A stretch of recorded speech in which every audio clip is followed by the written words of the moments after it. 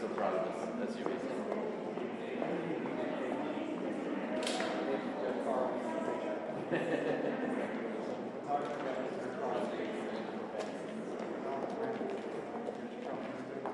Snowmobile.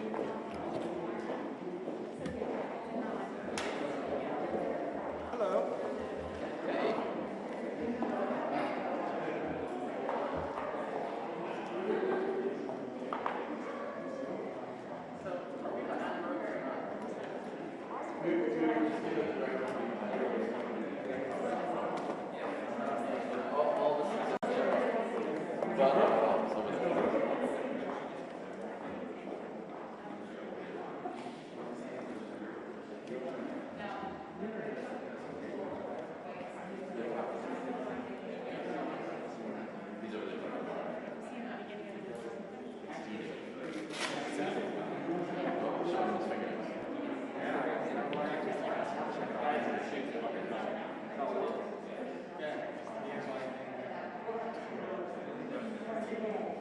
Today you're expecting 10? 10 years. Yeah. Will they release the new one?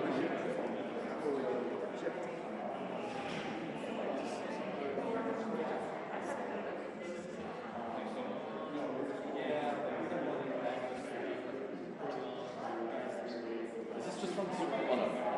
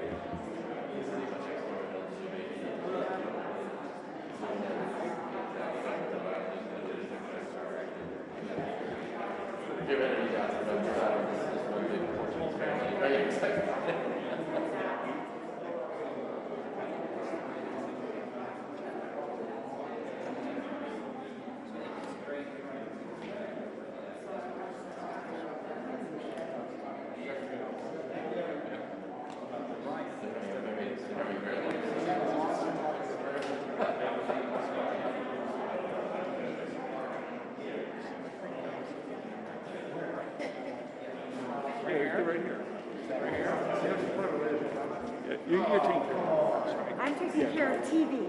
TV. Who's taking care of this? Mark and Trish, right Okay, there. right there. Okay, perfect. Oh, that's good. Not I just letting perfect. him know. No, I know.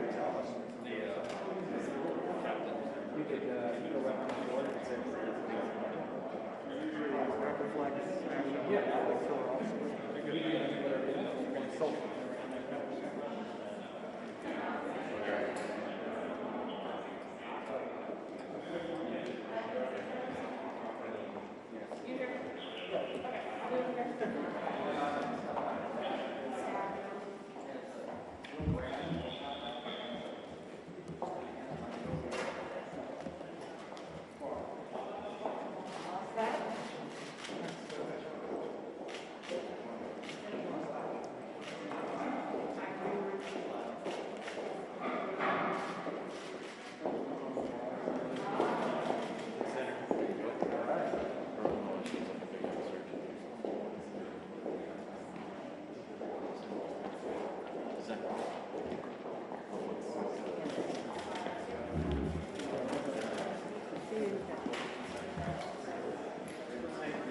Check camera, guys, check down.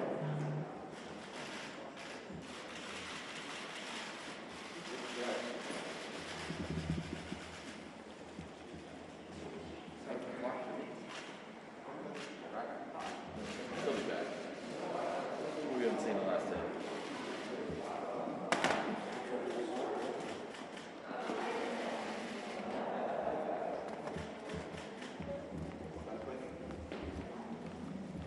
I can't tell when you're clicking.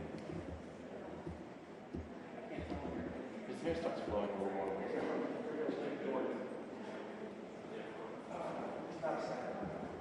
Yeah. Not yet.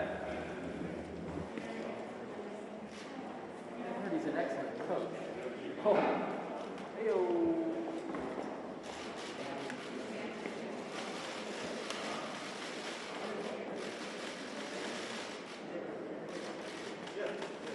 How long is long?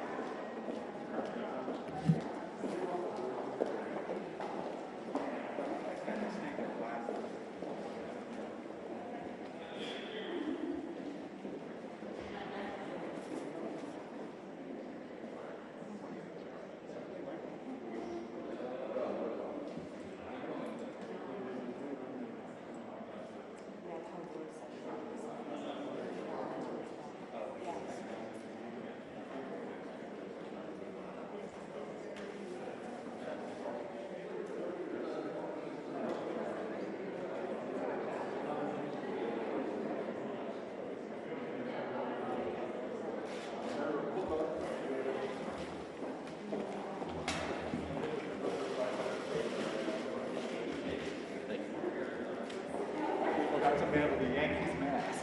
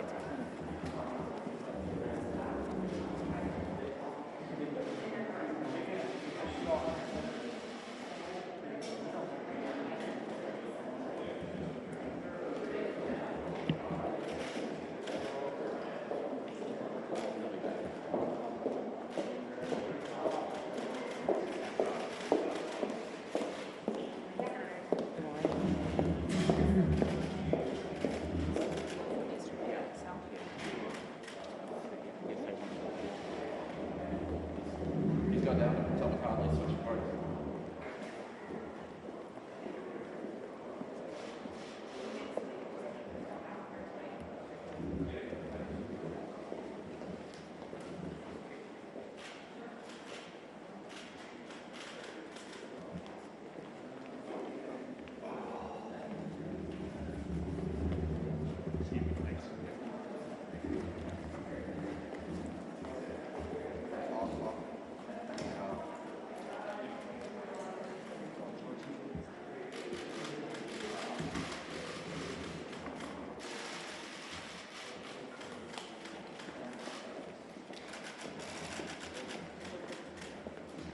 Right now, we are requesting the quote. Yes, sir. All right, thank you.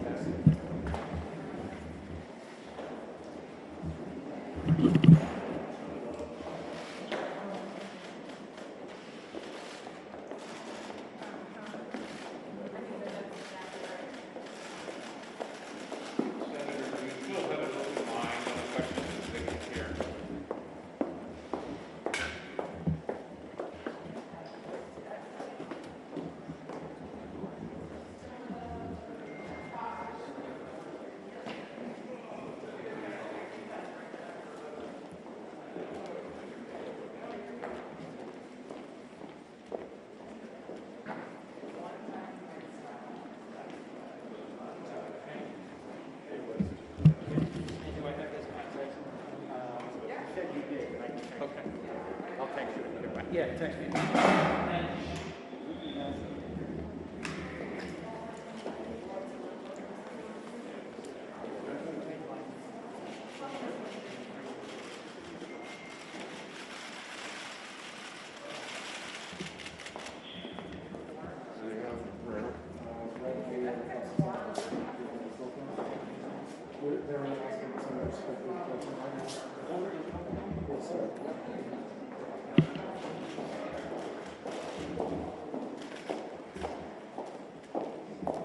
Do I go through the closing? Yes, sir. Okay, thank you. How about a close?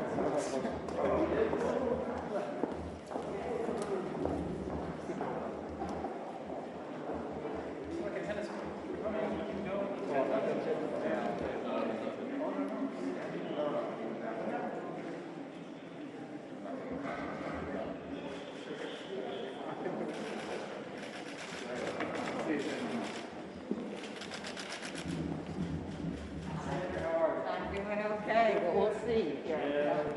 Hey, Joe.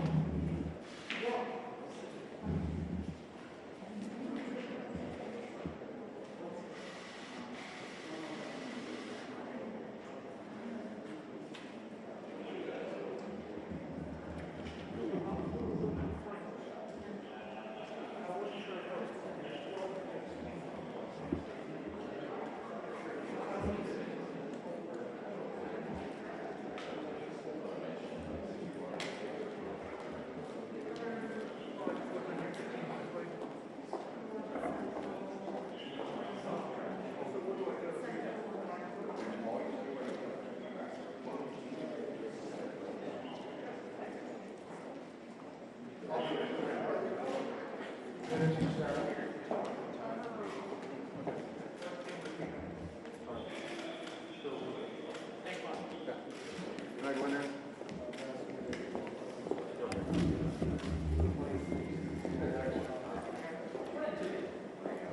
I'm sure they're going on. They're all right.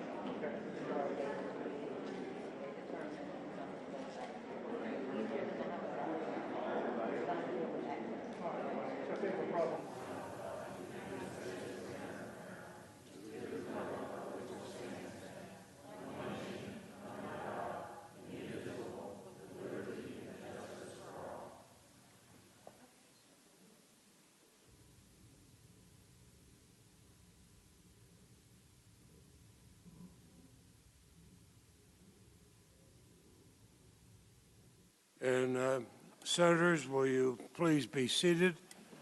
And if there's no objection, I hear none, the journal proceedings of the trial are approved to date. The Sergeant-at-Arms will make the proclamation. Hear ye, hear ye, hear ye.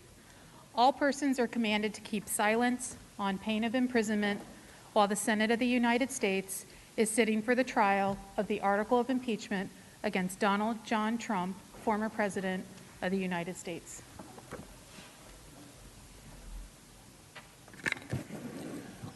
Mr. President. The Majority Leader is recognized. Thank you, Mr. President. Now, for the information of all senators, no motions were filed this morning, so we'll proceed to the House Manager's presentation. We anticipate 2 10-minute breaks and a 45-minute dinner break around 6 p.m. And pursuant to the provisions of Senate Resolution 47, The managers for the House of Representatives have 16 hours to make the presentation of the case. The Senate will now hear you, and I recognize Mr. Manager Raskin to begin the presentation of the case for the House of Representatives. Mr. Raskin. Thank you very much, Mr. President, members of the Senate. Good morning. Good day. Some people think this trial is a contest of lawyers, or even worse, a competition between political parties. It's neither. It's a moment of truth for America. My late father, Marcus Raskin, once wrote, "Democracy needs a ground to stand upon, and that ground is the truth." America needs the truth about ex-President Trump's role in inciting the insurrection on January 6th because it threatened our government and it disrupted, it easily could have destroyed the peaceful transfer of power in the United States for the first time in 233 years. It was suggested yesterday by President Trump's counsel that this is really like a very bad accident or a natural disaster where lots of people get injured or killed and society is just out looking for someone to blame. And that's a natural and normal human reaction, according to the President's counsel, but he says it's totally unfair in this case. President Trump, according to Mr. Castor, is essentially an innocent bystander who got swept up in this catastrophe but did nothing wrong. In this assertion, Mr. Castor unerringly echoes his client, ex-President Trump, who declared after the insurrection that his conduct in the affair was totally appropriate. And therefore, we can only assume he could do and would do the exact same thing again, because he said his conduct was totally appropriate. So now the factual inquiry of the trial is squarely posed for us. The jurisdictional constitutional issue is gone. Whether you were persuaded by the President's constitutional analysis yesterday or not, the Senate voted to reject it. And so the Senate is now properly exercising its jurisdiction and sitting as a court of impeachment conducting a trial on the facts. We are having a trial on the facts. The House says ex-President Donald Trump incited a violent insurrection against Congress and the Constitution and the people. The President's lawyers and the President say his conduct was totally appropriate, and he's essentially an innocent victim of circumstances, like the other innocent victims that we'll see getting caught up in all of the violence and chaos over the next several days. The evidence will be for you to see and hear and digest. The evidence will show you that ex-President Trump was no innocent bystander. The evidence will show that he clearly incited the January 6th insurrection. It will show that Donald Trump surrendered his role as commander-in-chief and became the inciter-in-chief of a dangerous insurrection. And this was, as one of our colleagues put it so cogently on January 6th itself, the greatest betrayal of the presidential oath in the history of the United States. The evidence will show you that he saw it coming and was not remotely surprised by the violence. And when the violence inexorably and inevitably came as predicted and overran this body and the House of Representatives with chaos, we will show you that he completely abdicated his duty as commander-in-chief to stop the violence and protect the government and protect our officers and protect our people. He violated his oath of office to preserve, protect, and defend the Constitution, the government, and the people of the United States. The evidence will show you that he assembled, inflamed, and incited his followers to descend upon the Capitol to stop the steal, to block Vice President Pence and Congress from finalizing his opponent's election victory over him. It will show that he had been warned that these followers were prepared for a violent attack, targeting us at the Capitol through media reports, law enforcement reports, and even arrests. In short, we will prove that the impeached president was no innocent bystander, whose conduct was totally appropriate and should be a standard for future presidents, but that he incited this attack and he saw it coming. To us, it may have felt like chaos and madness, but there was method in the madness that day. This was an organized attack on the counting of the Electoral College votes in joint session of the United States Congress under the 12th Amendment and under the Electoral Count Act to prevent Vice President Mike Pence and to prevent us from counting sufficient Electoral College votes to certify Joe Biden's victory of 306 to 232 in the Electoral College, a margin that President Trump had declared a landslide in 2016. When my colleague, Mr. Neguse, speaks after me, he will set forth in detail the exact roadmap of all the evidence in the case. My fellow House managers and I will then take you through that evidence step by step so everyone can see exactly how these events unfolded. But I want to tell you a few key reasons right now that we know this case is not about blaming an innocent bystander for the horrific violence and harm that took place on January 6th. This is about holding accountable the person singularly responsible for inciting the attack. Let's start with December 12th. You will see during this trial a man who praised and encouraged and cultivated violence.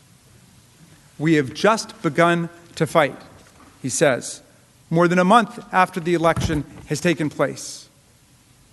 And that's before the 2nd Million MAGA March, a rally that ended in serious violence and even the burning of a church. And as the president forecast, it was only the beginning. On December 19th, 18 days before January 6th, he told his base about where the battle would be that they would fight next. January 6th would be wild, he promised. Be there, will be wild, said the President of the United States of America. And that, too, turned out to be true. You'll see in the days that followed, Donald Trump continued to aggressively promote January 6th to his followers. The event was scheduled at the precise time that Congress would be meeting in joint session to count the Electoral College votes and to finalize the 2020 presidential election. In fact, in the days leading up to the attack, you'll learn that there were countless social media posts, news stories, and most importantly, credible reports from the FBI and Capitol Police that the thousands gathering for the President's Save America March were violent, organized with weapons, and were targeting the Capitol. This mob got organized so openly because, as they would later scream in these halls, and as they posted on forums before the attack, they were sent here by the President. They were invited here by the President of the United States of America. And when they showed up, knowing of these reports that the crowd was angry and it was armed, here's what Donald Trump told them. President Trump whipped the crowd into a frenzy, exhorting followers, if you don't fight like hell, you're not going to have a country anymore. And then he aimed straight at the Capitol, declaring, you'll never take back our country with weakness. You have to show strength, and you have to be strong. He told them to fight like hell, and they brought us hell on that day. Incited by President Trump, his mob attacked the Capitol. This assault unfolded live on television before a horrified nation. According to those around him at the time, this is how President Trump reportedly responded to the attack that we saw him incite in public. Delight, enthusiasm, confusion as to why others around him weren't as happy as he was.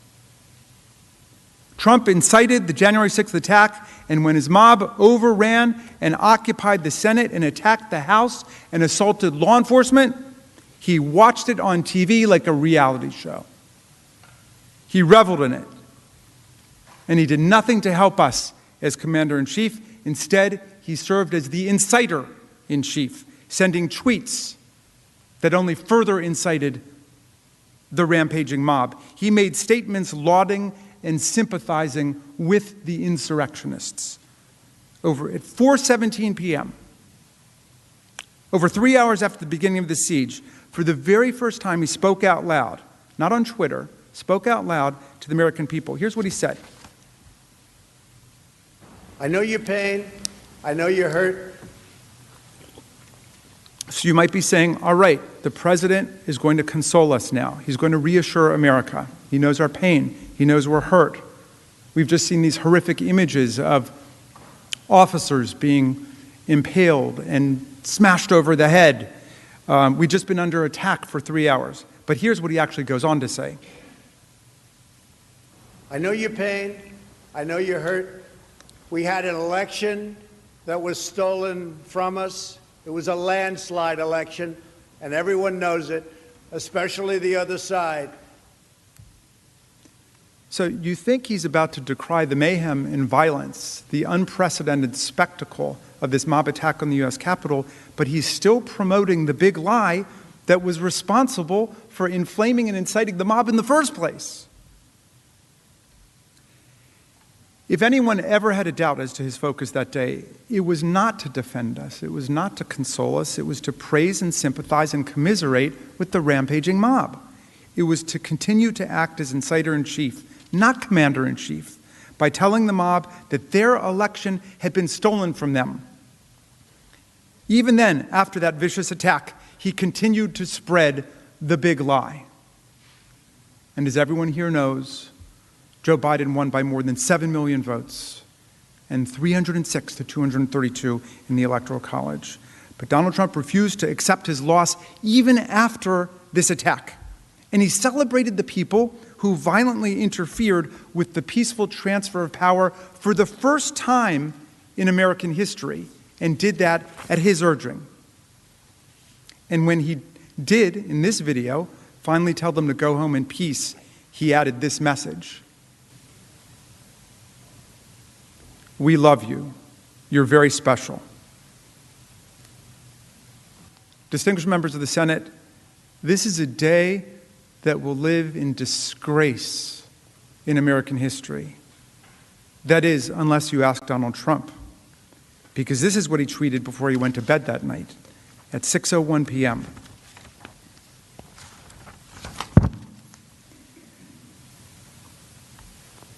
Not consoling the nation, not reassuring everyone that the government was secure, not a single word that entire day condemning the violent insurrection. That's what he says.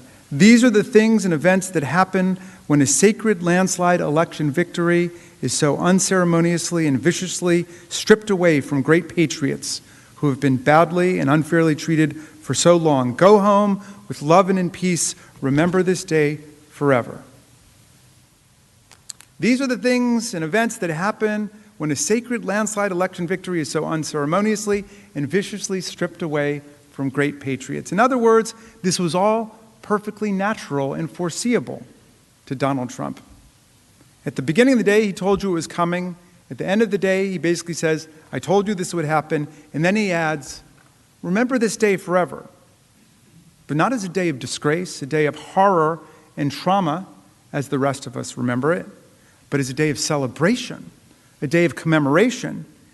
And if we let it be, it will be a day of continuation, a call to action, and a rallying cry for the next rounds of insurrectionary justice, because all of this was totally appropriate. Senators, the stakes of this trial could not be more serious. Every American, young and old and in between, is invited to participate with us in this essential journey to find the facts and share the truth. Trials are public events in a democracy, and no trial is more public or significant than an impeachment trial. Because the insurrection brought shocking violence, bloodshed, and pain in the nation's capital, and we will be showing relevant clips of the mob's attack on police officers and other innocent people, we do urge parents and teachers to exercise close review of what young people are watching here, and please watch along with them if you're allowing them to watch The impeachment managers will try to give warnings before the most graphic and disturbing violence that took place is shown. We believe that the manager's comprehensive and meticulous presentation will lead to one powerful and irresistible conclusion: Donald Trump committed a massive crime against our Constitution and our people, and the worst violation of the presidential oath of office in the history of the United States of America. For this, he was impeached by the House of Representatives, and he must be convicted by the United States Senate. Before I close, I want to address a constitutional issue still lingering from yesterday's argument. The president obviously is still exploring ways to change the subject and talk about anything other than his responsibility for inciting the attack. We heard a lot yesterday about his claim that this incitement of the insurrection was perfectly appropriate because it's somehow protected by the First Amendment. And this little diversion caught my eye because I've been a professor of constitutional law and the First Amendment for decades. And as we'll demonstrate over the course of the trial, the factual premise and the legal underpinnings of that claim are all wrong. They present President Trump as merely like a guy at a rally expressing a political opinion that we disagree with, and now we're trying to put him in jail for it. That has nothing to do with the reality of these charges or his constitutional offense. The particular political opinions being expressed are not why we impeached the president and have nothing to do with it. It makes no difference what the ideological content of the mob was. And if we license and forgive incitement to violent insurrection by militant Trump followers this week, you can be sure there will be a whole bunch of new ideological flavors coming soon. As we'll demonstrate with overwhelming evidence, portraying Trump as a guy on the street being punished for his ideas is a false description of his actions, his intent, and the role that he played on January 6th when he willfully incited an insurrectionary mob to riot at the Capitol. Last week, 144 constitutional scholars, including Floyd Abrams, a ferocious defender of free speech, Charles Freed, President Reagan's Solicitor General, Stephen Calabrese, the co-founder of the Federalist Society, released a statement calling the president's First Amendment arguments legally frivolous, adding, "We all agree that the First Amendment does not prevent the Senate from convicting President Trump and disqualifying him from holding future office." They went on to say, "No reasonable scholar or jurist could conclude that President Trump had a First Amendment right to incite a violent attack on the seat of the legislative branch, or then to sit back and watch on television as Congress was terrorized and the Capitol sacked." Incitement to violence is, of course, not protected by the First Amendment. That's why most Americans have dismissed Donald Trump's First Amendment rhetoric simply by referring to Justice Oliver Wendell Holmes's handy phrase, "You can't shout fire in a crowded theater." But even that time-honored principle doesn't begin to capture how off-base the argument is. This case is much worse than someone who falsely shouts fire in a crowded theater. It's more like a case where the town fire chief, who's paid to put out fires, sends a mob not to yell fire in a crowded theater, but to actually set the theater on fire. And who then, when the fire alarms go off and the calls start flooding into the fire department asking for help, does nothing but sit back, encourage the mob to continue its rampage, and watch the fire spread on TV with glee and delight. So then we say this fire chief should never be allowed to hold this public job again, and you're fired and you're permanently disqualified, and he objects. And he says, we're violating his free speech rights just because he's pro-mob or pro-fire or whatever it might be. Come on. I mean, you really don't need to go to law school to figure out what's wrong with that argument. Here's the key. Undoubtedly, a private person can run around on the street expressing his or her support for the enemies of the United States and advocating the overthrow of the United States government. You've got a right to do that under the First Amendment. But if the president spent all of his days doing that, uttering the exact same words, expressing support for the enemies of the United States and for overthrowing the government, is there anyone here who doubts that this would be a violation of his oath of office to preserve protect, and defend the Constitution of the United States, and that he or she could be impeached for doing that. Look, if you're President of the United States, you've chosen a side with your oath of office, and if you break it, we can impeach, convict, remove, and disqualify you permanently from holding any office of honor, trust, or profit under the United States. As Justice Scalia once said, memorably, you can't ride with the cops and root for the robbers. And if you become inciter-in-chief to the insurrection, you can't expect to be on the payroll as commander-in-chief for the Union.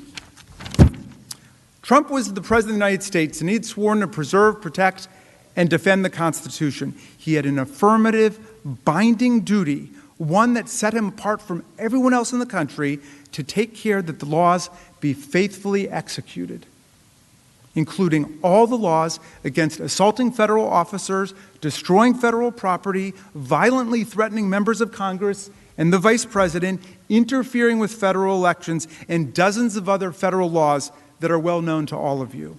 When he incited insurrection on January 6th, he broke that oath. He violated that duty. And that's why we're here today. And that's why he has no credible constitutional defense. I'll tell you a final sad story in this kaleidoscope of sadness and terror and violence. One of our Capitol officers who defended us that day was a longtime veteran of our force, a brave and honorable public servant who spent several hours battling the mob as part of one of those blue lines defending the Capitol in our democracy. For several hours straight, as the marauders punched and kicked and mauled and spit upon and hit officers with baseball bats and fire extinguishers, cursed the cops, and stormed our Capitol, he defended us, and he lived every minute of his oath of office. And afterwards, overwhelmed by emotion, he broke down in the rotunda. And he cried for 15 minutes. And he shouted out, "I got called an N-word 15 times today." And then he recorded, "I sat down with one of my buddies, another black guy, and tears just started streaming down my face. And I said, 'What the F, man? Is this America?'" That's the question before all of you in this trial. Is this America? Can our country and our democracy ever be the same if we don't hold accountable the person responsible for inciting the violent attack against our country, our Capitol, and our democracy, and all of those who serve us so faithfully and honorably? Is this America?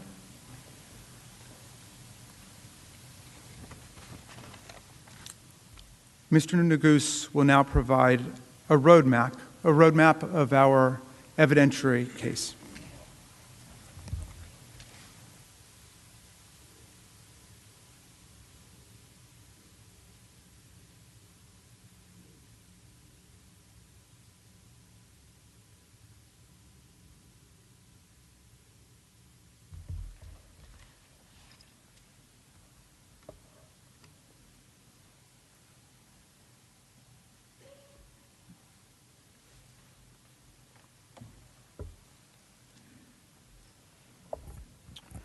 Mr. President, distinguished senators, counsel, like several of you, I am a child of immigrants.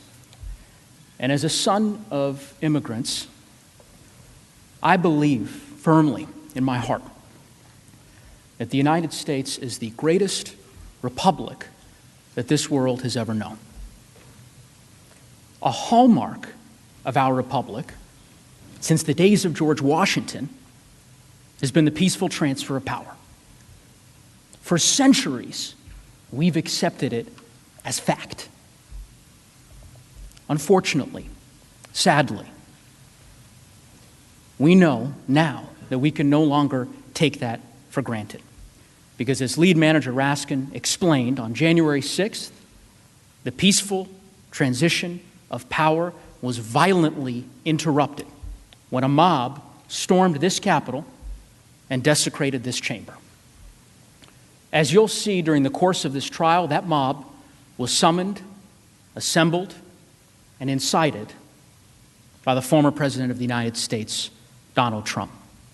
And he did that because he wanted to stop the transfer of power so that he could retain power, even though he had lost the election. And when the violence erupted, when they were here in our building with weapons, he did nothing to stop it. If we are to protect our republic and prevent something like this from ever happening again, he must be convicted. Now, I want to be very clear about what we will show you during the course of this trial. As my fellow managers present our case to you today, tonight, tomorrow, it'll be helpful to think about President Trump's incitement of insurrection in three distinct parts: the attack, the provocation, the attack, and the harm. Let's start with the provocation. We will show during the course of this trial that this attack was provoked by the president, incited by the president. And as a result, it was predictable and it was foreseeable. And of course, that makes sense. And this mob was well orchestrated. Their conduct was intentional. They did it all in plain sight, proudly, openly, and loudly. Because they believed, they truly believed that they were doing this for him, that this was their patriotic duty. They even predicted that he would protect them. And for the most part, they were right. In his unique role as commander-in-chief of our country, and as the one person that the mob was listening to and following orders from, he had the power to stop it. And he didn't. Now, some have said that President Trump's remarks, his speech on January 6th, was just a speech. Well, let me ask you this. When in our history has a speech led thousands of people to storm our nation's capital with weapons, to scale the walls, break windows, kill a Capitol police officer?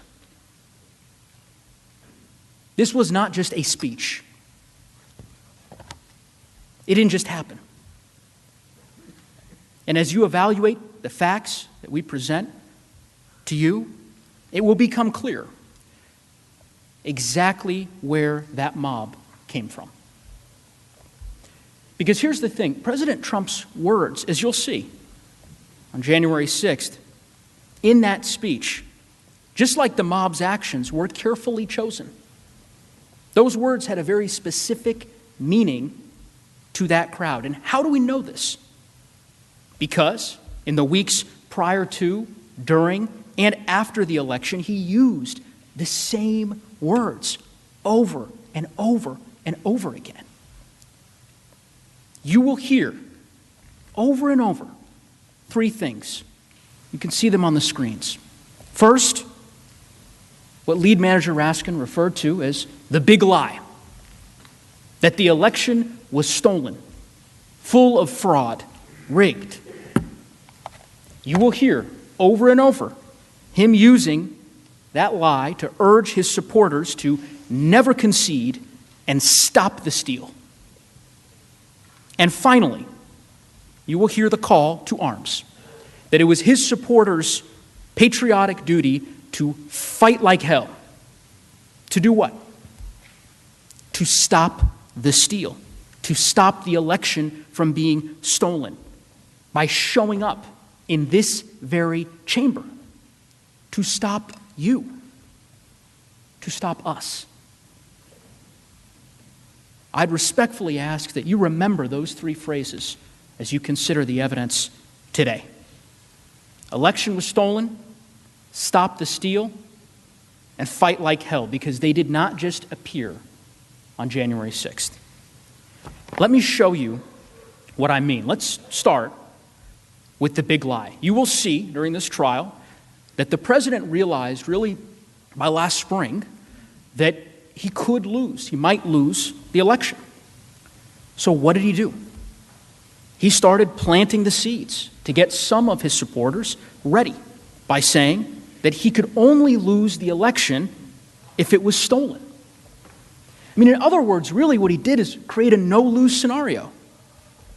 Either he won the election, or he would have some angry supporters, not all, but some, who believed that if he lost, the election had to be rigged. And they would be angry because he was telling Americans that their vote had been stolen. And in America, our vote is our voice. So his false claims about election fraud, that was the drumbeat being used to inspire, instigate, and ignite them, to anger them. Watch this clip. Because we're not going to let this election be taken away from us. That's the only way they're going to win it. We're not going to let it happen. It's the only way we can be, it's the only way we can lose, in my opinion, is massive fraud. We all know what happened after that. He lost. He lost the election. But remember, he had that no-lose scenario that I referenced earlier. He told his base that the election was stolen, as he had forecasted. And then he told them, your election has been stolen, but you cannot concede. You must stop the steal. You can't let another person steal that election from you. All over the country, people are together in holding up signs, stop the steal. The Democrats are trying to steal the White House. You cannot let them. You just can't let them. Now, while he's inciting his supporters, he's also simultaneously doing everything he possibly can to overturn the election. First, he begins with the courts, a legitimate avenue to challenge the election. But he ignores all of their adverse rulings when all of his claims are thrown out.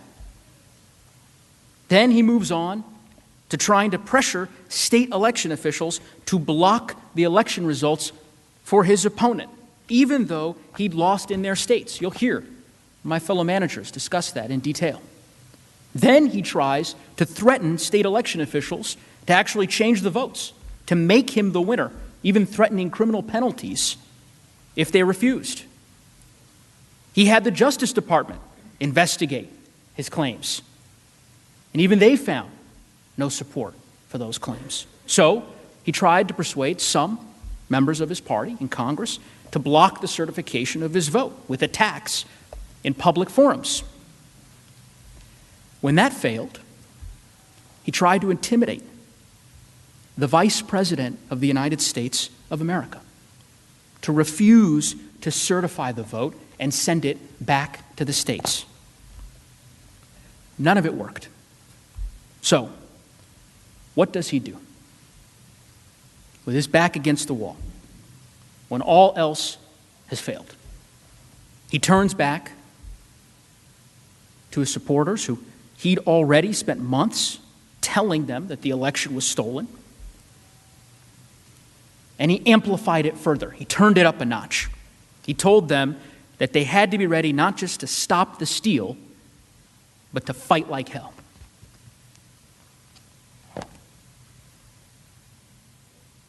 We're in a fight for the survival of our nation, and we are going to keep on fighting. We will never surrender. We will only win. Now is not the time to retreat. Now is the time to fight harder than ever before. We have to go all the way, and we're going to fight like hell, I'll tell you right now. We will not bend. We will not break. We will not yield. We will never give in. We will never give up. We will never back down. We will never, ever surrender. You will see that in the months as the president made these statements, people listened. Armed supporters surrounded election officials' homes. The Secretary of State for Georgia got death threats. Officials warned the president that his rhetoric was dangerous and it was going to result in deadly violence. And that's what makes this so different, because when he saw firsthand the violence that his conduct was creating, he didn't stop it. He didn't condemn the violence. He incited it further. And he got more specific. He didn't just tell them to fight like hell. He told them how, where, and when. He made sure they had advance notice, 18 days advance notice. He sent his save the date for January 6th. He told them to march to the Capitol and fight like hell. On January 6th, as Lead Manager Raskin said, the exact same day that we were certifying the election results. And what time was that rally scheduled for? The exact same time that this chamber was certifying the election results in joint session. When did he conclude his speech?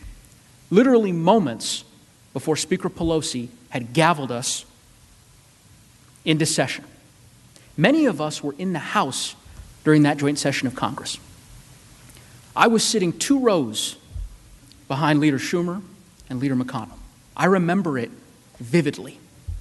And as we were standing there, fulfilling our solemn oath to the Constitution, the president was finishing his speech just a couple of miles away. How did he conclude that infamous speech? With a final call to action. He told them to march down Pennsylvania Avenue, to come here, that it was their patriotic duty because the election had been stolen.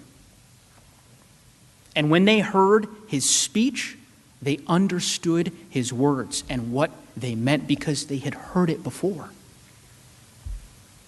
Let's take just a minute and really look at his words on January 6th as he spoke at the Save America rally. Now, remember, I told you, you'd hear 3 phrases: the election was stolen, stop the steal, and fight like hell. Let's start with that first phrase.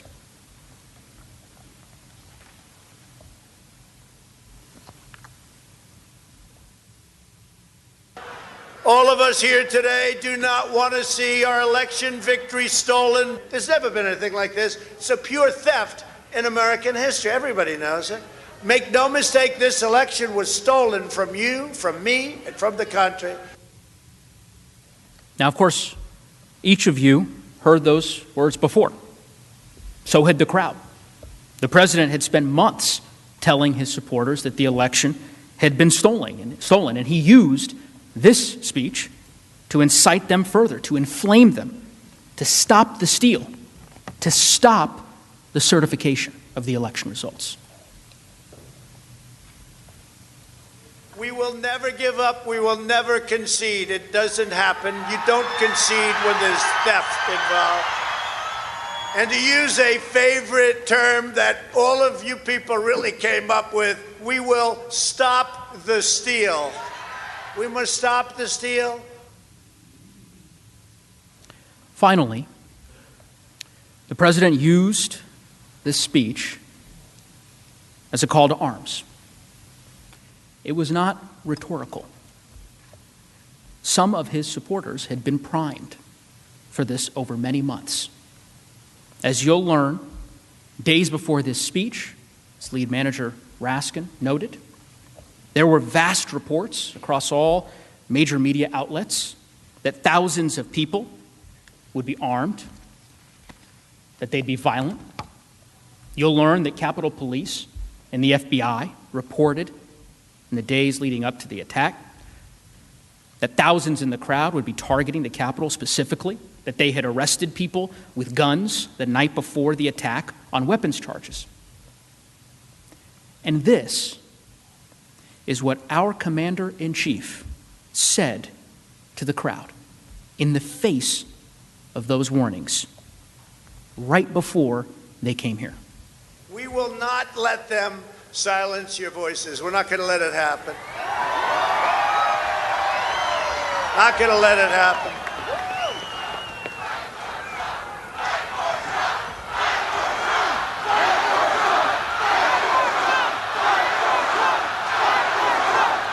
Thank you. And you have to get your people to fight, because you'll never take back our country with weakness. You have to show strength, and you have to be strong. And we fight. We fight like hell. And if you don't fight like hell, you're not going to have a country anymore. You have to get your people to fight. He told them. Senators, this clearly was not just one speech. It didn't just happen. It was part of a carefully planned, months-long effort with a very specific instruction. Show up on January 6th and get your people to fight the certification. He incited it. It was foreseeable. And again, you don't have to take my word for it. The president's former chief of staff, is a retired Marine, 4-star general, was confirmed by this body to be the Secretary of Homeland Security, overwhelming vote. That man was John Kelly. And on the day after the insurrection, he said this.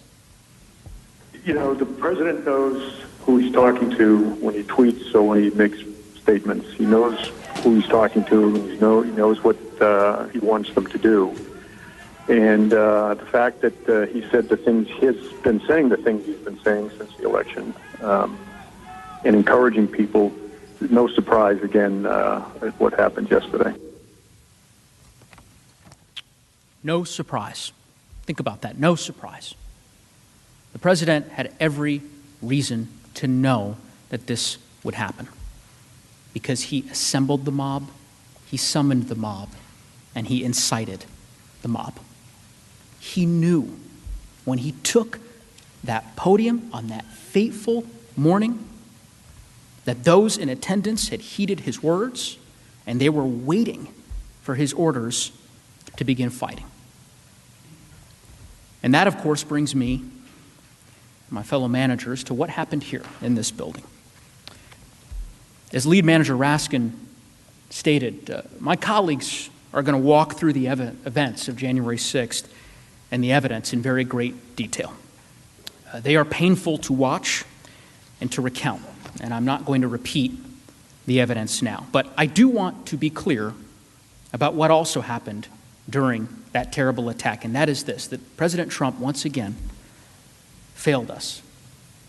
Because when the violence erupted, when we and the law enforcement officials protecting us, protecting you, were under attack, as each of you were being evacuated from this chamber, from a violent mob, as we were being evacuated from the House, he could have immediately and forcefully intervened to stop the violence. It was his duty as commander-in-chief to stop the violence, and he alone had that power.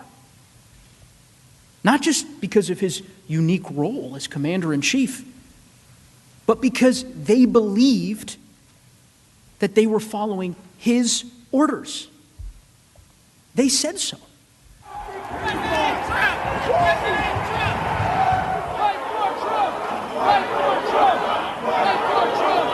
We were invited by the President of the United I thought I was following my president. I thought I was following what we were called to do. President Trump requested that we be in D.C. on the 6th.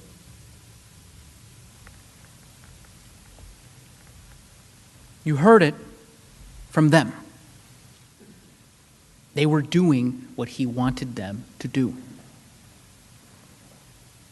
They wouldn't have listened to you, to me, to the Vice President of the United States, who they were attacking. They didn't stop in the face of law enforcement, police officers fighting for their lives to stop them. They were following the president. He alone, our commander-in-chief, had the power to stop him. And he didn't. You will hear evidence tonight, tomorrow, throughout the trial, about his refusal as commander-in-chief to respond to numerous desperate pleas on the phone, across social media, begging him to stop the attack. And you will see his relentless attack on Vice President Pence, who was at that very moment hiding with his family as armed extremists were chanting, "Hang Mike Pence," calling him a traitor. You will see that even when he did, finally, 3.5 hours into the attack, tell these people to go home in peace, he added, as lead manager Raskin said, I'll quote, "You're very special. We love you."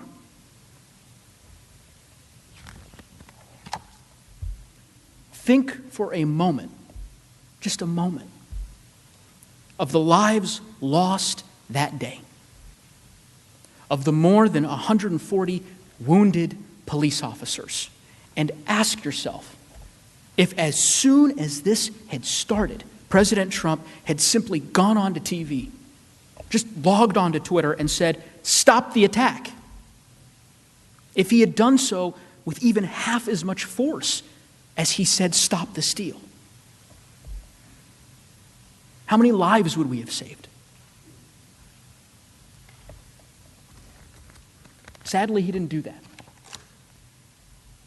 At the end of the day, the president was not successful in stopping the certification. That we know, thanks to the bravery of our law enforcement and to the bravery of the senators in this room.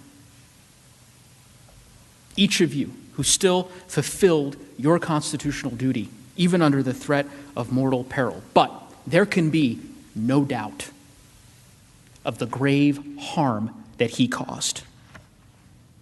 To our elected leaders, to us, our families, to all who work in the Capitol, our staff, your staff, to our brave Capitol Police who defend us tirelessly with little thanks, who believed that they had a commander-in-chief who would defend and protect them and instead put them in harm's way, to those killed for heeding his command, to our democracy and the system which ensures that we have a president elected by the people, to our national security and our standing in the world.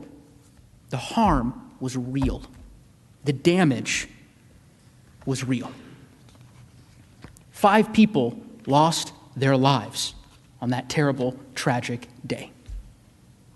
A woman was shot dead 50 feet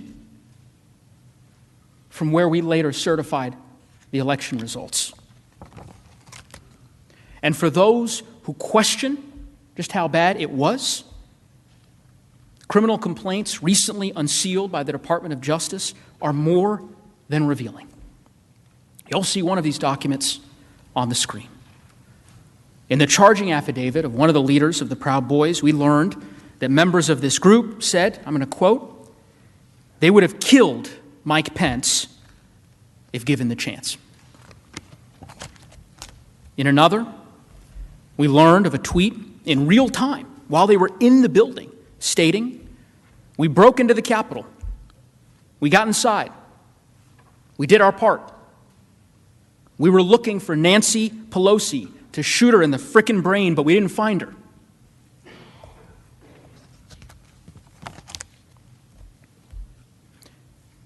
and for anyone who suggests otherwise.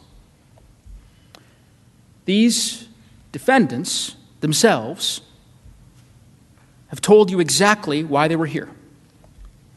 You'll see this in the trial. That in the halls of the Capitol, on social media, in news interviews, and in charging documents, they confirm they were following the president's orders. You can see some of the statements on that screen. One who said, Trump wants all able-bodied patriots. Another, that President Trump is calling us to fight. This isn't a joke. Another one, I thought I was following my president. I thought I was following what we were called to do. Our president wants us here. We wait and take orders from the president. He made them believe over many weeks that the election was stolen and they were following his command to take back their country. As I prepared for yesterday, this trial, there's one memory that I couldn't shake, which was on the night of January 6th, and the feeling of walking back onto the House floor and seeing many of you there. I remember us finishing our task at 4 a.m. And as I walked off the floor, I was so grateful for the opportunity to thank the Vice President of the United States, Mike Pence, for his actions, for standing before us and asking us to follow our oath and our faith and our duty. We only got a couple of hours of sleep that morning. Early the next day, I called my dad, who came to this country, as I mentioned, as an immigrant 40 years ago. And I told him that the proudest moment by far of serving in Congress for me was going back onto the floor with each of you to finish the work that we had started. I'm humbled to be back with you today. And just as on January 6th, when we overcame that attack on our capital, on our country, I'm hopeful that at this trial, we can use our resolve and our resilience to again uphold our democracy by faithfully applying the law, vindicating the Constitution, and holding President Trump accountable for his actions.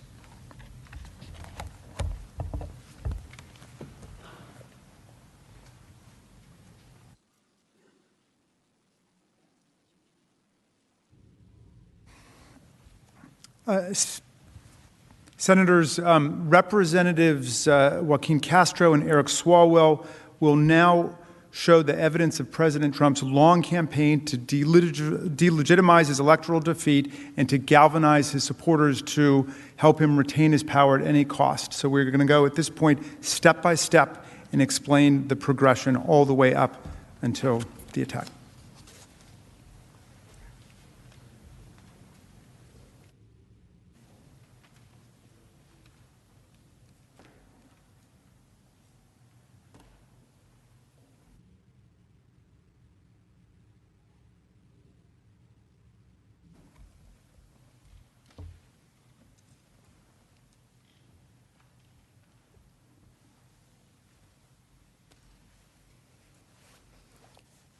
Good afternoon, y'all. My name is Joaquin Castro, and I represent San Antonio in the United States Congress. There's a saying that a lie can travel halfway around the world before the truth has a chance to put on its shoes. And that was before the internet. The point of that saying is that a lie can do incredible damage and destruction. And that's especially true when that lie is told by the most powerful person on earth, our Commander-in-Chief, the President of the United States. This attack did not come from one speech, and it didn't happen by accident. The evidence shows clearly that this mob was provoked over many months by Donald J. Trump, And if you look at the evidence, his purposeful conduct, you'll see that the attack was foreseeable and preventable. I'll start by discussing President Trump's actions leading up to the election, when he set up his big lie. Beginning in the spring of 2020, President Trump began to fall behind in the polls.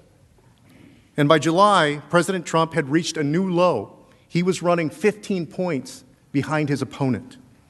And he was scared. He began to believe that he could legitimately lose the election. And so he did something entirely unprecedented in the history of our nation. He refused to commit to a peaceful transition of power. Here's what he said. Can you give a direct answer? You will accept the election? I have to see. Look, I have to see. No, I'm not going to just say yes. I'm not going to say no. Do you commit to making sure that there's a peaceful transfer of power? We want to get rid of the ballots, and we'll have a very peaceful. There won't be a transfer, frankly. There'll be a continuation. Senators, the President of the United States said, quote, "There won't be a transition of power. There'll be a continuation." President Trump was given every opportunity to tell his supporters, yes, if I lose, I will peacefully transfer power to the next president. Instead, he told his supporters the only way he could lose the election is if it was stolen. In tweet after tweet, he made sweeping allegations about election fraud that couldn't possibly be true. But that was the point. He didn't care if the claims were true. He wanted to make sure that his supporters were angry, like the election was being ripped away from them. On May 24th, 6 months before the election, he tweeted, "It will be the greatest rigged election in history."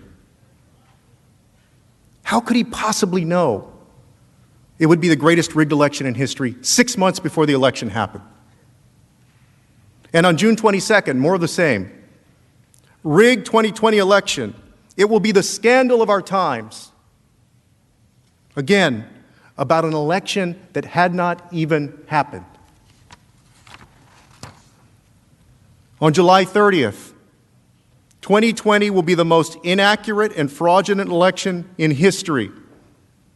Again, just big words with nothing to prove them. But he wanted to make his supporters believe that an election victory would be stolen from him and from them. And this was to rile up his base, to make them angry. Now, these were just a few of the many times President Trump tweeted about this. And he did it in speeches, in rallies, and in television, too. This is going to be the greatest election disaster in history. Because the only way we're going to lose this election is if the election is rigged. Remember that. The only way they can take this election away from us is if this is a rigged election. We're going to win this election. That's right. It's a rigged election. It's the only way we're going to lose. But this will be one of the greatest fraudulent, most fraudulent elections ever.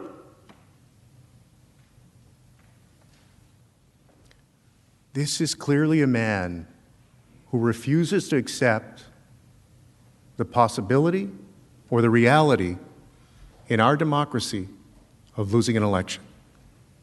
And there are dozens more tweets and speeches of Donald Trump spreading his lie, but you get the point. His supporters got the point as well. They firmly believe that if he lost, it was because the election was rigged. Will you accept the result if Joe Biden wins? No. Under any circumstance? No. Why is that? Because it's lies and deceit and corruption. Do you think that if we get to election night or in the following days, if Biden winds up somehow becoming the winner, do you think it's rigged? Oh, yes. Very much so. Election night, yes. Days after, if it shows up that Joe Biden won, yes. In your opinion, would that be the only way that Trump could lose, that it'd be a rigged election? Is that the only way Joe Biden can win? Absolutely.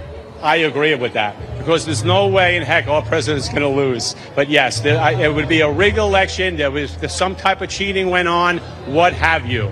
And I firmly believe that. Now, all of us in this room have run for election, and it's no fun to lose. I'm a Texas Democrat. We've lost a few elections over the years. But can you imagine telling your supporters that the only way you could possibly lose is if an American election was rigged and stolen from you? And ask yourself whether you've ever seen anyone at any level of government make the same claim about their own election. But that's exactly what President Trump did. He truly made his base believe that the only way he could lose was if the election was rigged. And senators, all of us know and all of us understand how dangerous that is for our country. Because the most combustible thing you can do in a democracy is convince people that an election doesn't count, that their voice and their vote don't count, and that it's all been stolen, especially if what you're saying are lies. Let us turn now to the election. As you know, the results were not fully reported on election night, which is not unusual in our nation's history. But by November 7th, major news networks, including Fox News, reported that once the remaining votes were counted, Joe Biden would be the likely victor. So President Trump began urging his supporters to stop the count. I would imagine that if we went around this room, there are folks sitting here that started down on election night and ended up coming back up and winning their races. Perhaps that's why some of you are seated in this room today. But imagine if you were behind and the results start coming in, and as you started pulling ahead, your opponent said, "That's not fair. Stop the count while I'm still ahead." That's what Donald Trump did. But that's not how America works. Here, every vote counts. You don't just stop counting when one person is ahead. We count every vote. And let's be clear. President Trump knew that you can't just stop counting votes, but he wanted to inflame his base. There was a purpose behind this, to truly make them believe that counting votes would result in a stolen, rigged election. He said at 12:49 a.m. on election night, quote, "They're trying to steal the election. We will never let them do it."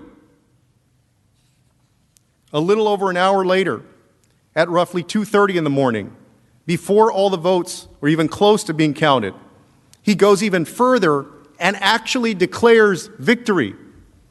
Take a look. This is a fraud on the American public. This is an embarrassment to our country. We were getting ready to win this election. Frankly, we did win this election. Frankly, we did win. Rather than calmly saying, "Let's count the votes. If there's legal issues, we'll go to court and we'll resolve them." Instead, he told his supporters that he actually won the election and the whole thing was a fraud. He said that on November 4th, and he has never recounted that statement since. Despite President Trump's pressure at the time, election officials around the country continued to carry out their duties. And as votes were counted and his loss became more certain, he riled up his base further. Take a look at these tweets. On November 5th, he tweeted in all capital letters, as if shouting commands, quote, "Stop the count. Stop the fraud." Senators, this is dangerous. I also want you to remember these tweets for another reason. because that's what it looks like when Donald Trump wants people to stop doing something. And bear in mind, this is not the president saying to his supporters that somebody stole your cup of coffee. This is the commander-in-chief telling his supporters, your election is being stolen and you must stop the counting of American votes. And it worked. His words became their actions. His commands led to their actions. Take a look at this. The same day as those tweets, around 100 Trump supporters showed up in front of the Maricopa County Election Center in Phoenix, some of them carrying rifles, literally trying to intimidate officials to stop the count, just as President Trump had commanded. Arizona Secretary of State Katie Hobbs said that protesters were, quote, causing delay and disruption and preventing those employees from doing their job. Let's call this what it was. We're facing a global pandemic. Workers were risking their health to ensure the integrity of our elections. And President Trump's supporters were encircling them, trying to prevent them from doing their own jobs. This was dangerous, it was scary, and it was a blatant act of political intimidation. In Philadelphia, that same day, police investigated an alleged plot to attack the city's Pennsylvania Convention Center, where votes were being counted.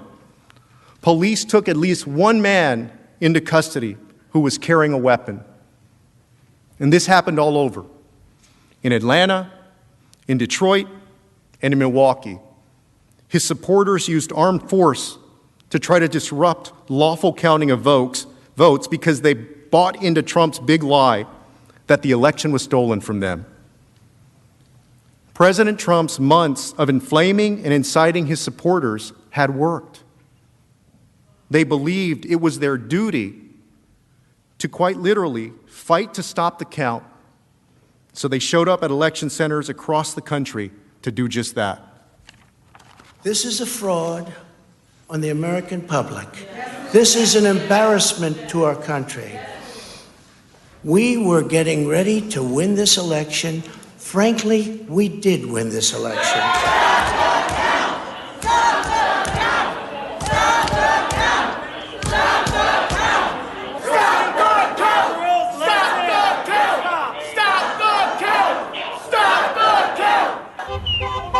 They ain't taking it from us.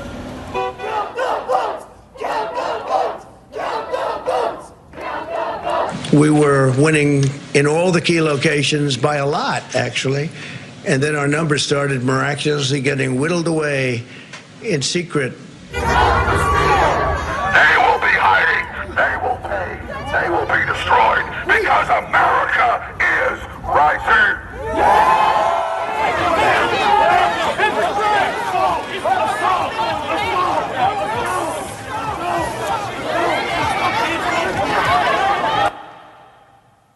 And there it is. They had bought into his big lie.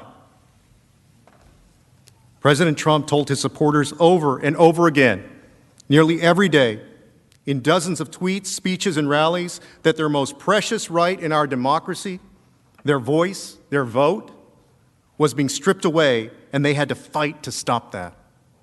And they believed him, and so they fought. And you may say, well, he didn't know that they'd take up arms. But when he did know, when it was all over the news, President Trump didn't stop. As Mr. Swalwell will show, after Donald Trump lost, he became even more desperate and incited his base even further. He urged them again and again, with increasingly forceful language, to fight to stop the steal.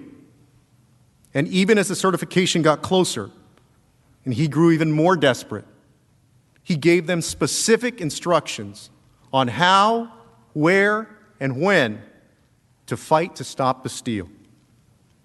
he told them to show up on January 6th and march to the U.S. Capitol to stop the certification of the election results. And he told them to come here and fight like hell. You will see clearly that this violent mob that showed up here on January 6th didn't come out of thin air. President Donald John Trump incited this violence. And that's the truth.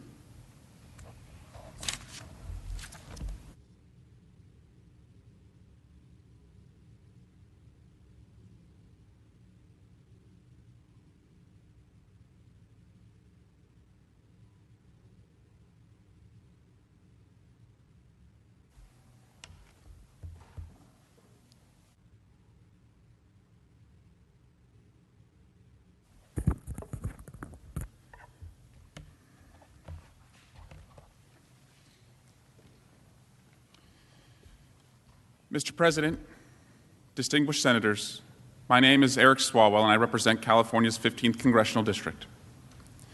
Manager Castro just told you about Donald Trump's lies and acts before the election.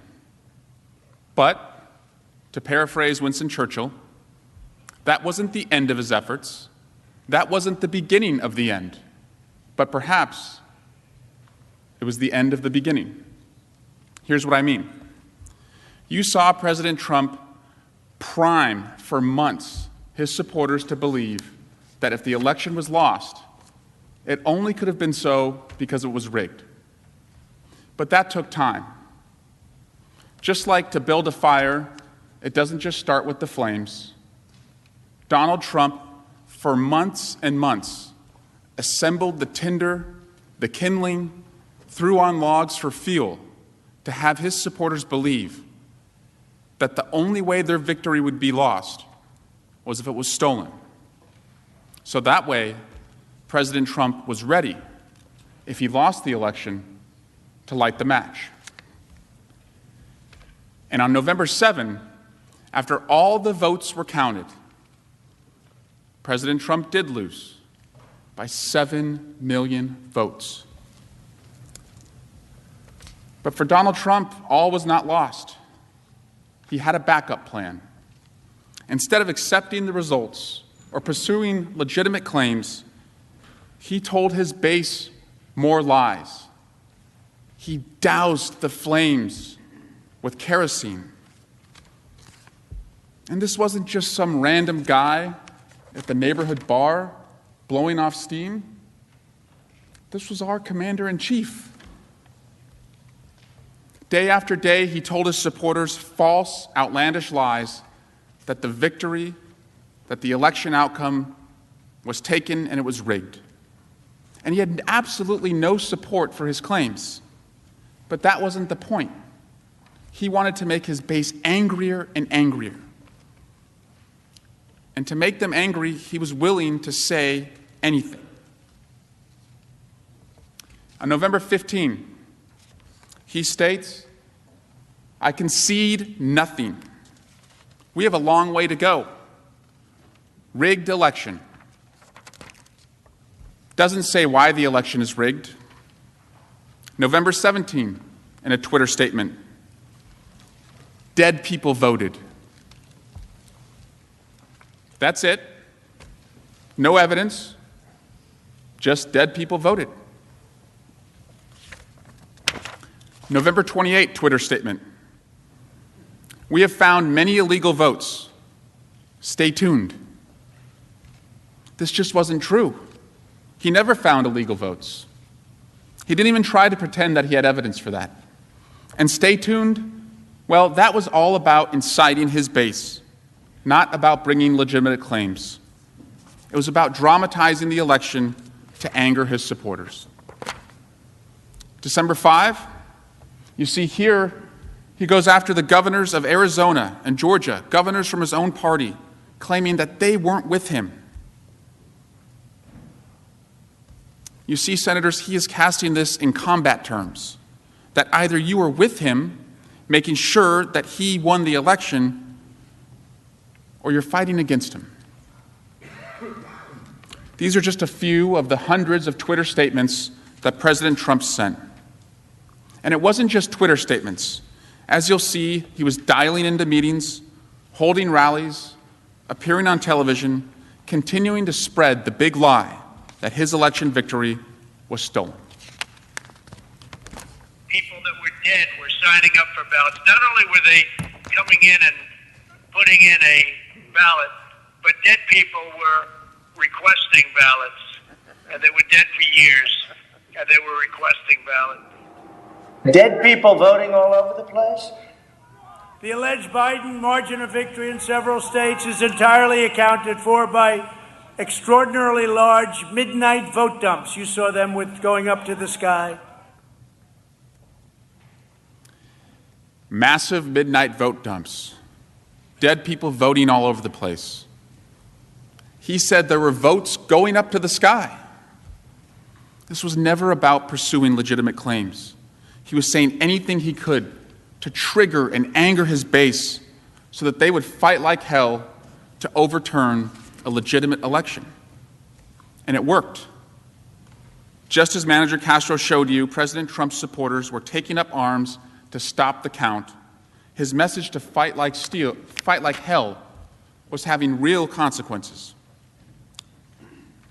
In Michigan, you'll recall that President Trump was attacking that state and its officials. He continued these attacks even after Michigan certified its votes. Take a look at Michigan. Take a look at what they did with respect to counties. And then you get to Detroit, and it's like more votes than people? Dead people voting all over the place? You know, I won almost every county in Michigan, almost every district.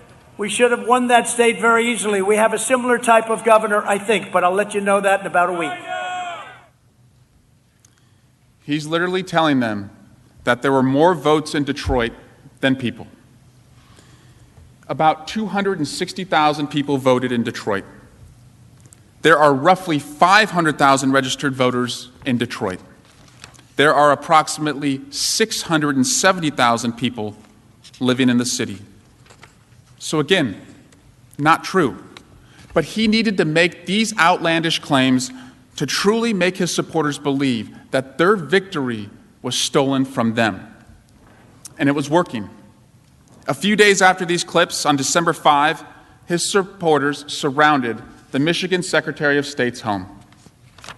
Secretary of State's house and the steal. Stop the steal! Stop the steal! Stop the steal! Stop the steal! Stop the steal! Stop the steal! Stop the steal! You're a threat to democracy! You're a threat to free and honest elections! 9 o'clock at night, Secretary's family's inside. Protesters have surrounded her home, and they're chanting that she's a felon. And as we saw, when armed protesters showed up to follow President Trump's direction to stop the steal, this was not the first time that President Trump's supporters used threats and intimidation. President Trump cannot say, "I didn't know what I was inciting." From what Manager Castro showed and what I just showed, there was plenty of evidence that his words had consequences. And if he wanted to stop it, he could stop it. You saw Mr. Castro read statement after statement from our commander-in-chief saying, "Stop the count, stop the steal." President Trump was never shy about using his platforms to try and stop something. He could have very easily told his supporters, "Stop threatening officials. Stop going to their homes. Stop it with the threats." But each time, he didn't. Instead, in the face of escalating violence, he incited them further. The next phase in the certification of results was the certification on December 14 of the Electoral College votes. The night before, President Trump personally issued 14 Twitter statements with more false claims about the election being stolen, and directing his supporters to make sure that, quote, they cannot be certified. He states here, the rhinos that run the state voting apparatus have caused us the problem of allowing the Democrats to so blatantly cheat in their attempt to steal the election, which we won overwhelmingly. We will never give up. In the face of threats to elected officials, this is his message. And he calls them rhinos, Republicans in name only, and tells them to never give up. President Trump, to him, it was his supporters against anyone who would not overturn the election results so that President Trump could win. But on December 14, despite all of President Trump's efforts to stop, the electors cast their votes according to the will of the American people, and Joe Biden was certified as having won 306 Electoral College votes. The day after this occurred, Leader McConnell recognized this, stating, "Many of us hoped that the presidential election would yield a different result. But our system of government has processes to determine who will be sworn in on January 20. The Electoral College has spoken." As Manager Castro said, no one here, no one among us wants to lose an election. Sometimes there's a reason to dispute an election. Sometimes the count is close. Sometimes we ask for a recount or we go to court. That's entirely appropriate. But what President Trump did was different. What President Trump did was the polar opposite of what any of us would do if we lost an election. Because once the outcome is clear and a judge rules, we concede. We recognize the will of the American people because we let the people decide. And that's what all of the courts, the Justice Department, and the 50 states that had counted the votes, they said it was time for a peaceful transition of power because that's what our Constitution and rule of law demands. Except President Trump. He directed all of the rage that he had incited to January 6th. That was his last chance to stop the peaceful transition of power. And that brings us to the attack. Manager Castro told you the power of the lie, especially when the lie comes from the most powerful person in the world, the commander-in-chief. It also helps if you spend millions of dollars to amplify that lie. You'll see here, in mid-December, President Trump announced the release of ads, including ones entitled, "The evidence is overwhelming," "Fraud," "Stop the steal." He spent $50 million from his legal defense fund on these ads to stop the steal and amplify his message. They were released nationally, played in video ads, online advertising, and targeted text messages. They used the same words and phrases that President Trump had been spreading for months, that the election was full of fraud, to stop the steal. But now they had a specific purpose. How do we know that purpose? These ads were designed to run all the way up to January 5, and then they stopped. This was purposeful and deliberate planning to target his base to rally around that day. And it wasn't just his ads. He continued to use his own platform. He told his supporters, who truly believed their victory had been stolen and who were ready to fight when, where, and how to stop what he believed was a steal. Donald Trump would issue a deliberate call to action.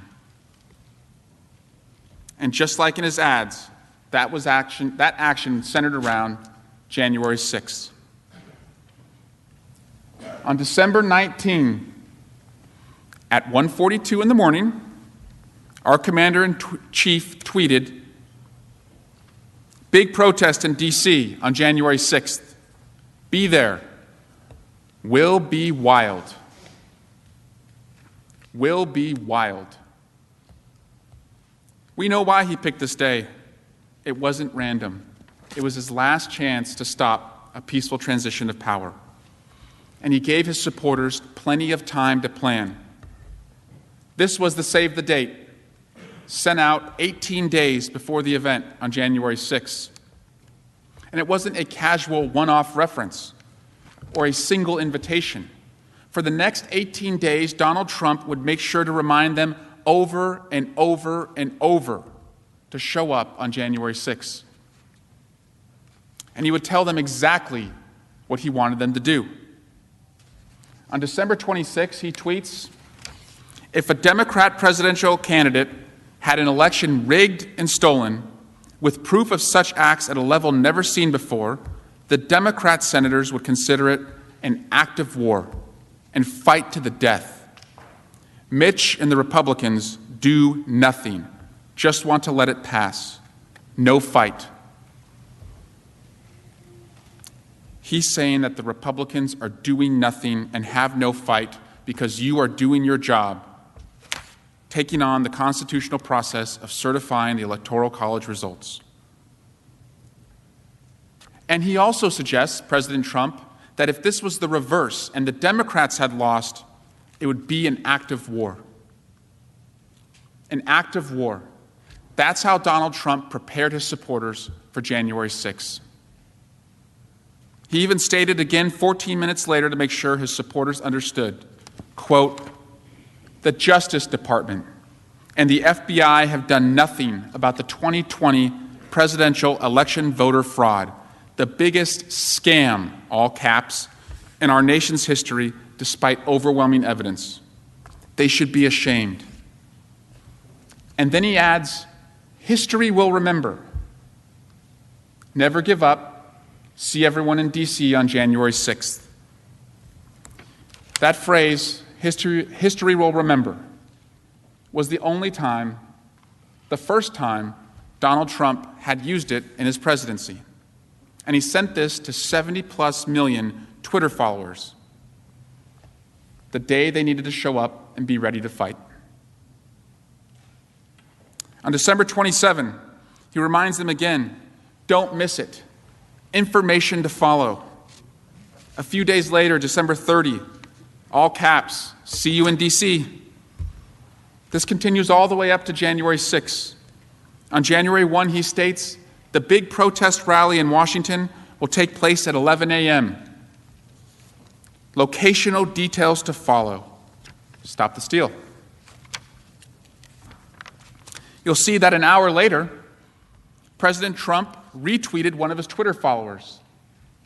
That follower was Kylie Kremer, executive director of Women for America First, the group organizing the January 6th rally and the creator of the Facebook group Stop the Steal. Kremer tweeted, quote, "The cavalry is coming, Mr. President," referring to the cavalry showing up on January 6th. She also added a website for supporters to RSVP and made clear what the message was. Hashtag Stop the Steal. And what did President Trump say in response to hearing that the cavalry was coming? "A great honor," he wrote back. This wasn't just a single tweet. He and his organizers would do this over and over repeatedly. On January 3, another supporter tweets, "We have been marching all around the country for you, Mr. President. Now we will bring it to D.C. on January 6 and proudly stand beside you. Thank you for fighting for us." When President Trump reposted her tweet, she wrote back, "Best day ever. Thank you for the retweet. It has been an honor to stand up and fight for you and our nation. We will be standing strong on January 6th in D.C. with you. We are bringing the cavalry, Mr. President." We are bringing the cavalry. That was the consistent message. This was not just any old protest. President Trump was inciting something historic. The cavalry was coming. And he was organized. In her post, Ms. Lawrence tagged Kylie Kremer, the organizer of the event, whose post we just saw President Trump retweet. Again, you see, this is all connected.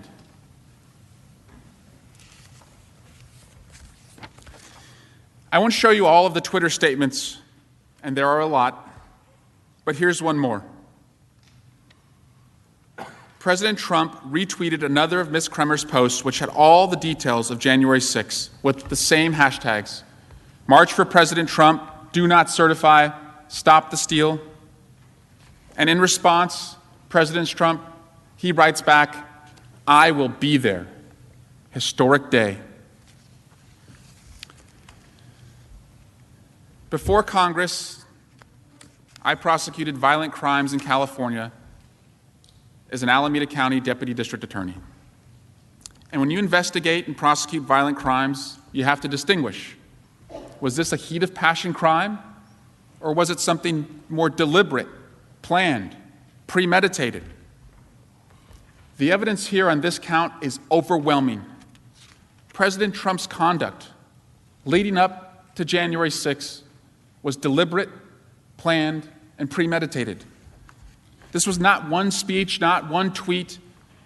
It was dozens in rapid succession with the specific details. He was acting as part of the host committee. In fact, when he had assembled his inflamed mob in D.C., he warned us that he knew what was coming. This was President Trump's statement the night before the attack. I should say this was one of his dozens of statements on Twitter in the hours leading up to the attack. I hope the Democrats, and even more importantly, the weak and ineffective rhino section of the Republican Party, are looking at the thousands of people pouring into D.C. They won't stand for a landslide victory to be stolen.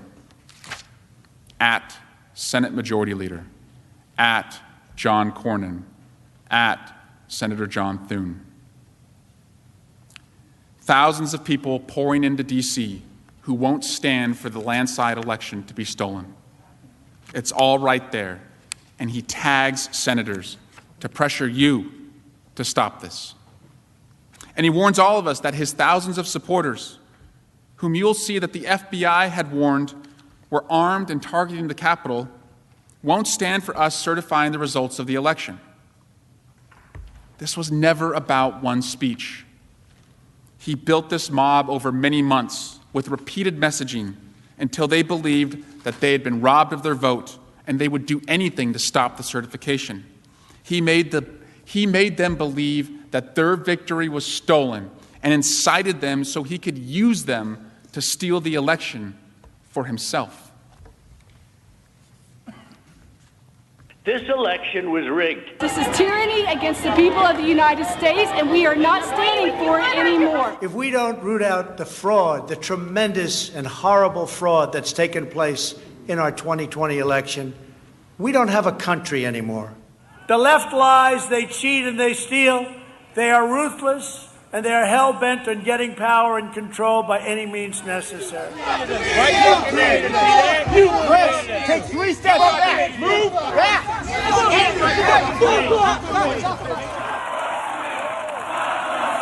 Can't let it happen. Can't let it happen.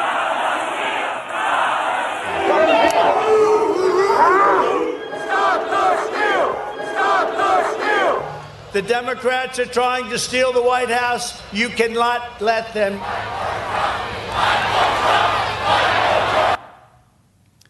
Can't let it happen. Never concede. Fight, he told them in speech after speech. These crowds were ready to fight. This is what President Trump was inciting. He foresaw what was coming, and this is what he deliberately led to our doorstep on January 6th. I want to be clear. During this trial, when we talk about the violent mob during the attack, we do not mean every American who showed up at President Trump's rally. Certain Americans came to protest peacefully, as is their right. That is what makes our country so great, to debate freely, openly, and peacefully our differences. just like all of you were attempting to do in this very room on January 6th. But what President Trump did was different. He didn't tell his supporters to fight or be strong in a casual reference. He repeatedly, over months, told them to fight for a specific purpose. He told them their victory was stolen, the election was rigged, and their patriotic duty was to fight to stop the steal. And he repeated this messaging even after he saw the violence it was inciting. And when they were primed and angry and ready to fight, he escalated and channeled their rage with a call to arms. Show up on January 6th, at the exact time the votes of the American people were being counted and certified, and then march to the Capitol and fight like hell. He told this to thousands of people who were armed to the teeth, targeting us and determined to stop the Electoral College count. What our commander-in-chief did was wildly different from what anyone here in this room did to raise election concerns. This was a deliberate, premeditated incitement to his base to attack our Capitol while the counting was going on. And it was foreseeable, especially to President Trump, who warned us he knew what was coming. This is what the evidence has overwhelmingly shown and will show in this trial. And it's also the truth.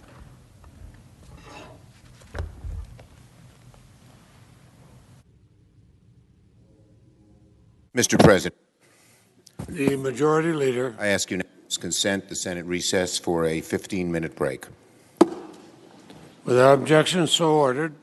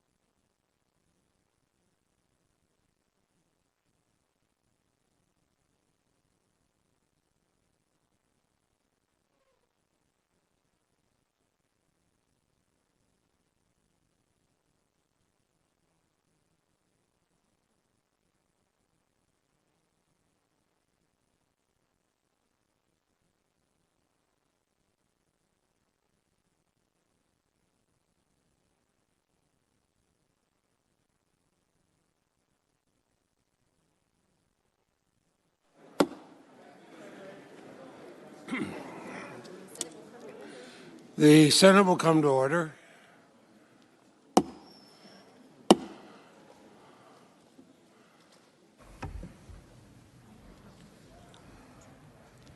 kids. Mr. Rask. Thank you, Mr. President. My colleagues Madeline Dean and Ted Lieu will now detail former President Trump's increasingly desperate attempts to stop the steal.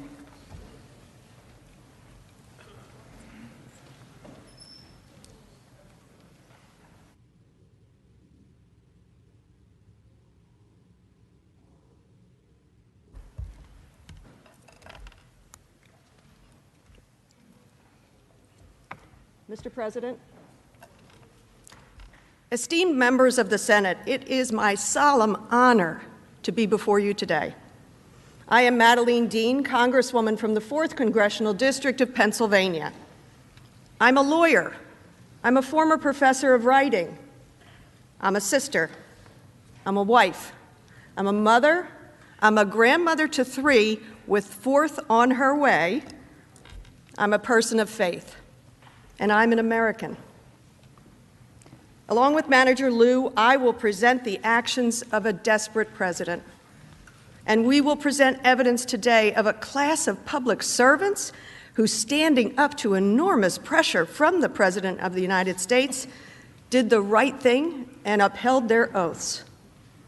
My colleagues just presented evidence of a President Trump's months-long efforts to incite his base, leading them to believe the election was stolen, that they needed to fight like hell to stop the steal on January the 6th.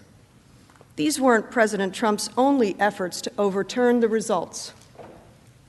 Manager Lieu and I will present evidence of President Trump's relentless, escalating campaigns to fabricate an election victory by ignoring adverse court rulings, pressuring and threatening election officials, attacking senators and members of Congress, pressuring the Justice Department, and finally bullying his own vice president. President Trump and his allies filed 62 separate lawsuits in federal courts across more than half a dozen states and the District of Columbia, including Pennsylvania, my home state, as well as Arizona, Georgia, Michigan, Minnesota, Nevada, and Wisconsin. Of the 62 post-election legal challenges, he lost 61.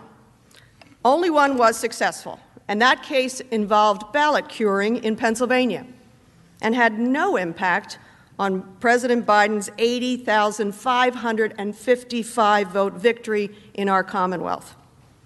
To be clear, not a single court, not a single judge agreed that the election results were invalid or should be invalidated. Instead, court after court reviewing these challenges said these cases were, quote, not credible, without merit, based on nothing but speculation, and flat out wrong. The judiciary resoundingly rejected Trump's fraud allegations and upheld the election results. But it was more than that. The courts said these cases were different. They were dangerous to our democracy. For an example, in an opinion by United States District Court Judge Matthew Brann from Pennsylvania, he said, and I quote, "This court has been presented with strained legal arguments without merit and speculative accusations. In the United States of America, this cannot justify the disenfranchisement of a single voter, let alone all the voters of its 6th most populated state. Our people and laws and institutions demand more. Because this court has no authority to take away the right to vote of even a single person, let alone millions of citizens, it cannot grant plaintiffs' requested relief." That decision by Judge Braun was affirmed on appeal by Judge Stephanos Bibas, a Trump appointee who agreed and wrote, and I quote, "The campaign's claims have no merit. The number of ballots it specifically challenges is far smaller than the roughly 81,000 vote margin of victory. And it never claims fraud or that any of the votes were cast by illegal voters. Plus, tossing out millions of mail-in ballots would be drastic and unprecedented, disenfranchising a huge swath of the electorate and upsetting all down-ballot races, end quote. Similarly, as Judge Linda Parker of the Eastern District of Michigan framed it, she said, "Stunning in its scope and breathtaking in its reach. If granted, the relief would disenfranchise the votes of more than 5.5 million Michigan citizens who, with dignity and hope and a promise of a vote, participated in the 2020 general election." Donald Trump told his supporters, "They are stealing the election. They took away your vote. It's rigged." That was not true. According to judge after judge, the truth was exactly the opposite. Trump was not suing to ensure election integrity. He was pursuing lawsuits that would, in effect, strip away American votes so that he could win. In other words, Donald Trump was asking the judiciary to take away votes from Americans so that he could steal the election for himself. Then, after losing in all the courts, Trump turned to another tactic, pressuring and threatening election officials. You saw what happened in Michigan after Trump attacked the state and its election officials. His supporters surrounded the Secretary of State's home, as you saw in the earlier slide, chanting, calling her a felon. On November 17th, the Board of Canvassers for Wayne County, Michigan, home to Detroit, unanimously certified the election results for Biden. That same night, after their vote to certify the results, Trump called the two Republican members of that board, pressuring them to change their minds. The call worked. The next day, both Monica Palmer and William Hartman, the Republican board members, attempted to rescind their vote to certify Michigan's election results, but they simply couldn't. President Trump didn't stop there. He then contacted Majority Leader of the Michigan Senate, Mike Shirkey, and the Speaker of the Michigan House, Lee Chatfield, to lobby them to overturn Michigan's results. Trump invited Mr. Chatfield and Mr. Shirkey to Washington to meet with him at the White House, where the president lobbied them further. Let's be clear. Donald Trump was calling officials, hosting them at the White House, urging them to defy the voters in their state and instead award votes to Trump. The officials held strong, and so Trump moved on to a different state, my home state of Pennsylvania. I am certain my senators, Casey and Senator Toomey, remember what happened there. In early December, as he did in Michigan, he began calling election officials, including my former colleagues in the Pennsylvania legislature, Republicans, Majority Leader Kim Ward and Speaker of the House Brian Cutler. Majority Leader Ward said the president called her to, quote, declare there was a fraud in the voting, end quote. Then on November 25th, President Trump phoned into a Republican state Senate policy hearing trying to convince the Republican legislators, senators, and House members there had been a fraud in the vote. He even had his lawyer hold a phone up to the microphone in that hearing room so the committee could hear him. Here is what he said. We can't let that happen. We can't let it happen for our country. And this election has to be turned around because we won Pennsylvania by a lot and we won all of these swing states by a lot. This was a gathering. I've attended many, I have to tell you, as a former state legislator, a lot of policy hearings. I have to say with some confidence that was likely the first time a president of the United States of America called into a state legislative policy hearing. And remember, here is the president saying he won Pennsylvania, and Pennsylvania had been certified that Biden had won by more than 80,000 votes. Less than a week after calling into that meeting, he invited multiple Republican members of the Pennsylvania legislature to the White House, the same scheme he had used on the Michigan legislators. It didn't work with those public servants either. Think about it. The President of the United States was calling public officials, calling from the White House, inviting them into the Oval Office, telling them to disenfranchise voters of their state, telling them to overturn the will of the American people. Also, he could take the election for himself. And then in Georgia, a state Trump had counted on for victory, his conduct was perhaps the most egregious. On November 11th, Republican Secretary of State Brad Raffensperger confirmed that he believed ballots were accurately counted for Biden. Trump went on a relentless attack. Here are just a few examples. In all, Trump tweeted at Raffensperger 17 times in the coming week. I'll show you just a few. Calling him a disaster, obstinate, not having a clue, being played for a fool, and being a so-called Republican. All because Raffensperger was doing his job, ensuring the integrity of our elections. And these attacks had consequences. Mr. Raffensperger and his family received death threats. Quote, "Your husband deserves to face a firing squad. You better not botch this recount. Your life depends upon it." The Raffenspergers should be put on trial for treason and face execution.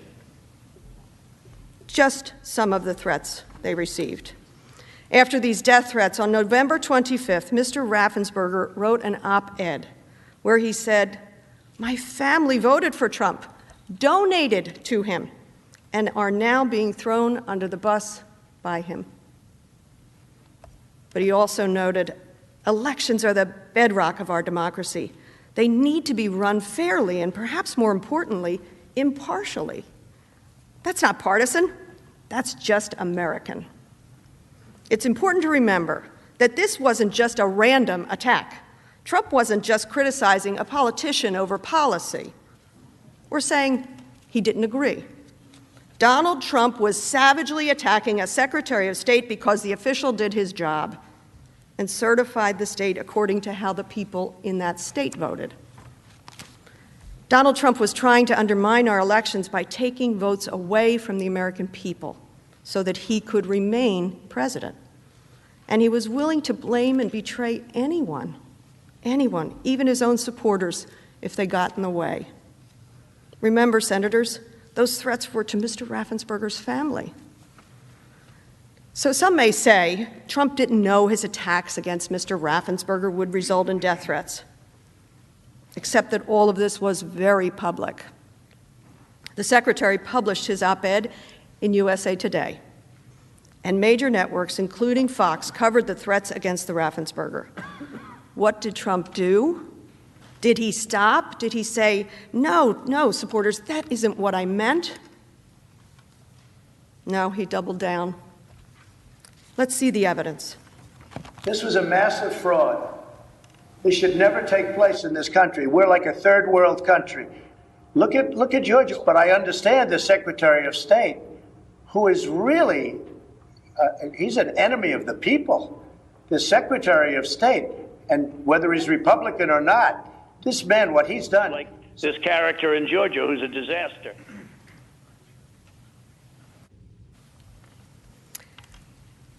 Let that sink in. A Republican public servant doing his job, whose family had just received death threats, and the President of the United States labeled him an enemy of the people. And that's why this is different, because this was not just one attack or one comment. This was attack after attack in the face of clear threats of violence. And on December 1st, another official, Gabriel Sterling, a Republican who voted for Trump, made this point and appealed directly to our president to stop his dangerous conduct. Mr. President, it looks like you likely lost the state of Georgia. We're investigating. There's always a possibility. I get it. And you have the rights to go through the courts. What you don't have the ability to do, and you need to step up and say this, is stop inspiring people to commit potential acts of violence. Someone's going to get hurt, someone's going to get shot, someone's going to get killed. Mr. Sterling put this perfectly. In this country, we can appropriately challenge a close count, or go to the courts, or disagree with others, or make bold statements. But what Trump was doing was different. Someone's going to get hurt. Someone's going to get shot. Someone's going to get killed. Mr. Sterling saw what Trump's conduct was fomenting. He warned him on live TV that violence was already happening and that more violence was foreseeable and inevitable. Sterling's pleas were played over and over on every network. Rather than heed that warning, Trump escalated again. In early December, Trump called Brian Kemp, the governor of Georgia, and pressured him to hold a special session of the state legislature to overturn the election results and to appoint electors who would vote for Trump. A few weeks later, on December 23rd, Trump called the chief investigator for the Georgia Bureau of Investigations, who was conducting an audit of the signature matching procedures for absentee ballots. Trump urged him, find the fraud, and claimed the official would be a national hero if he did. Let's call this what it is. He was asking the official to say there was evidence of fraud when there wasn't any. The official refused, and the investigation was completed. And on December 29th, Raffensperger announced that the audit found, quote, no fraudulent absentee ballots with a 99% confidence level. On January 3rd, Trump tweeted about a call he had with a Georgia election official the day before. He said, and I quote, I spoke to Secretary of State Brad Raffensperger yesterday about Fulton County and voter fraud in Georgia. He was unwilling or unable to answer questions such as the ballots under the table scam, ballot destruction, out-of-state voters, dead voters, and more. He has no clue. On January the 5th, the Washington Post released a recording of that call, which had occurred on January 2nd. Remember, just 4 days before the attack on the Capitol. Here is what President Trump said. It's more illegal for you than it is for them, because you know what they did and you're not reporting it. That's a criminal offense. And you can't let that happen. That's a big risk to you and to Riot, your lawyer. That's a big risk. Let's be clear. This is the President of the United States telling a Secretary of State that if he does not find votes, he will face criminal penalties. And not just any number of votes. Donald Trump was asking the Secretary of State to somehow find the exact number of votes Donald Trump lost the state by. Remember, President Biden won Georgia by 11,779 votes. In his own words, Trump said, all I want to do is this. I just want to find 11,780 votes. He wanted the Secretary of State to somehow find the precise number plus one so that he could win. Here's what he said. So, look, all I want to do is this. I just want to find 11,780 votes, which is one more than we have. He says it right there. The President of the United States telling a public official to manufacture the exact votes needed so he can win. Senators, we must not become numb to this. Trump did this across state after state, so often, so loudly, so publicly. Public officials like you and me received death threats and calls threatening criminal penalties, all because Trump wanted to remain in power. These public officials exercised great political and personal courage in the face of unprecedented pressure from a President of the United States. Senators, ours is a dialogue with history, a conversation with the past with a hope for the future. Senators, I thank you today for your kind attention.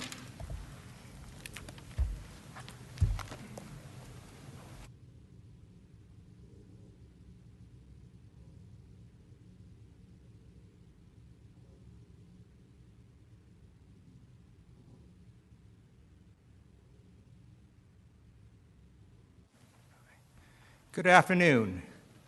I'm Congressman Ted Lieu. My colleague, Congresswoman Dean, went through President Trump's efforts to overturn the election through the courts, and when that started failing, his deeply disturbing attacks on state and local officials. I'm going to walk through President Trump's extraordinary efforts remaining until January 6th, when he tried again to overturn the election. I first want to highlight Representative Raskin's question to all of you today. Is this America? Like all of you, I love this country. I am an immigrant. My parents came to Ohio, and we started off living in the basement of a person's home. We were poor, and they went to flea markets to sell gifts to make ends meet. Over many years, they built a small business, opened 6 gift stores, and achieved the American dream. It's one reason I joined the United States Air Force on active duty. I believe America is an exceptional country. I was trained as a prosecutor at Maxwell Air Force Base in Alabama, and I remain in the reserves because we're the greatest country in the world. But how did our exceptional country get to the point where a violent mob attacked our Capitol, murdering a police officer, assaulting over 140 other officers? How do we get to the point where rioters desecrated, defiled, and dishonored your Senate chamber, where the very place in which you sit became a crime scene, and where National Guard troops still patrol outside wearing body armor? I'll show you how we got here. President Donald J. Trump ran out of nonviolent options to maintain power. After his efforts in the courts and threatening officials failed, he turned to privately and publicly attacking members of his own party in the House and in the Senate. He would publicly bait senators, naming them in social media. For example, on December 18th, President Trump named at Senate Majority Leader and Republican senators, telling them they have to get tougher or they won't have a Republican Party anymore. We won the presidential election by a lot. Fight for it. Don't let them take it away. President Trump was suggesting to members of this Senate that if they didn't help him try to overturn the election, there would be consequences. On December 24th, President Trump wrote, "I saved at least 8 Republican senators, including Mitch, from losing in the last rigged for-president election. Now they almost all sit back and watch me fight against a crooked and vicious foe, the radical left Democrats. I will," and in all capital letters he wrote, "never forget!" exclamation point. President Trump was telling you that you owe him, that if you don't help him fight to overturn the results, he will never forget, and that there will be consequences. These are threats, just like the threats he made to state and local officials. And it continued. On December 29th, President Trump tweeted, "Can you imagine if the Republicans stole a presidential election from the Democrats? All hell would break out.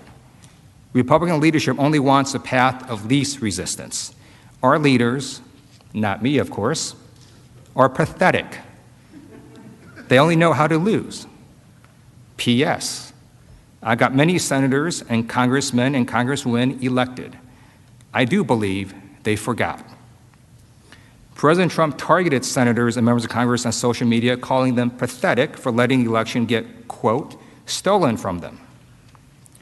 On January 4th, 2 days before the attack, President Trump tweeted, "The surrender caucus within the Republican Party will go down in infamy as weak and ineffective guardians of our nation, who are willing to accept the certification of fraudulent presidential numbers." Now he's mocking some Republican members as the surrender caucus, calling them weak and ineffective guardians of our nation because they would not pretend that he had won when in fact he had not. And then, the very day before the attack, President Trump's threats grew even more heated and specific towards Republicans that he considered to be part of that surrender caucus. Now, we've shown you this tweet before, but I want to draw your attention to how the president was not just inciting his base, but how he was also calling out specific Senate Republicans at the end of this tweet. This is a specific warning to anyone who won't help him overturn the results. Anyone who was against the president became an enemy. And let me be very clear. The president wasn't just coming for one or two people or Democrats like me. He was coming for you, for Democratic and Republican senators. He was coming for all of us, just as the mob did at his direction. In addition to going after senators and members of Congress, President Trump also pressured our Justice Department to investigate the false claims that the election was stolen. At the President's direction, Attorney General William Barr, a loyal member of the President's cabinet, authorized federal prosecutors to pursue substantial allegations of voting and vote tabulation irregularities. Bill Barr pursuing these allegations sparked an outcry. 16 assistant U.S. attorneys in the Trump administration urged the Attorney General to cease investigations because they had not seen evidence of any substantial anomalies. That means they did not find any evidence of real fraud. Attorney General Barr pursued the investigations anyways, and after his investigation, this is what he found, quote, "We have not seen fraud on a scale that could have affected a different outcome in the election." 2 weeks later, on December 14th, the electors voted to give Joe Biden 306 electoral votes and ensured his victory. The following day, Bill Barr resigned. Attorney General Barr had loyally served President Trump. He had never publicly come out against the president, but for Bill Barr, making up election fraud claims and saying the election was stolen was a bridge too far. Bill Barr made clear that attempting to overturn election results crossed a line. According to a news report, Bill Barr, the highest law enforcement official in the land, told President Donald Trump to his face that his theories of election fraud were, quote, bullshit, unquote. When Bill Barr resigned, his former deputy, Jeff Rosen, took his place. President Trump initially tweeted about Mr. Rosen that he was an outstanding person when he announced that he would become acting Attorney General. But when Rosen took over, President Trump put the same pressure on him that he had done with state officials, members of Congress, U.S. senators, and his former Attorney General. President Trump reportedly summoned acting Attorney General Rosen to the Oval Office the next day and pressured Rosen to appoint special counsels to keep investigating the election, including unfounded accusations of widespread voter fraud, and also to investigate Dominion, the voting machines firm. According to reports, Mr. Rosen refused. He maintained that he would make decisions based on the facts and the law, and reminded President Trump what he had already been told by Attorney General Bill Barr, that the department had already investigated and, quote, found no evidence of widespread fraud. But President Trump refused to follow the facts and the law, so the president turned to someone he knew would do his bidding. He turned to Jeffrey Clark, another Justice Department lawyer, who had allegedly expressed support for using the Department of Justice to investigate the election results. Shortly after acting Attorney General Rosen followed his duty and the law to refuse to reopen investigations, President Trump intended to replace Mr. Rosen with Mr. Clark, who could then try to stop Congress from certifying the Electoral College results. According to reports, White House counsel Pat Cipollone advised President Trump not to fire acting Attorney General Rosen. Department officials had also threatened to resign en masse if he had fired Rosen. President Trump's actions, time and time again, made clear that he would do anything and pressure anyone if it meant overturning the election results. We watched President Trump use any means necessary to pursue this aim, feverishly grasping for straws at retaining his hold on the presidency. But all his efforts prior to January 6 kept failing.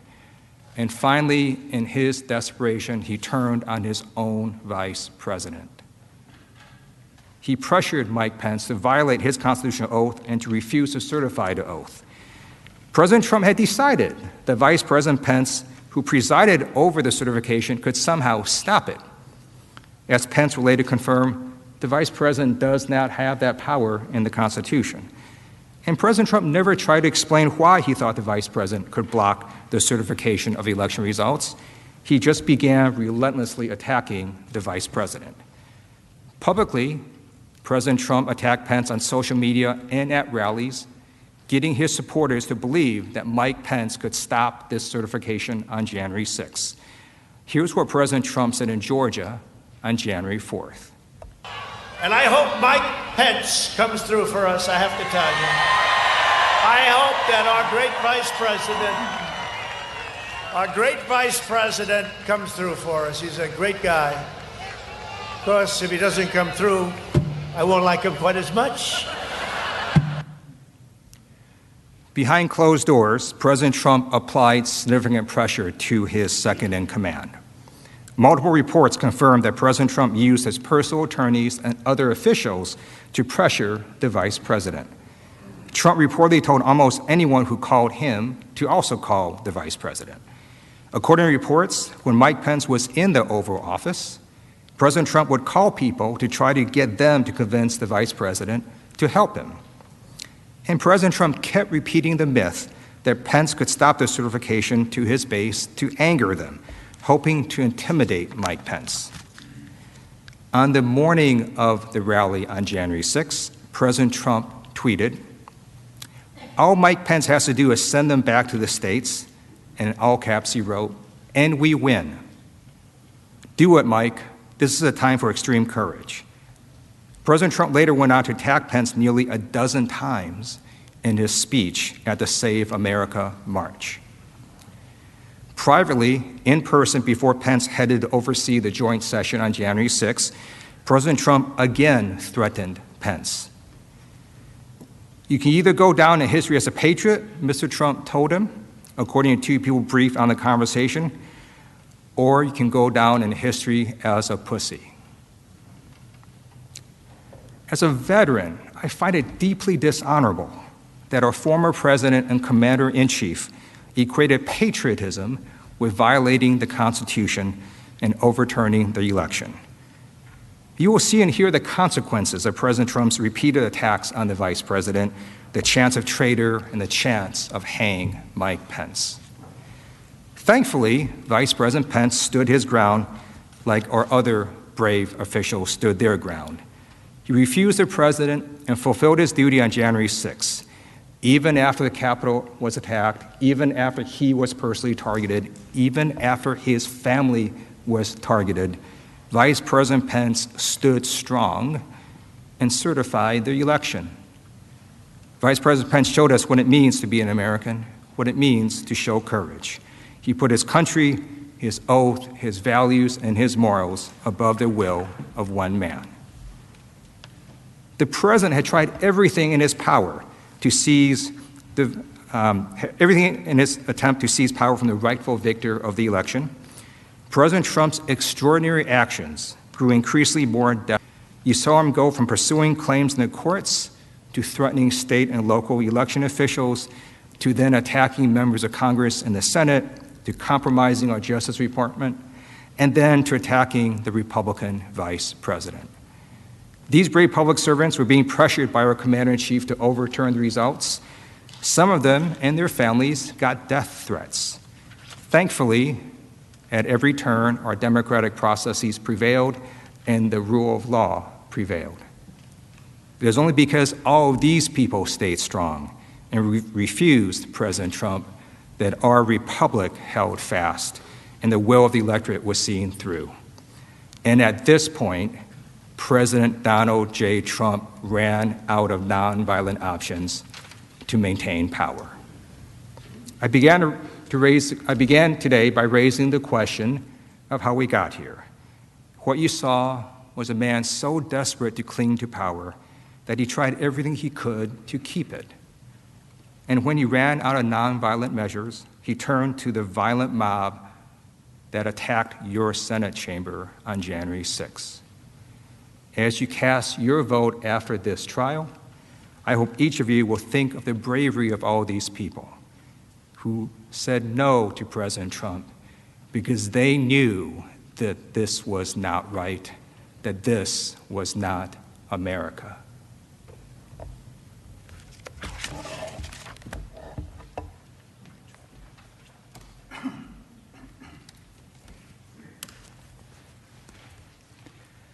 Next, Representative Stacey Plaskett of the Virgin Islands will show in quite chilling detail, I should say, how President Trump was well aware of the threat of violence on January 6th and how he welcomed and amplified his supporters' plans for insurrection against the Union. I should say, as lead manager, this is a moment of special pride for me because Representative Plaskett is not only the first delegate ever to be on a team of impeachment managers in American history, but she was also my law student at American University's Washington College of Law, and I hope I'm not violating any federal educational records laws when I say she was an A student then and she's an A+ student now. Stacey Plaskett.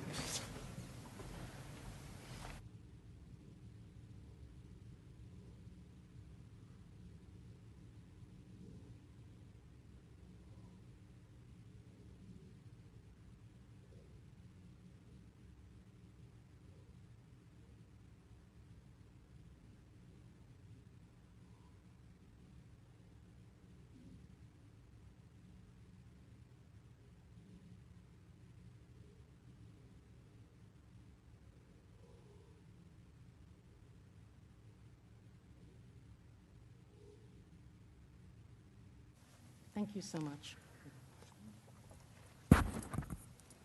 Height. Mr. President, distinguished senators, I'm Stacey Plaskett, and I represent the people of the Virgin Islands of the United States. Over this past weekend, my 11-year-old daughter, I overheard her telling one of my sons, "Mommy doesn't seem really nervous about the impeachment trial." To which that son, sounding like an older brother, said, "Talia, you'll learn that most of the time, Mommy really seems to have it under control." Now, we know as parents that's not always the case.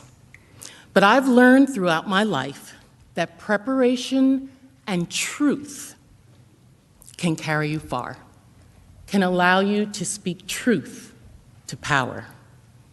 I've learned that as a young black girl growing up in the projects in Brooklyn, housing community on St. Croix, sent to the most unlikeliest of settings, and now as an adult woman representing an island territory speaking to the U.S. Senate.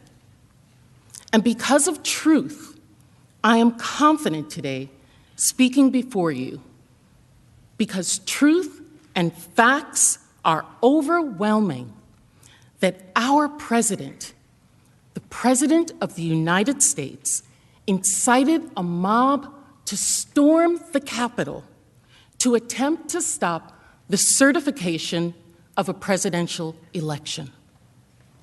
My fellow managers have shown and will continue to show clear evidence that President Trump incited a violent mob to storm our Capitol when he ran out of nonviolent means to stop the election. Once assembled, that mob, at the president's direction, erupted into the bloodiest attack on this Capitol since 1814. Some of you have said there's no way the president could have known how violent the mob would be. That is false, because the violence, it was foreseeable. I want to show you why this violence was foreseeable and why Donald Trump was different than any other politician just telling their fighters, their supporters, to fight for something.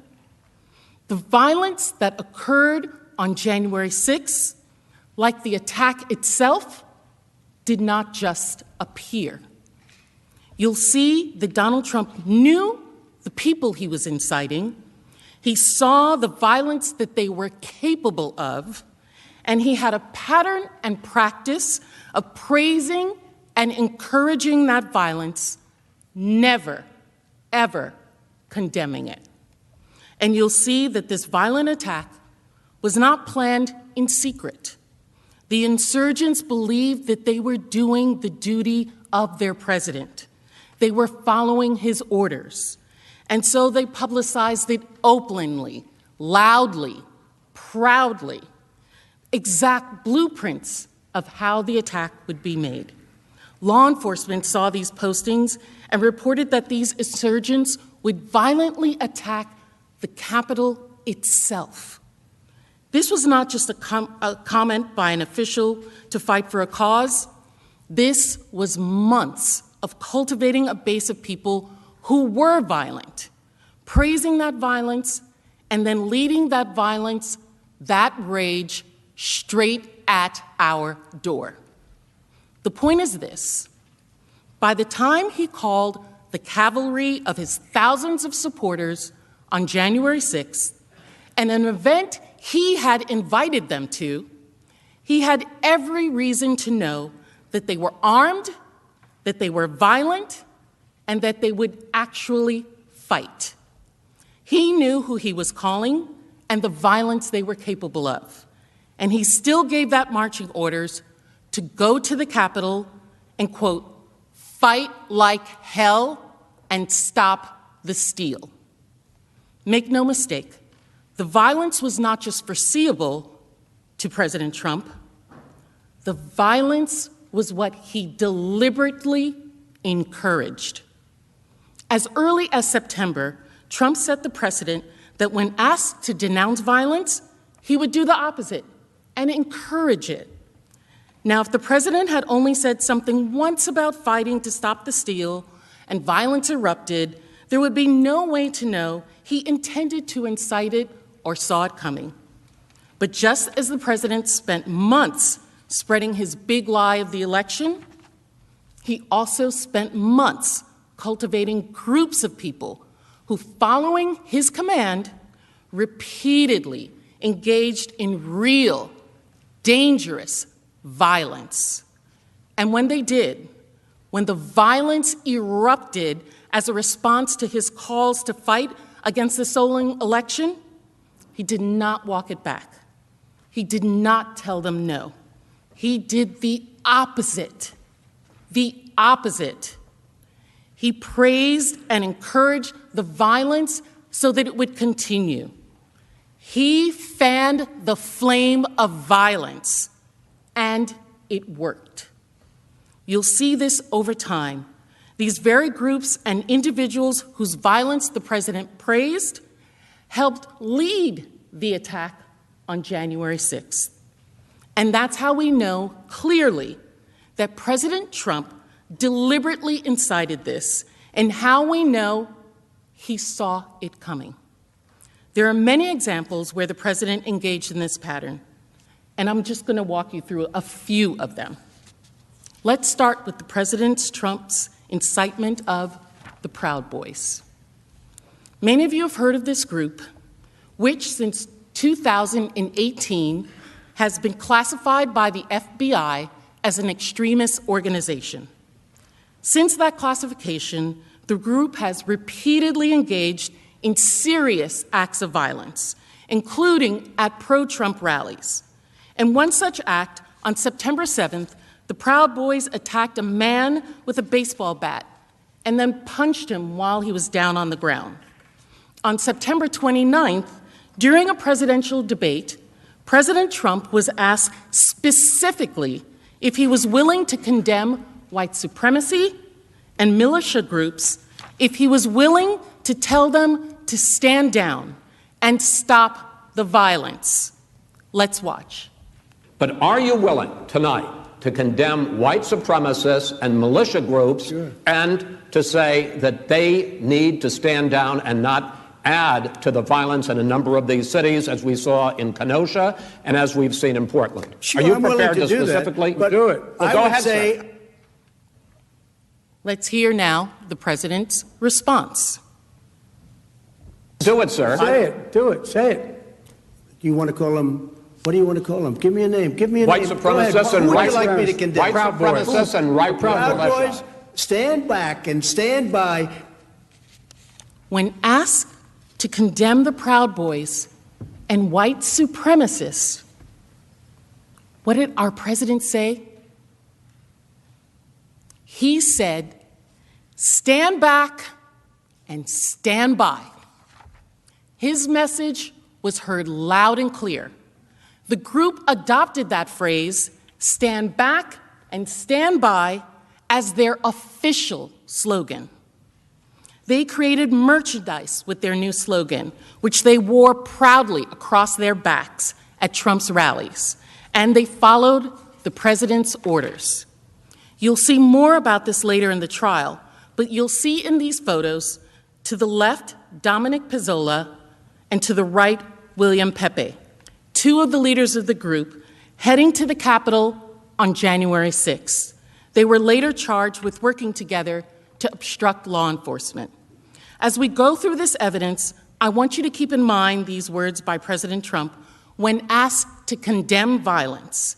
Stand back and stand by, and see example after example of the kinds of people like the Proud Boys who he had standing by on January 6th.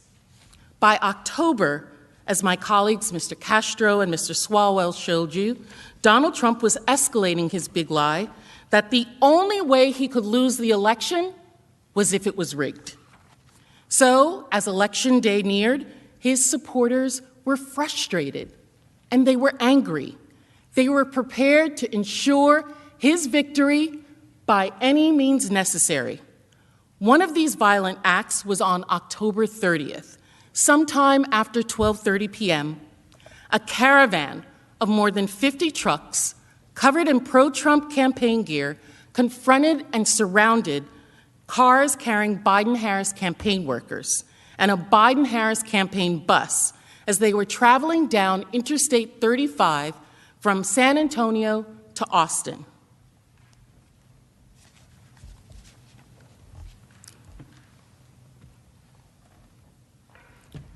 According to witnesses, this caravan repeatedly tried to force the bus you saw and you see in that video to slow down in the middle of the highway and then to run it off the road.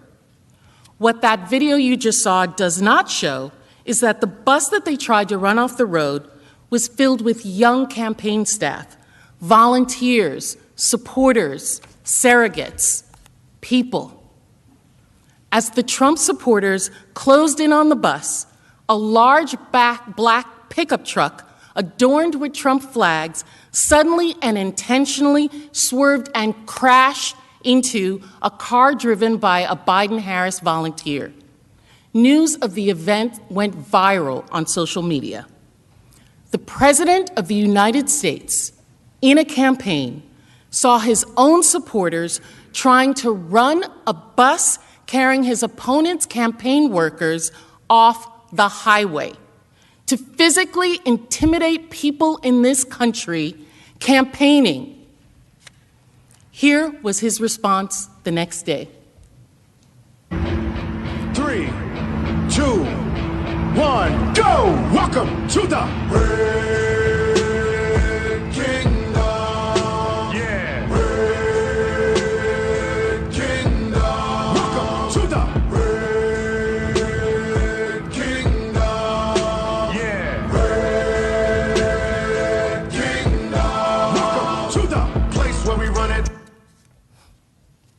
The President of the United States tweeted a video of his supporters trying to drive a bus off the road. You'll recall in that first video that I showed you, there was no sound. Well, the one that he tweeted had a fight theme song placed to it that the president put that music to that video. And he added at the top, "I love Texas." By the next evening, that tweet that he did had been viewed 12.6 million times. And it wasn't just a tweet. On November 1st, at a Michigan rally with a sea of supporters, the president talked about that incident again. Here it is. Something. Do you see the way our people, they were protecting his bus yesterday because they're nice. So his bus, they had hundreds of cars. Trump, and the American flag. That's it. You see Trump and American flag. The president made a public joke of violence against campaigners in an American election. He made light of it. This was not a joke.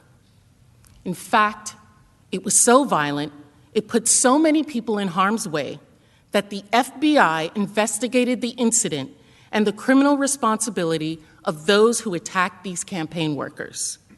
Now, our President Donald Trump could have said, okay, I didn't realize how bad that was. This was very violent. Please stop. But he didn't. He saw the investigation and made a statement in defense of his supporters' attack on the bus, writing, quote, "In my opinion, these patriots did nothing wrong. Engaging in violence for him made them patriots to Donald Trump. For anyone who says Donald Trump didn't know the violence he was inciting, I ask you to consider his supporters tried to drive a bus off the highway in the middle of the day to intimidate his opponent's campaign workers. And his response was to tweet the video of the incident that had fight music, joke about it, and call those individuals in that incident patriots." And once again, Donald Trump's praise worked to incite them further. Emboldened by that praise, they remained ready to fight, ready to stand back and stand by. This link is not hypothetical. Just like we saw with the Proud Boys showing up in full force on January 6th, Donald Trump's encouragement of this attack made sure his supporters were ready for the next one. The caravan bus attack had been organized by a Trump supporter named Keith Lee. Leading up to the attack on our Capitol of January 6th, Mr. Lee teamed up with other supporters to fundraise to help to bring people to Washington, D.C. for that day. The morning of the attack, he filmed footage of the Capitol, pointed out the flimsiness of fencing, and then addressed his supporters before the attack saying, quote, "As soon as you all get done hearing the president, y'all get to the Capitol.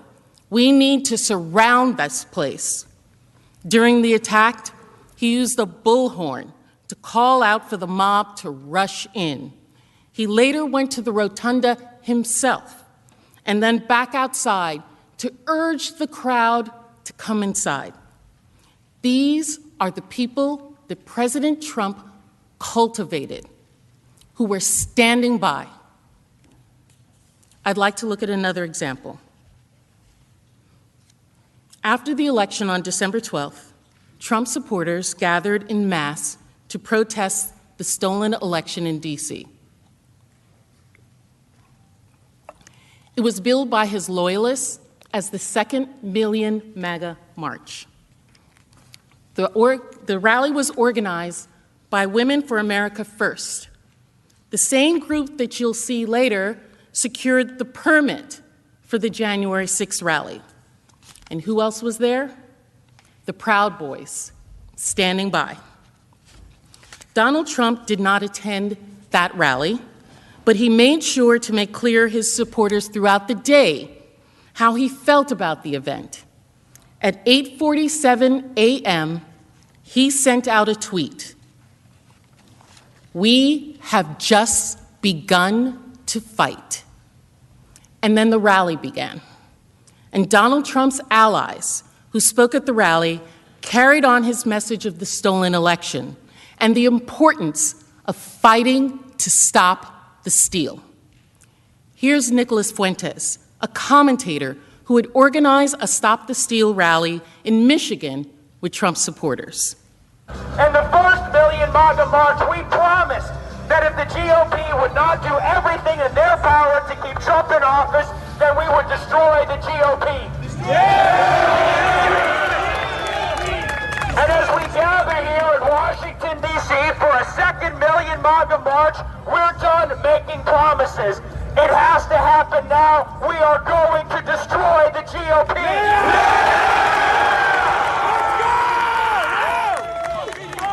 Let's go! Destroy the GOP! Destroy the GOP! Destroy the GOP!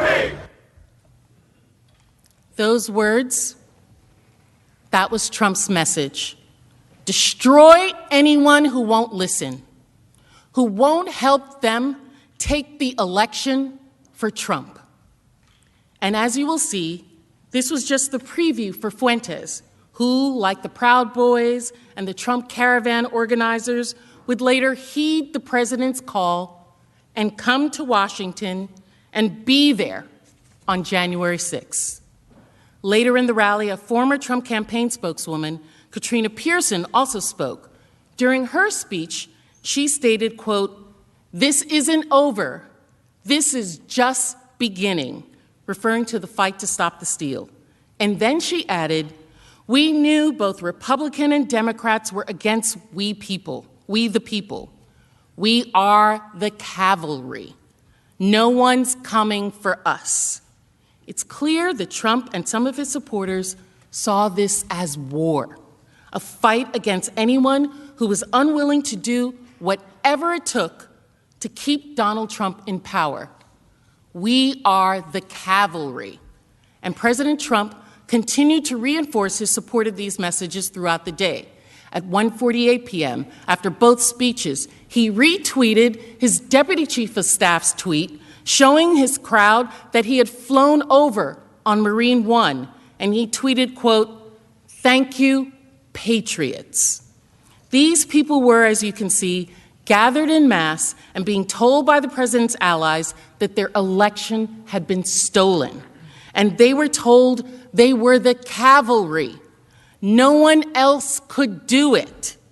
And after hearing these speeches and seeing the president's support, this is what Donald Trump's cavalry was capable of.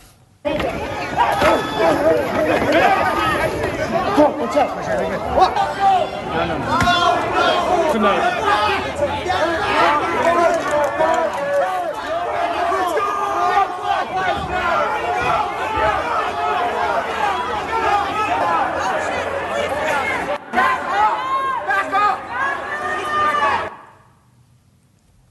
What you just saw was the violence that ensued after that rally.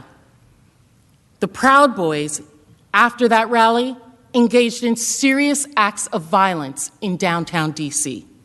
Some Trump supporters and self-identified Proud Boys vandalized churches after that rally. If we look at these events, it's clear how we got here. Because what did the president do after that? He turned right around, and a little over a week later, he began coordinating the January 6th Save America rally with the same people who had planned the second million MAGA march.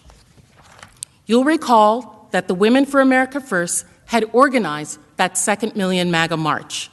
They had originally planned rallies for January 22nd and January 23rd, after the inauguration. But Donald Trump had other plans. On December 19th, President Trump tweeted his save the date for January 6th. He told his supporters to come to D.C. for a big protest, the day billing it as wild. Just days later, Women for America First amended their permit to hold their rally on January 6th, pursuant to the president's save the date, instead of after the inauguration. This was deliberate. Reports confirm that the president himself, President Trump, became directly involved with the planning of the event, including the speaking lineup, even the music to be played, just as he chose the music for his retreat of the caravan driving the Biden-Harris bus off the road with that fight song. And he brought the same people who spoke at the 2 Million MAGA rally to help as well. Trump's campaign advisor, Katrina Pearson, who you recall said on December 12th that this is only the beginning, we are the cavalry, also became directly involved in planning the event. They even sent out invitations together. This is Amy Kremer, one of the founders of Women for America First, tweeting the invitation, tagging Donald Trump and other organizers, inviting the same supporters who had just engaged in serious violence at the 2 Million MAGA rally to show up to the largest rally to stop the steal. And President Trump seemed to have other plans for what was going to happen at that rally, too. Women for America First had initially planned for the rally-goers to remain at the ellipse until the counting of the state electoral slates was completed, just like they had remained at Freedom Plaza after the 2 Million MAGA march. In fact, the permit stated in no uncertain terms that the march from the ellipse was not permitted. It was not until after President Trump and his team became involved in the planning that the march from the ellipse to the Capitol came about, in direct contravention of the original permit. This was not a coincidence. None of this was. Donald Trump, over many months, cultivated violence, praised it, and then when he saw the violence his supporters were capable of, he channeled it to his big, wild, historic event. He organized January 6th with the same people that had just organized a rally, resulting in substantial violence, and made absolutely sure this time these violent rally-goers wouldn't just remain in place. He made sure that those violent people would literally march right here to our steps, from the ellipse to the Capitol, to stop the steal. His cavalry. This was deliberate. And because the President of the United States incited this, because he was orchestrating this, because he was inviting them, the insurgents were not shy about their planning. They believed they were following the orders of the commander-in-chief. They were, as the tweet we just saw, quite literally his cavalry. So they posted exact blueprints of the attack openly, loudly, proudly. And they did this all over public forums. These were not just hidden posts in dark websites that Trump would not have seen, quite the opposite. We know that President Trump's team monitored these websites. We know this because his advisors confirm it. An ex-White House and campaign insider, as you'll read, who has known both Scavino and the president for years, said there was no way that Scavino and the Trump social media operation would not have been aware of the plan circulating online to storm the Capitol. Because, and I quote, "The Trump operation closely monitored the web's darkest corners, ranging from mainstream sites such as Twitter, Facebook, and Reddit, to fringe message boards like 4chan and XChan, now called XCon, to the Donald.win, an offshoot of a banned Reddit community dedicated to rabidly supporting all things Trump. They actively monitored the exact sites, like the Donald.win, on which these insurrectionists wrote their posts. And so what would Trump and his team have seen when they were monitoring these white sites? What would his supporters have said? They would have seen a clear roadmap of exactly what happened. This is an example of a post that was captured from one of the sites dedicated to Donald Trump that we just talked about, shortly before the site was taken down. And the meme reads, quote, The Capitol is our goal. Everything else is a distraction. Every corrupt member of Congress locked in one room and surrounded by real Americans is an opportunity that will never present itself again. Let that sink in. Think about that. The exact thing that happened on January 6th, that was their goal. And they said it out loud on sites that the Trump administration was actively monitoring. A third-party site captured a post on the Donald.win where one user posted, quote, "This cannot simply be a protest. It has to be the establishment of the MAGA militia with the command offices set up, with all further militia tactical missions spreading from there." Another user said in response, quote, "We will have to achieve an actual tactical victory, like storming and occupying the Capitol, to have the intended effect." That's what they understood Donald Trump to want. There it is in black and white. And they explained why they felt justified in this. Another poster on the forum, the Donald.win, wrote on January 4th, quote, "If Congress illegally certifies Biden, Trump would have absolutely no choice but to demand us to storm Congress and kill/beat them up. Donald Trump will have no choice." That was what he made them believe, to the point his supporters felt justified even in carrying weapons and storming our Capitol. This was in post after post. Here's another. When discussing how to carry guns into D.C., one noted, quote, "Yes, it's illegal, but this is war, and we are clearly in a post-legal phase of our society." What? They treated it as a war, and they meant it. The morning of the attack, under the thread, "Today I told my kids goodbye," one poster wrote, "Today I had the very difficult conversation with my children that Daddy might not come home from D.C. Within a matter of hours, that post amassed 4,000 likes. President Trump had truly made them believe that their election had been stolen and that it was their patriotic duty to fight to steal it back. Patriotic, a term he gave those who used violence for him, and they were willing to say goodbye to their children for this fight. And their supporters didn't just rely on entering the Capitol with guns haphazardly. They had maps of this building. They talked through which tunnels to use and how to get to the Senate chamber. Some posted specific floor plans, layouts of the Capitol, alongside hopes of overwhelming law enforcement to, quote, "find the tunnels, arrest the worst traitors." Posters also fixated on what they saw as their ability to easily overwhelm the Capitol Police, as, quote, "there are only around 2,000 of them."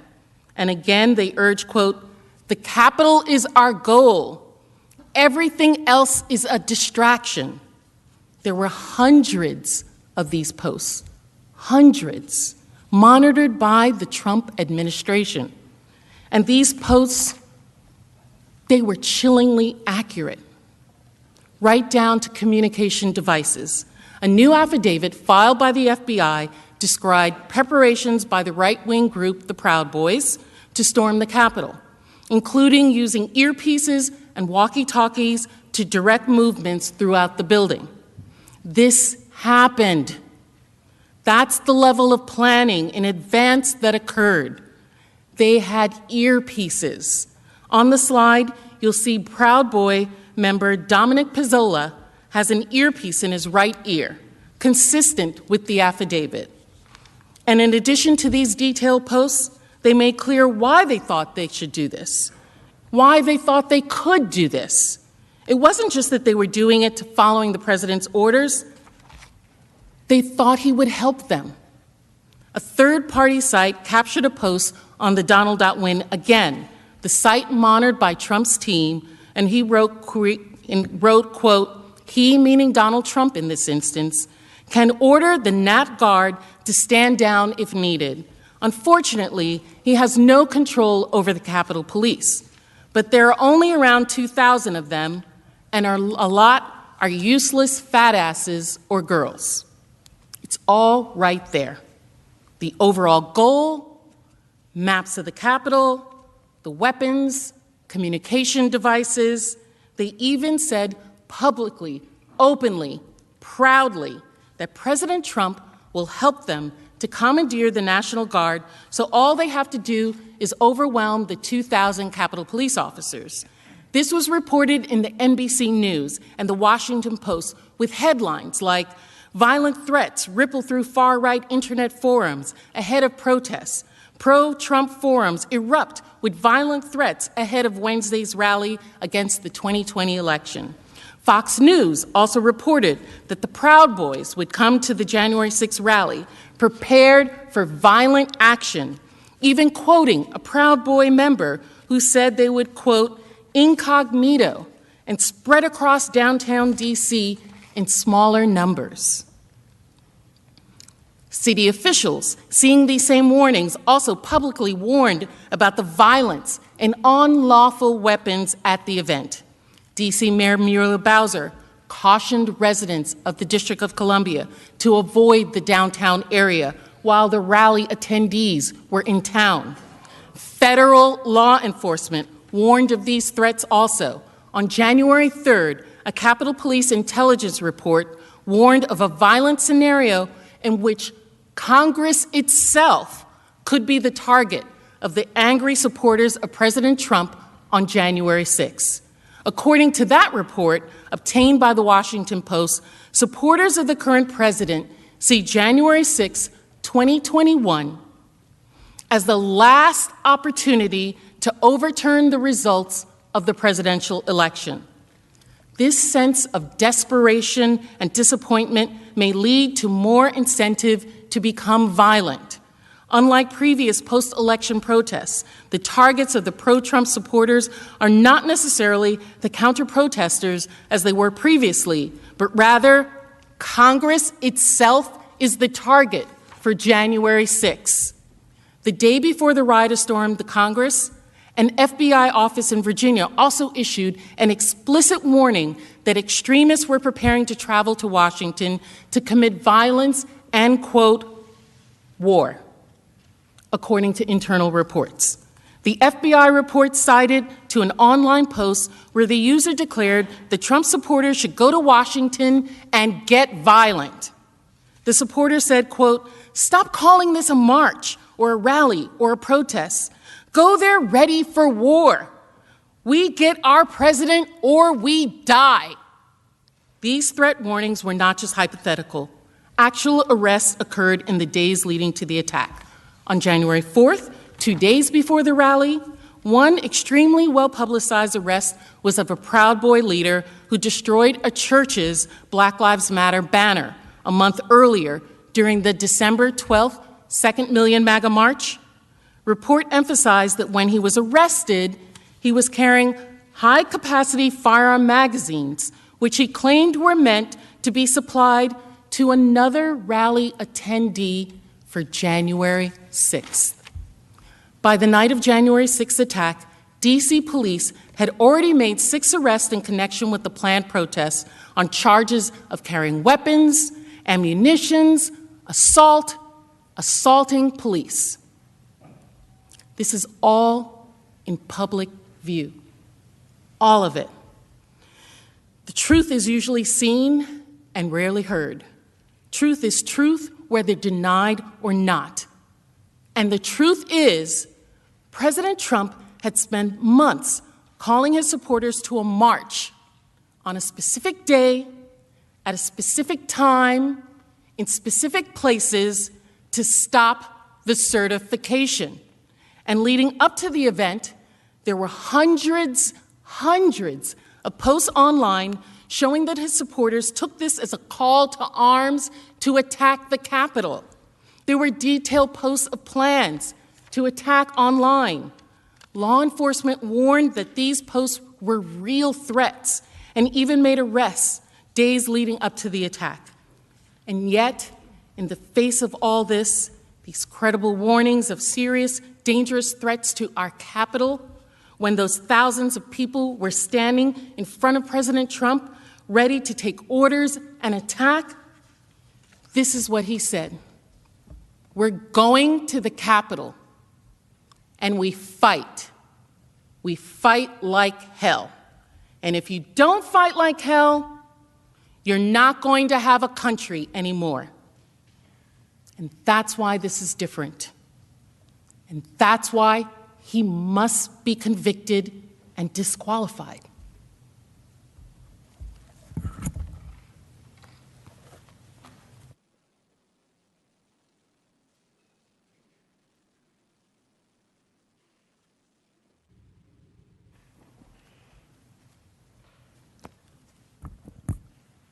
Representative Dean will now return to the events of January 6th itself. She will demonstrate President Trump's repeated incitement of the crowd that morning as he directed them to the Capitol in his last-ditch effort to retain his hold on power.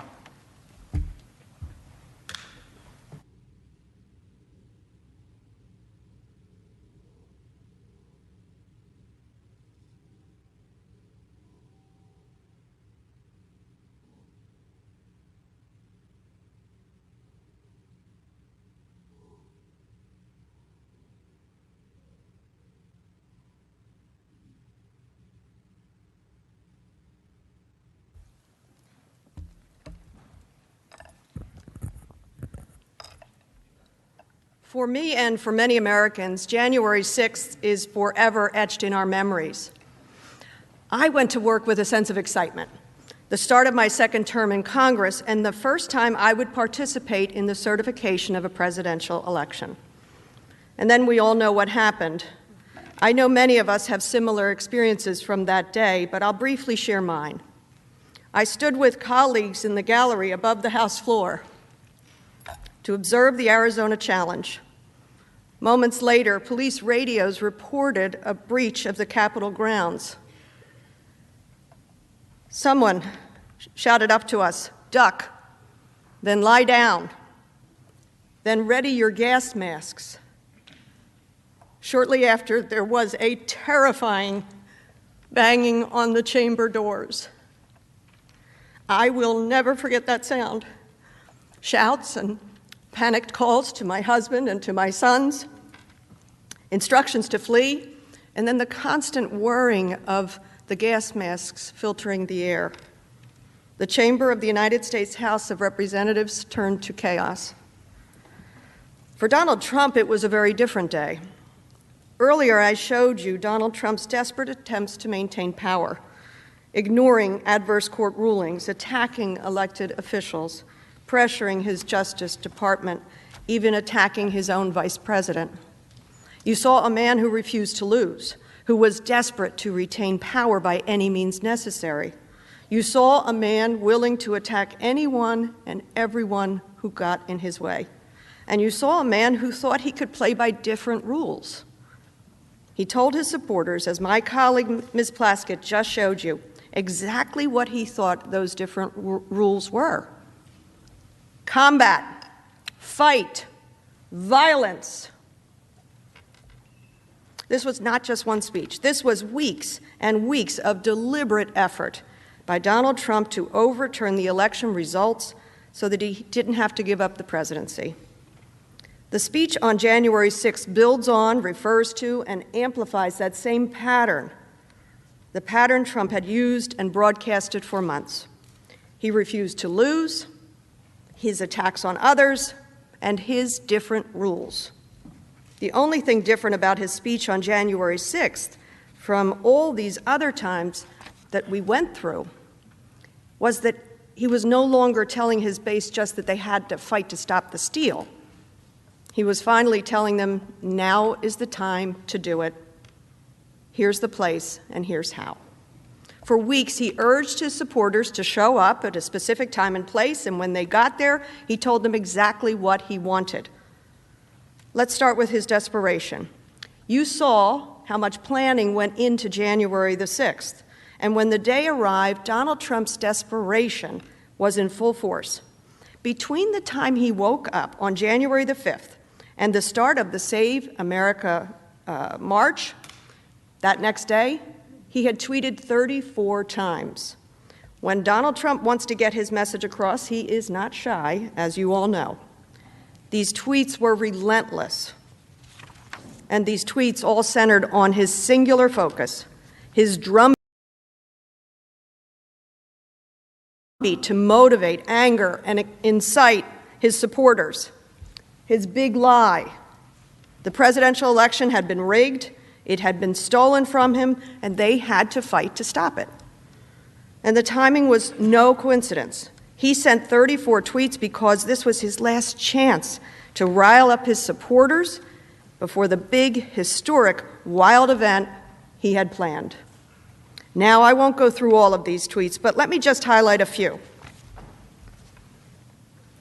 At 1 in the morning, he tweeted, "If Vice President Mike Pence comes through for us, we will win the presidency. Mike can send it back." This will look familiar to you because Mr. Liu just showed you how Trump had privately, he was pressuring and publicly attacking his vice president to stop the certification. And when Vice President Pence refused, when he explained that the Constitution simply does not allow him to stop certification, Donald Trump provoked his base to attack him. The late in the evening tweet was no different. It just got more forceful. Let's be clear. What Donald Trump was saying, that Vice President Pence could send back the certification, was not true. For one thing, all 50 states had ratified this election. And for another, Vice President Pence explained to him that he does not have the power to unilaterally overturn states' votes and just send the certification back. And Donald Trump knew this, but this was his last chance to get his vice president to stop the certification, and so he was willing to say or do just about anything. These tweets attacking the election as fraudulent, attacking his vice president, and urging his supporters to fight continued throughout the morning. Here's another example. At 8:17 a.m., he tweeted, "All Mike Pence has to do is send it back to them and back to the states, and we win." And we win. That's what he said, even though by then he had clearly lost. As Trump continued tweeting, the Save America March at the White House was now in full swing. The speakers who warmed up the crowd for Trump were members of his inner circle, family members, his personal attorney, people President Trump had deputized to speak on his behalf. Some of the speakers also spoke at the Second Million MAGA March, which resulted in serious violence. The warm-up acts on January 6th focused on promoting Donald Trump's big lie. They stoked the same fears, a stolen election, of fraud, of ripping victory away from them. And the speakers told them what to do about it. As the crowd erupted in "Fight for Trump," chants throughout that morning, Donald Trump Jr. urged, "That's the message. These guys better fight for Trump." The speakers lasted 3 hours, repeating President Trump's message, and finally, at about noon, Donald Trump took the stage with the seal of the presidency on his podium and the White House as his backdrop. President Trump spoke for more than 70 minutes. His narrative was familiar. It was the same message he had spent months spreading to his supporters. The big lie. The election was stolen, that they should never concede, and that his supporters should be patriots and fight much harder to stop the steal, to take back our country. The same phrases he'd spread for weeks, but now the message was immediate. Now it was just no longer just fight, it was fight right now. All of us here today do not want to see our election victory stolen by emboldened radical left Democrats, which is what they're doing, and stolen by the fake news media. That's what they've done and what they're doing. We will never give up. We will never concede. It doesn't happen. You don't concede when there's theft involved. Our country has had enough. We will not take it anymore, and that's what this is all about. And to use a favorite term that all of you people really came up with, we will stop the steal. That set the tone. Our country has had enough and we will not take it anymore. He told them and us right at the beginning that the only way to take back the country was to fight. Let's look at what he said next.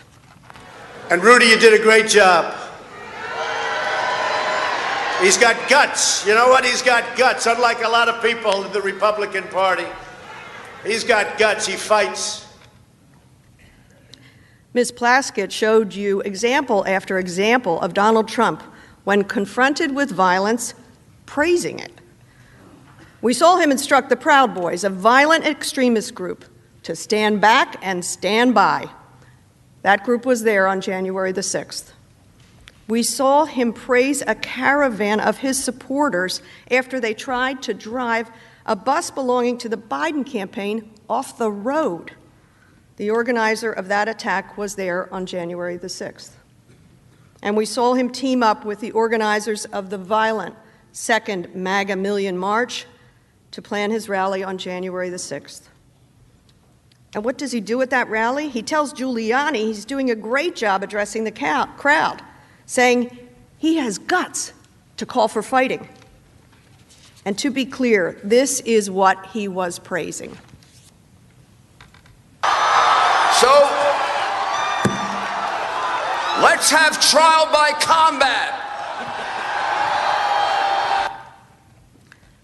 Trial by combat. Donald Trump praised Rudy, said he did a good job, had gut, that we need trial by combat. Next, more attacks. All Vice President Pence has to do is send it back to the states to recertify, and we become president, and you are the happiest people. This attack, like the tweets he sent that morning, had a purpose: convincing his supporters that the future of our country, of our democracy, hinged on whether Vice President Pence would overturn the election, something he knew Pence could not and would not do. He called out Vice President Pence 9 times that day, and each time he got more forceful. Here's what he said at 12:15. And we're going to have to fight much harder, and Mike Pence is going to have to come through for us, and if he doesn't, that will be a sad day for our country, because you're sworn to uphold our Constitution. Now it is up to Congress to confront this egregious assault on our democracy. And after this, we're going to walk down to the Capitol. Yeah!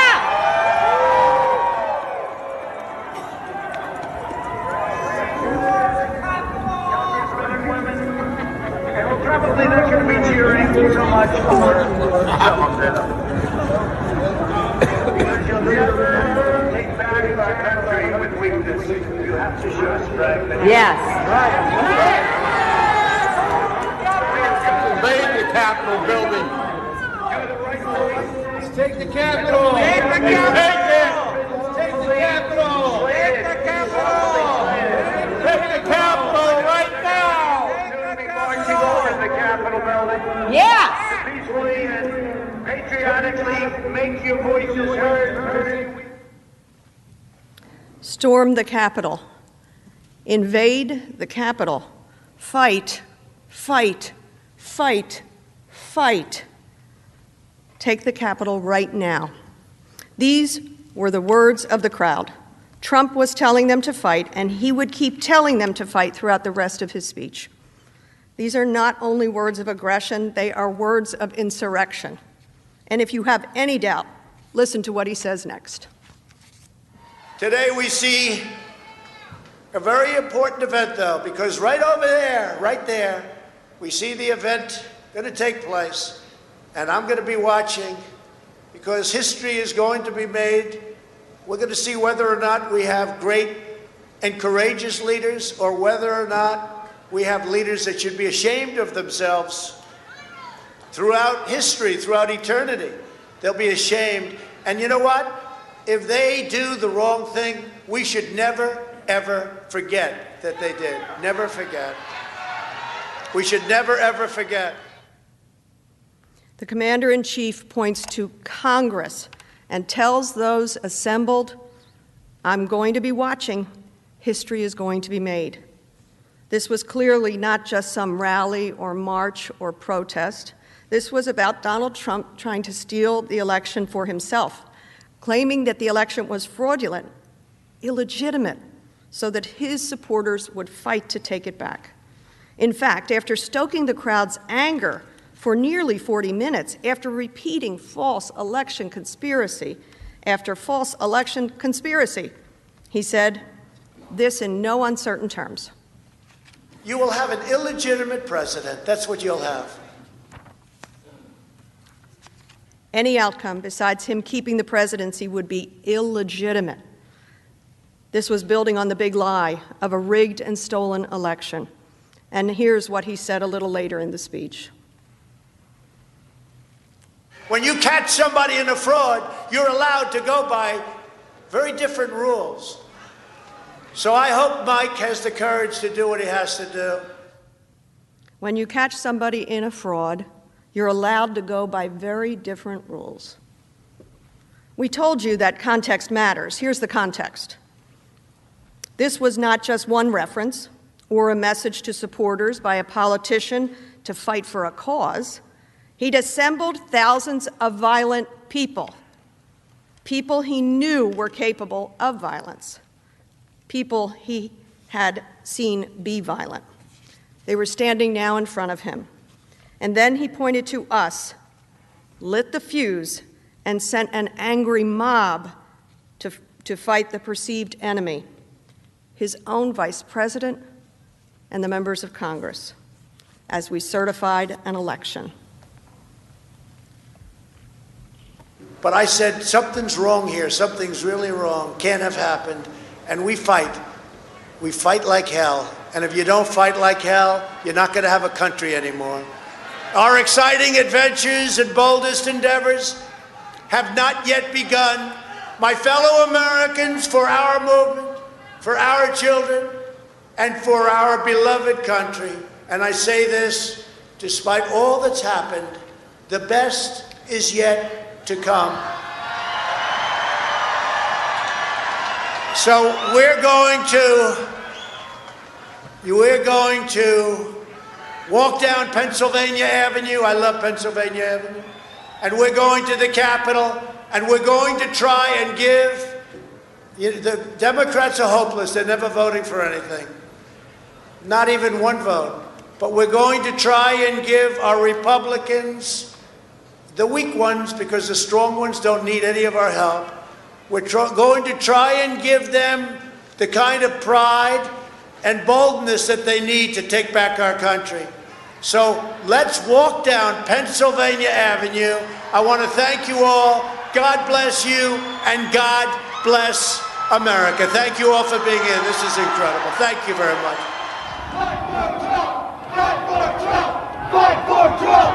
Fight for Trump! Fight for Trump! What are we here for? Trump! What are we here for? Trump! Fight for Trump! Fight for Trump! Fight for Trump! Fight for Trump! Fight for Trump! Fight for Trump! Fight for Trump! If you don't fight like hell, you're not going to have a country anymore. And there was only one fight left, and it was a mile up the road. Donald Trump, the President of the United States, ordered the crowd to march on Congress, and so the crowd marched. This is incredible, you heard him say. That's how President Trump ended his speech. I'd like to close with a very brief timeline of what was happening in parallel alongside the president as he spoke on the 6th of January. A little after noon, President Trump began his speech with a fiery refusal to concede. He commanded the crowd to fight and march down Pennsylvania Avenue. And around 12:20, some rally-goers, some attendees began marching. By 12:30, as President Trump continued to incite his supporters, large segments of the rally crowd had amassed at the Capitol.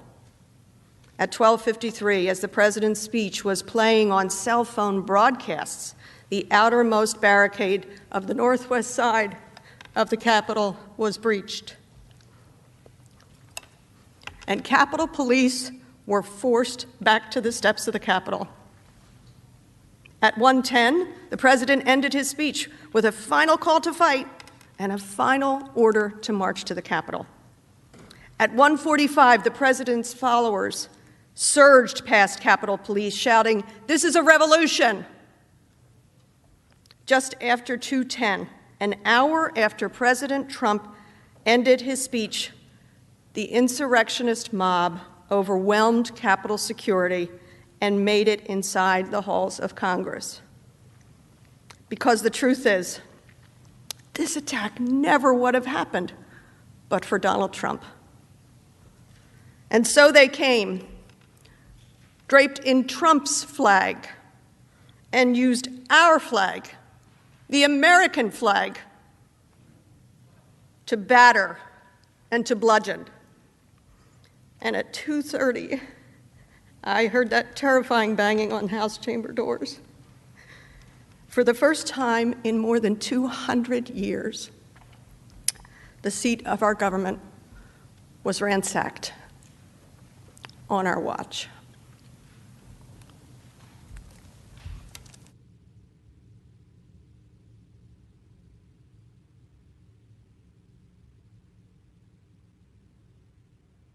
Mr. President, I think this would be a good time for a break, if that's okay.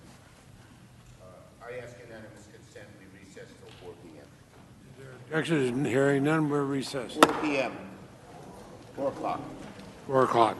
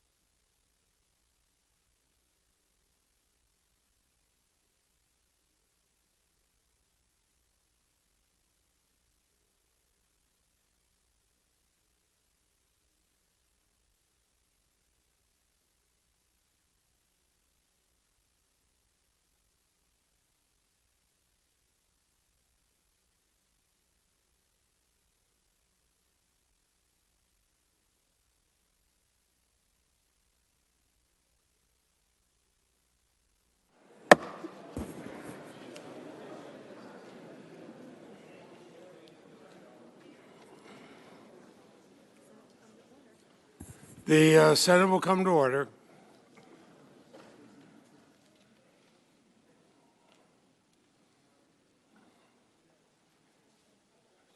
Turn this off.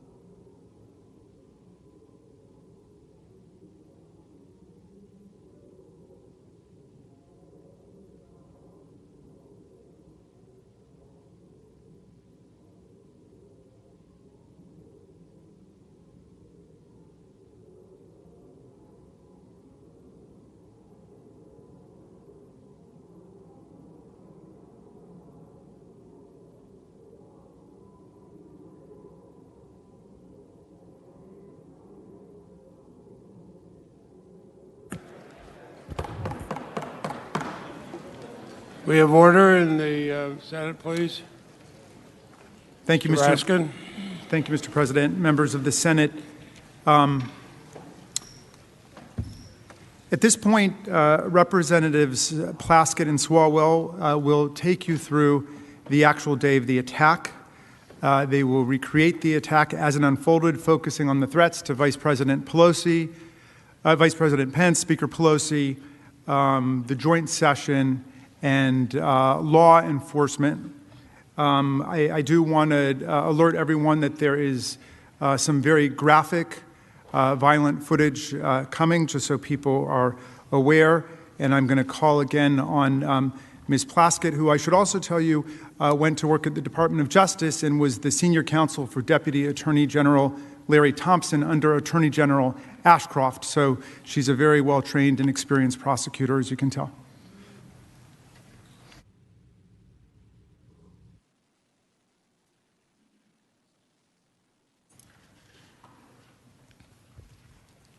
Mr. President, Senators,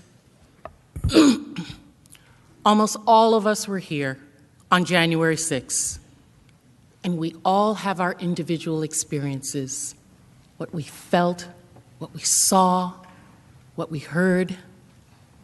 We've seen clips and reports in the media, but I have to tell you, it was not until preparing for this trial that I understood the full scope and learned the information that you're going to see, that I understood the effort to attack our seat of government in order to carry out President Trump's mission to prevent the certification of a presidential election. It was an attack to our republic, to our democratic process. My colleagues, Manager Swalwell and I, are going to walk you through the attack on the Capitol that day and the danger that it posed to the Vice President, to the Speaker of the House, to you all as senators, my colleagues in the House, Capitol Police, and everyone who works in and around this Capitol. As you have heard, President Trump had been telling his supporters and his millions of Twitter followers that Pence had the ability to secure the presidency for Trump, that Mike Pence alone had the power to overturn the election results if he would just do it. But at 12:55 p.m. on January 6, Vice President Pence formally refused the president's demand.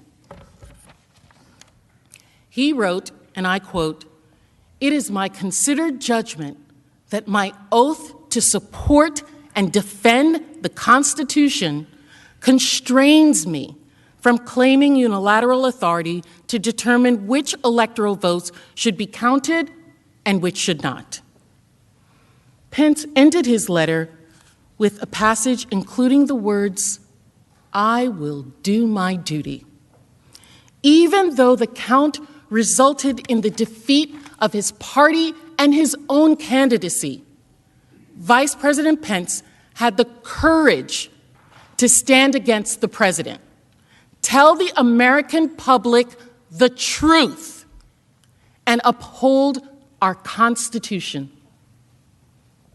That is patriotism.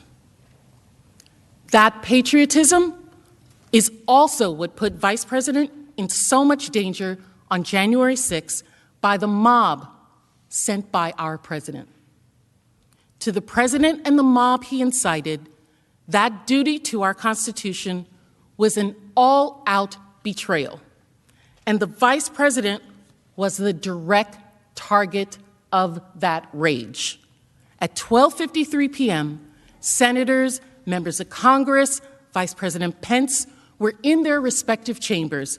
Outside, rioters, including some linked to the Proud Boys, broke through the outer barricade surrounding the lawn of the Capitol.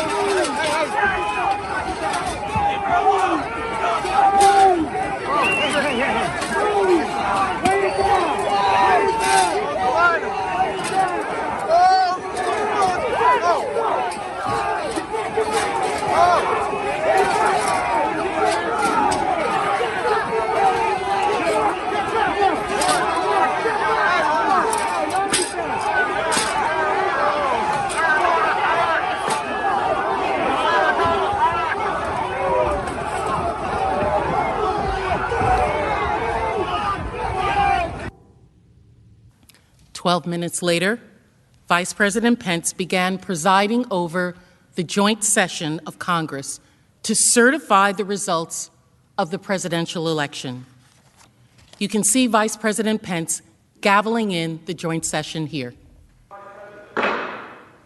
Madam Speaker and members of Congress, pursuant to the Constitution and the laws of the United States, the Senate and House of Representatives are meeting in joint session to verify the certificates and count the votes of the electors of the several states for President and Vice President of the United States. While Vice President Pence presided over the joint session, Trump supporters began their assault on our Capitol. Radio communications from the Metropolitan Police Department highlight how during and following President Trump's speech, Trump supporters descended on the Capitol and became increasingly violent. What you are about to hear has not been made public before. Multiple capital entries! Multiple capital entries! 1318. Hey, 12 to 50, we're coming around from the south side. To be advised, the speed ended. Intel 1, be advised, you got a group of about 50 charging up the hill on the west front, just north of the stairs. They're approaching the wall now. They're starting to dismantle their reviewing stands and throwing metal poles at us. Cruiser 50, give me DSO up here now! DSO! Multiple law enforcement entries! DSO, get up here! Alright, we're 30 seconds out. We need some reinforcements up here now. They're starting to pull the gates down. They're throwing metal poles at us. Cruiser 50, DSO, get up here! Okay, we're here. 12 to 50, we're here. Oh, we just had an explosion go on up here. I know there's fireworks or what, but they're starting to explode explosives. Fireworks material.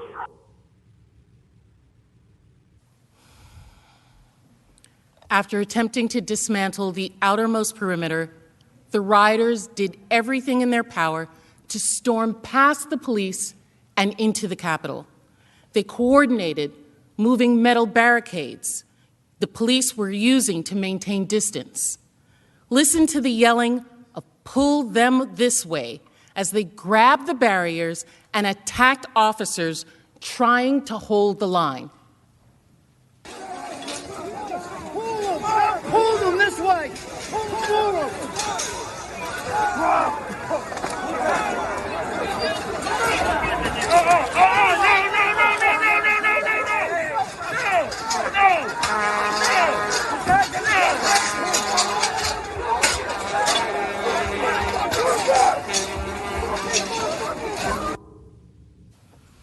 At about 1:10 and 1:23 p.m., respectively, Capitol Police sent out the first evacuation alerts of the day, telling people to evacuate the Madison Building and the Cannon Building, respectively.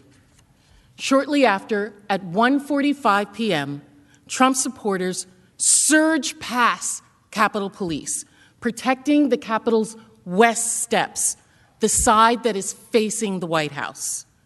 In another radio communication between Metropolitan Police officers, you can hear an officer declare that there is a riot at the Capitol at 1:49 p.m.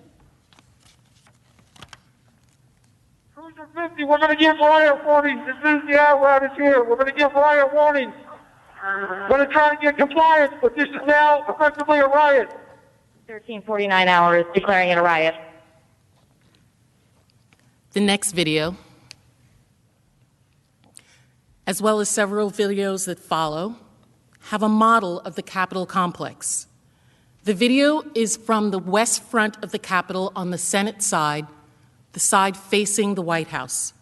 Watch the red dot, which moves up the lower steps of the Capitol, indicating the approximate location of the rioters as they surge past the police.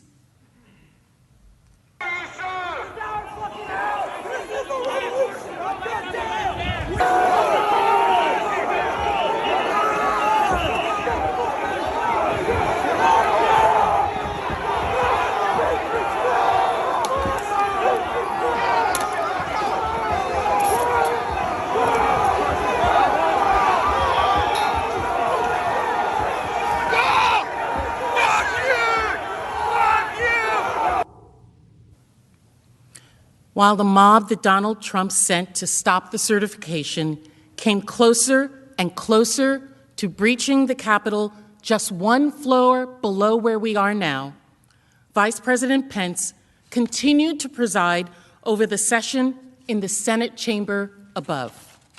At about 2:12 p.m., Secret Service quickly and suddenly evacuated Vice President Pence from the Senate floor. Here's the immediate reaction to that evacuation. No audio. They just cut out. It looks like they and sometimes the It seemed Senate like they just ushered Mike Pence out really quickly. Yes, they did. That's exactly what just happened there. They ushered Mike Pence out. They moved him fast. I saw the motions too. While the Vice President Pence was being evacuated from the Senate chamber, rioters were at that time breaking into the Capitol. This next video shows their approach and the initial breach of the Capitol complex. Remember to watch the red dot, which is being tracking throughout this incident.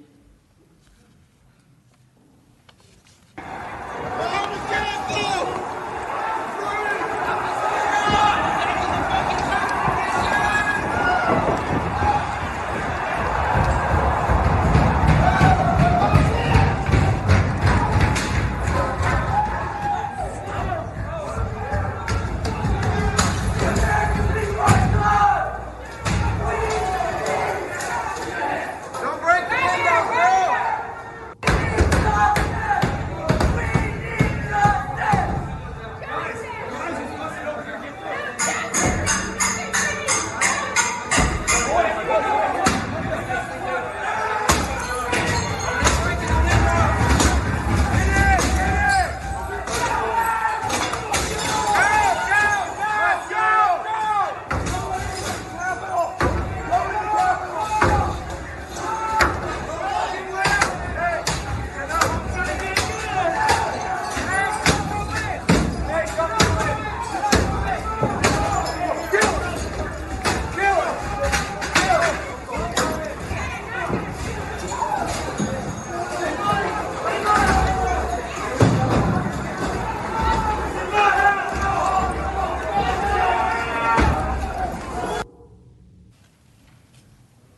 Now we're going to show you, through security footage that has not been made public before, what that same breach looked like from the inside.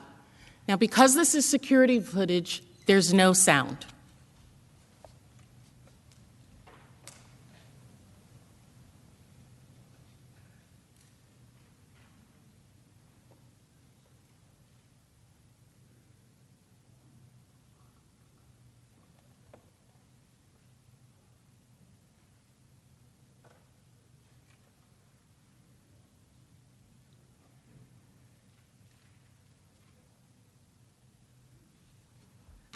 Note, as the video begins, we are seeing the inside view as the mob approaches from outside and beats the windows and doors. You can see that the rioter first break the window with the wooden beam that you saw previously, and a lone police officer inside responds and begins to spray the first man who enters, but is quickly overwhelmed. I want you to pay attention to the first group of assailants as they break into the building. The second man through the window is wearing full tactical body armor and is carrying a baseball bat. Others are carrying riot shields. Among this group are members of the Proud Boys, some of whom, like Dominic Pizzola, who was recently indicted on federal conspiracy charges we will discuss later.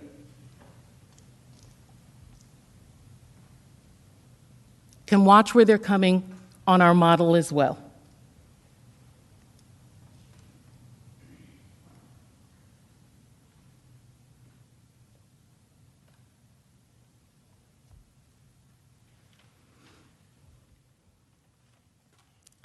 When I first saw this model that was created for this, I thought back to September 11th. I know a lot of you senators were here. Some of you might have been members on the House side. I was also here on September 11th. I was a staffer at that time. My office was on the west front of the Capitol. I worked in the Capitol, and I was on the House side. This year is 20 years since the attacks of September 11th. And almost every day, I remember that 44 Americans gave their lives to stop the plane that was headed to this Capitol building. I thank them every day for saving my life and the life of so many others. Those Americans sacrificed their lives for love of country, honor, duty, all the things that America means. The Capitol stands because of people like that. This Capitol that was conceived by our founding fathers, that was built by slaves, that remains through the sacrifice of service men and women around the world. And when I think of that, and I think of these insurgents, these images, incited by our own President of the United States, attacking this Capitol to stop the certification of a presidential election, our democracy, our republic. At the same time that that breach on this Capitol building occurred, at approximately 2:13 p.m., just one floor up, while Senator Lankford was speaking on the Senate floor, Senator Grassley, who had taken over for Vice President Pence, called an unscheduled immediate recess of the Senate. A Senate aide approached Senator Lankford and informed him that the Capitol had been breached. Senator Grassley is immediately escorted out of the Senate chamber.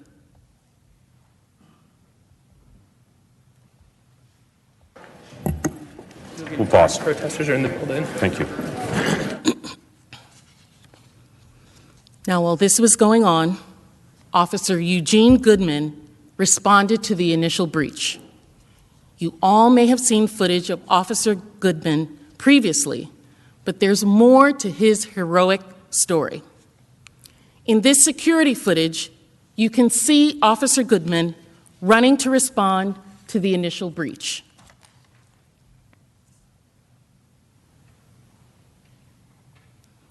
Officer Goodman passes Senator Mitt Romney and directs him to turn around in order to get to safety. On the first floor, just beneath them, the mob had already started to search for the Senate chamber. Officer Goodman made his way down to the first floor where he encountered the same insurrectionists we just saw watch breach the Capitol. In this video, we can see the rioters surge toward Officer Goodman. Recall that the rioters are in red and Officer Goodman in this model is in blue. Watch Officer Goodman, who backs up the stairs.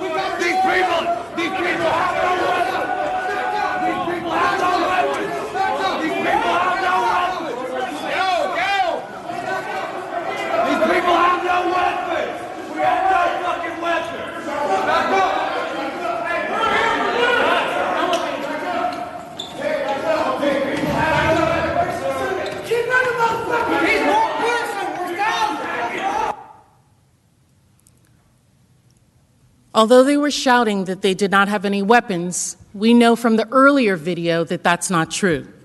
The second assailant through that breach was the one carrying a metal baseball bat. We know there were other weapons there that day. Did you hear the other shouts? We're here for you. He's one person, we're thousands.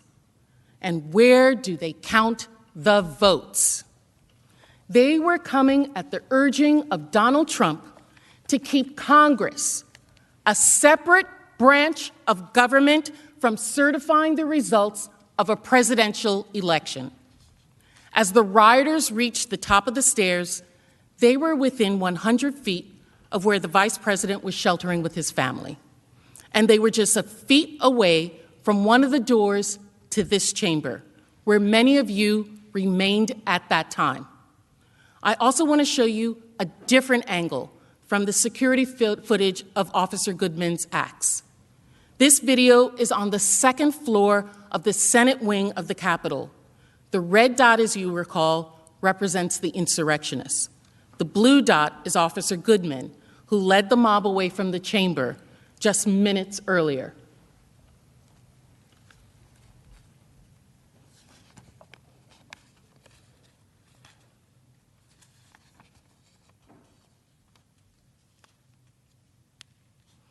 On the left-hand side of the video, just inside the hallway, is the door to the Senate chamber. And watch how Officer Goodman provokes the rioters and purposefully draws them away from the door to the Senate chamber and towards the other officers waiting down the hall. The rioter seen carrying a baseball bat in this video is the same one we saw moments ago breaching the window on the first floor. While all of this was going on, Vice President Pence was still in the room near the Senate chamber. It was not until 2:26 that he was evacuated to a secure location. This next security video shows that evacuation. His movements are depicted by the orange dot in our model. The red and blue dots represents the location where the mob and Officer Goodman were, and where Officer Goodman led the mob away from the chamber just moments ago. You can see Vice President Pence and his family quickly move down the stairs. The Vice President turns around briefly as he's headed down. As Pence was being evacuated, rioters started to spread throughout the Capitol. Those inside helped other rioters break in through doors in several locations around this entire building. And the mob was looking for Vice President Pence because of his patriotism, because the Vice President had refused to do what the President demanded and overturn the election results. During the assault on the Capitol, extremists reportedly coordinated online and discussed how they could hunt down the Vice President. Journalists in the Capitol reported they heard rioters say they were looking for Pence in order to execute him. Trump's supporters had erected a gallows on the lawn in front of the Capitol building. Another group of rioters chanted, "Hang Mike Pence," as they stood in the open door of the Capitol building. You can hear the security alarm from the door in the background, and you can hear the mob calling for the death of the Vice President of the United States.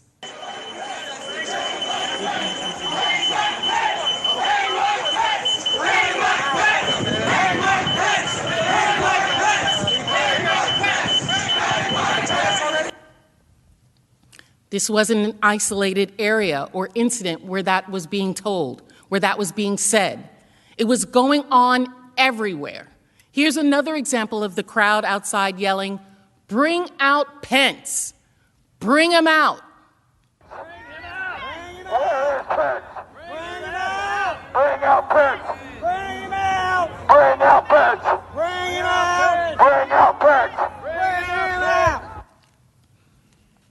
After President Trump had primed his followers for months and inflamed the rally-goers that morning, it is no wonder that the Vice President of the United States was the target of their wrath after Pence refused to overturn the election results. Listen to this man explain.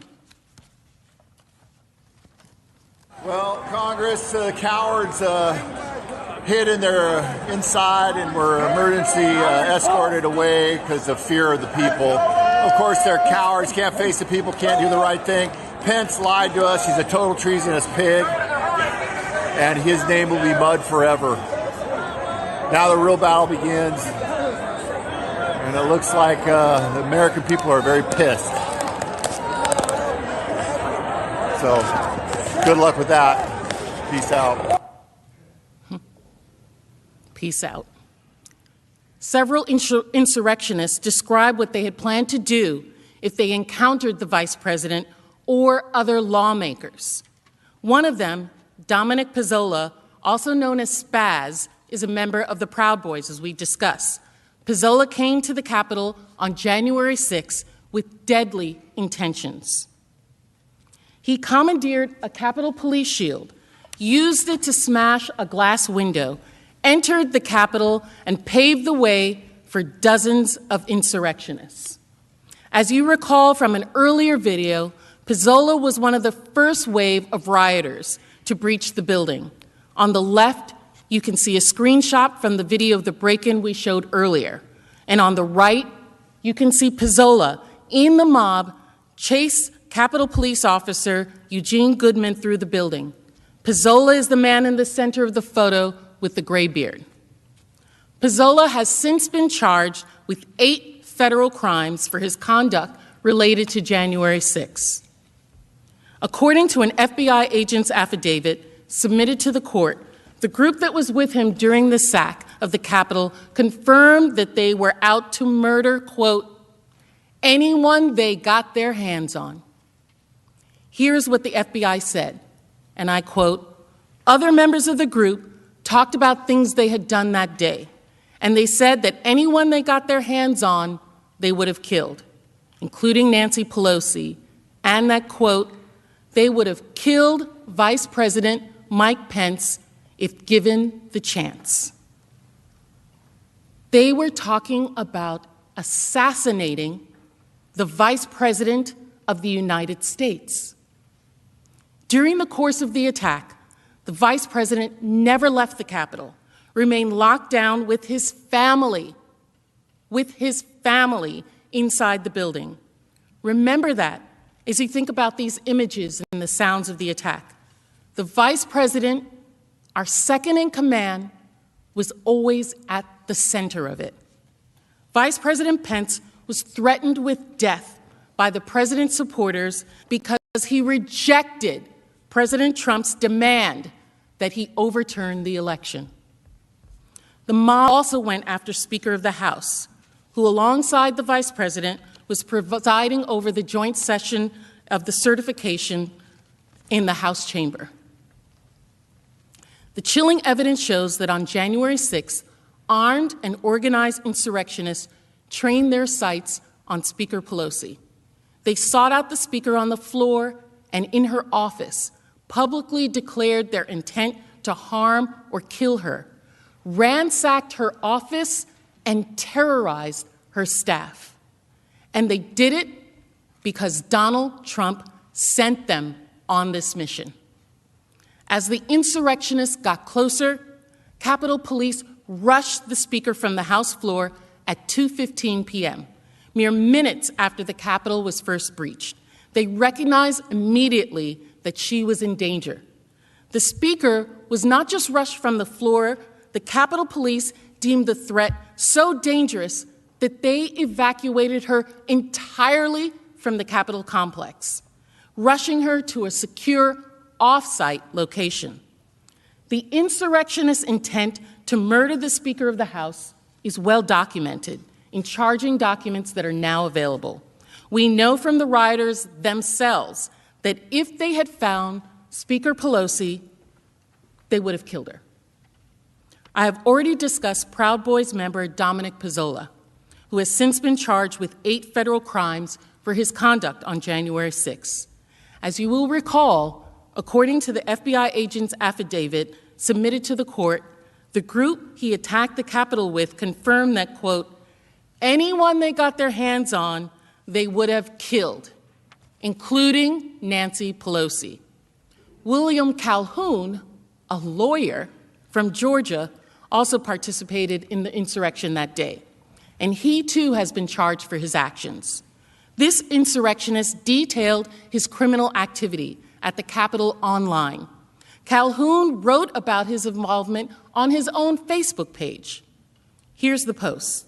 Calhoun stated, quote, and get this, the first of us who got upstairs kicked in Nancy Pelosi's office door and pushed down the halls towards her inner sanctum. The mob howling with rage. Crazy Nancy probably would have been torn into little pieces, but she was nowhere to be seen. Crazy Nancy. That's Trump's nickname for the Speaker of the House. Then he explains that he and his group only abandoned their claim to the Speaker's office when, quote, a SWAT team showed up. He writes, quote, then a SWAT team showed and we retreated back to the rotunda and continued our hostile takeover of the Capitol building. Retreated, hostile takeover.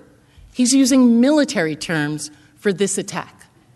The mob continued to look for Speaker Pelosi throughout the time they occupied the Capitol, including invading her offices.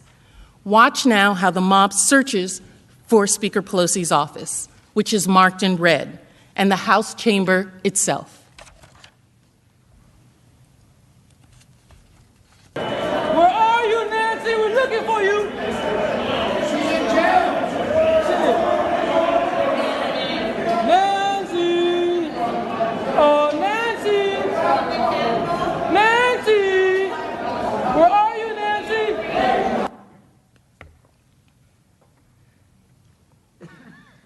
During the siege, the Speaker's staff took cover in her office, hiding in fear for their lives for hours.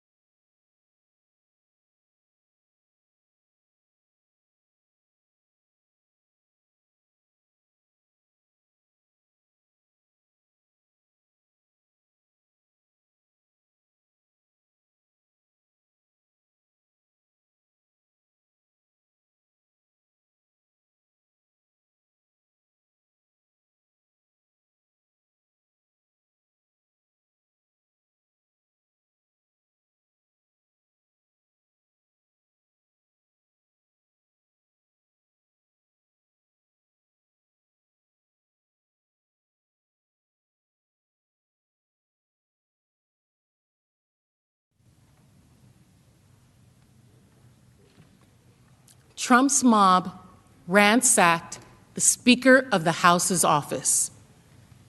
They terrorized her staff. Again, that is a mob that was sent by the President of the United States to stop the certification of an election.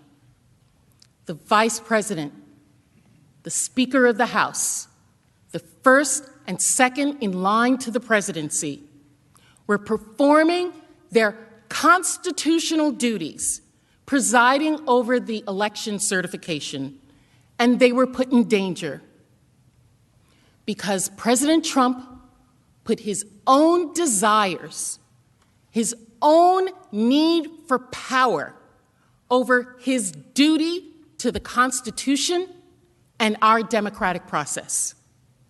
President Trump put a target on their backs, and his mob broke into the Capitol to hunt them down.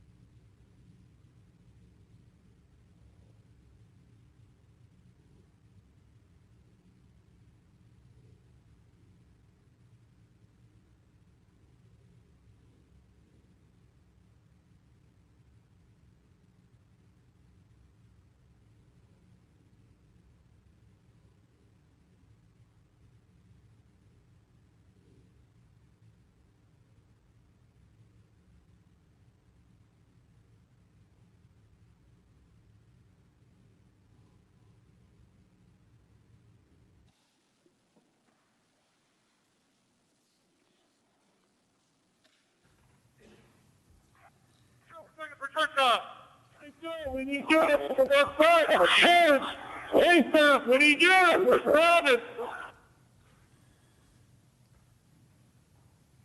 Susan Christie, they breached the scaffold. Like nothing, no, they have breached the scaffold. They're behind our lines. Shortly after 2 p.m., the Capitol Police and Metropolitan Police were overwhelmed by President Trump's mob. Perimeters were broken.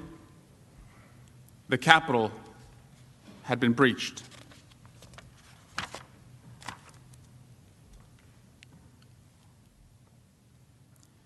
Those officers kept fighting back for hours and hours to hold the line. They fought to defend the Capitol building and all of us within it.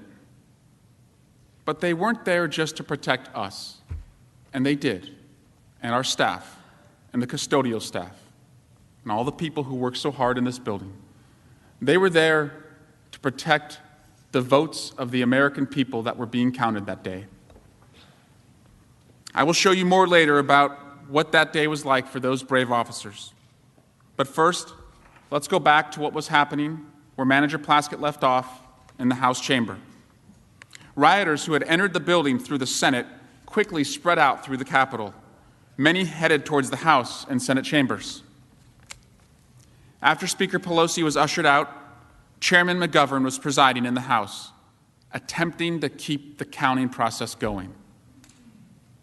On our phones, members were receiving security updates and watching social media to see the horror that was going on outside. We never thought it would make its way in. By 2:25 p.m., rioters who were already in the building opened the east side doors of the Capitol Rotunda to let more of the mob in. They quickly flooded through the doors, overwhelming the officers. This is new security footage of those doors. And as before, the mob is identified with the red dot on the model of the Capitol. If you look closely, you'll see the first person through the door is holding a Trump flag.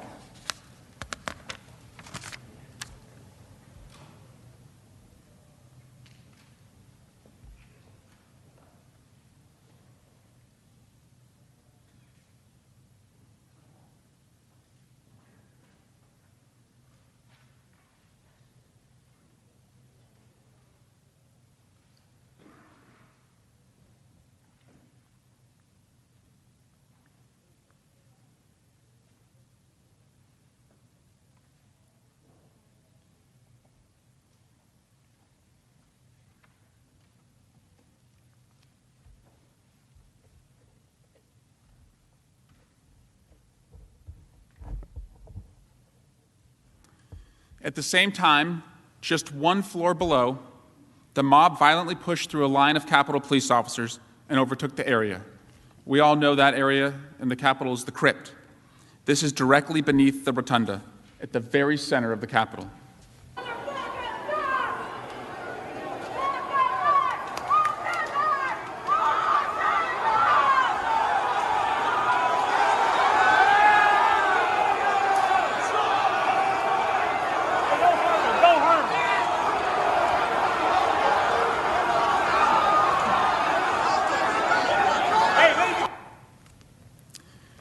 Inside the House chamber, a security officer suspended the floor debate to update members. We had a disbursement of tear gas in the rotunda. Please be advised there are masks under your seats.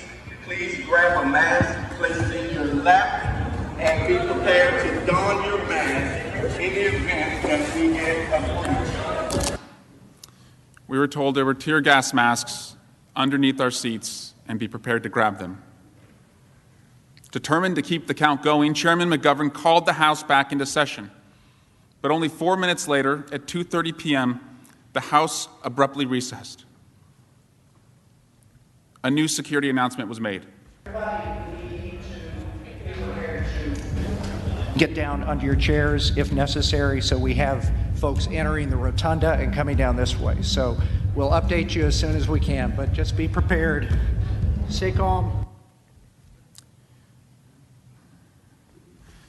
As I heard that announcement on the floor, I saw the new House chaplain, on just her 4th day on the job, walk to the front podium.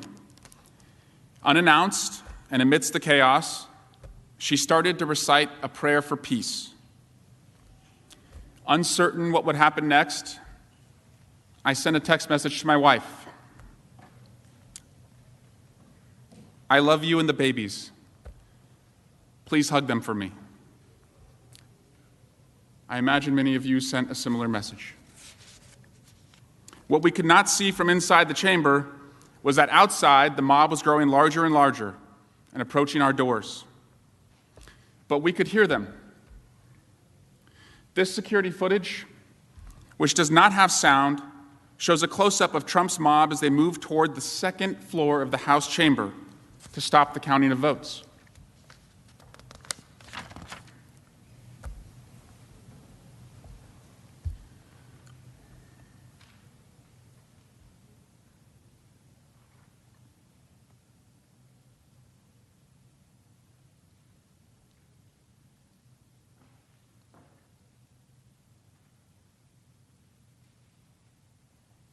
In the back of the group, you see one individual carrying a "Stop the Steal" sign. They get within footsteps of the House door. The next video is the viewpoint of the insurrectionists. It begins with the mob amassing and then cuts ahead to show you their surge to the House door. We want Trump! We want Trump! We want Trump! We want Trump! We want Trump! We want Trump! We want Trump! We want Trump! We want Trump! We want Trump! We want Trump! It's I told you they're going. They're going. Yeah, I would just stop.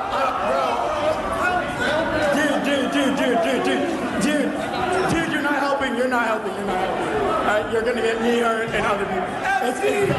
It's Epstein! It's the faggot Epstein! Hey, no violence! It's too late for that. They don't listen without that shit.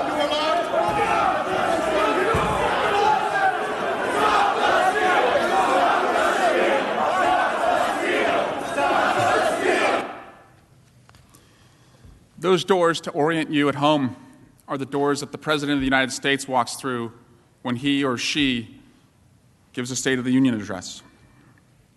You may have heard one man yelled, "No violence," and another responded, "It's too late for that." They don't listen without that. They were there to stop the certification of the election. At this point inside the House chamber, we could now hear the pounding on the doors.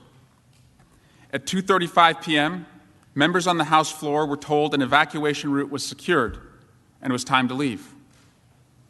This video shows members of Congress exiting to the side of the podium where we would go through the House lobby and downstairs.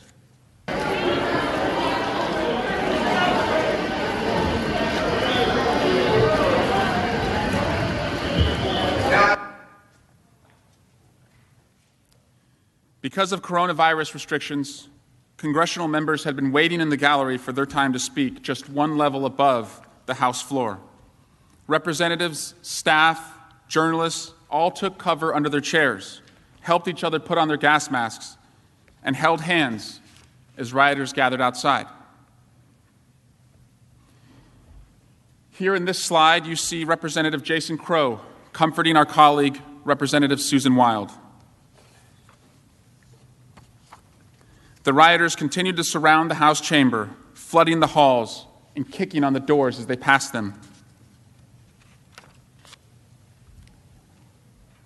This security video shows Ashley Babbitt, followed by others in the mob, turning the corner toward the House lobby doors where the members were leaving.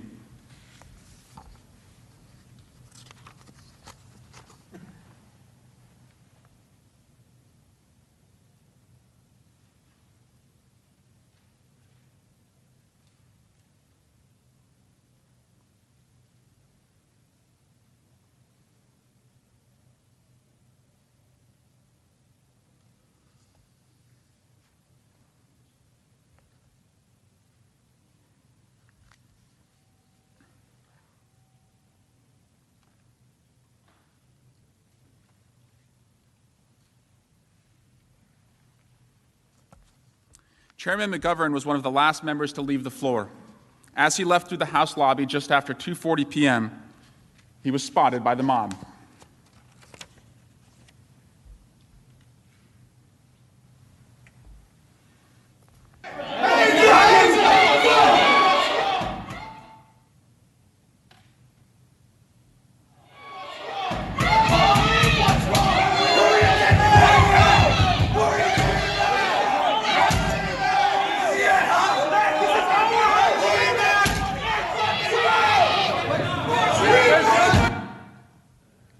Minutes later, at 2:44 p.m., Ashley Babbitt attempted to climb through a shattered window into the House lobby.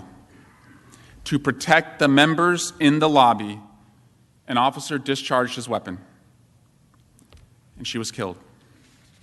I want to warn everyone that the next video, which shows her death, is graphic.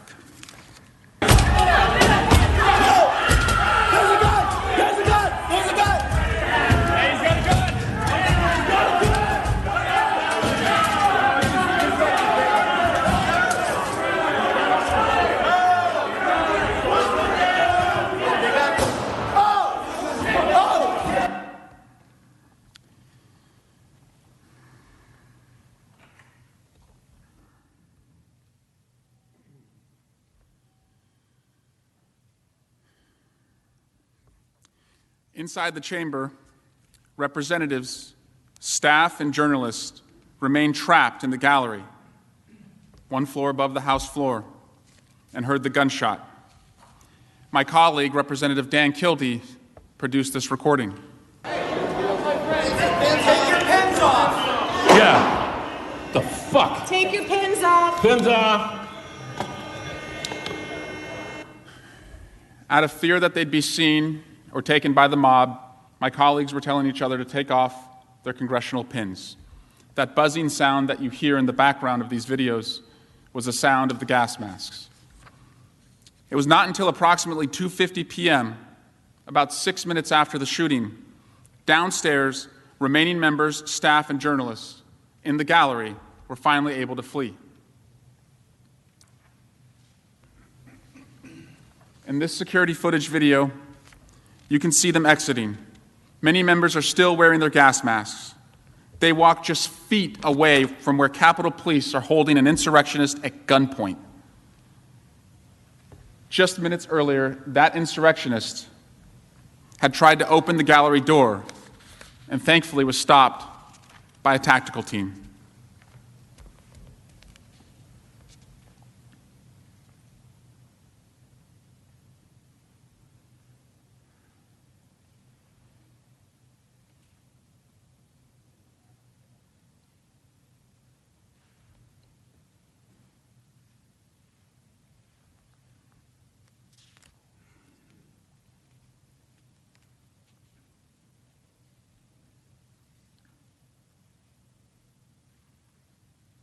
Although members were now being moved to another location, the mob continued to fight, to stop the count, to find the members, to engage with the police. The building was not yet secure. This security video from 2:56 p.m. shows the mob in the House of Representatives wing on the second floor of the Capitol. Insurrectionists who are still inside the building are fighting with the police, who are overwhelmed and trying to get them out.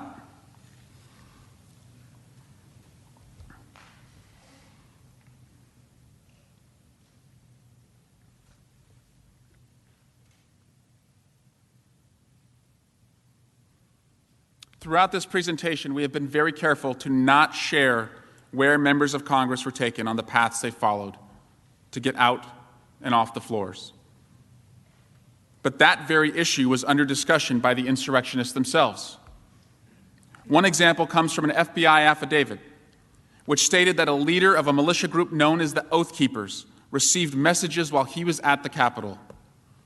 The leader was given directions to where representatives were thought to be sheltering and instructions to, quote, turn on gas, seal them in. And as you know, the threat to the Senate was no less than that of the members of the House. The mob approached the Senate with the same purpose, fulfilling President Trump's goal of stopping the count, delaying the certification of the Electoral College votes of the American people. As you heard from Manager Plaskett, Vice President Pence was moved away from the area near the Senate chamber around 2:25 p.m. By that time, rioters had breached several areas close to this chamber, and they were flooding the hallways just outside and nearby. The Senate chamber was not evacuated until 2:30 p.m. The mob had been in the building for more than 15 minutes. This new security footage of the senators and staff leaving the chamber will be displayed on the screens. It is silent.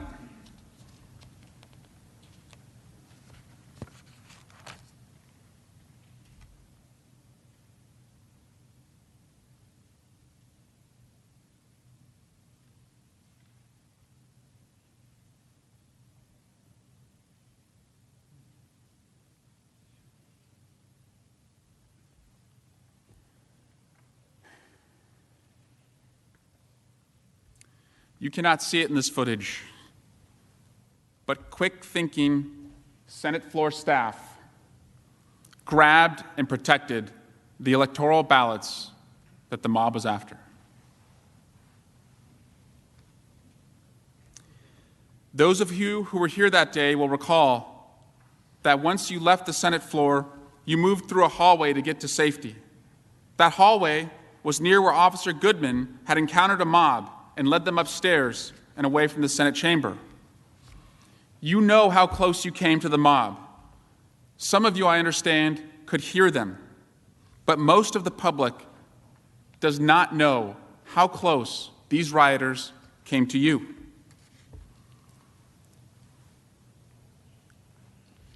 As you were moving through that hallway, I paced it off.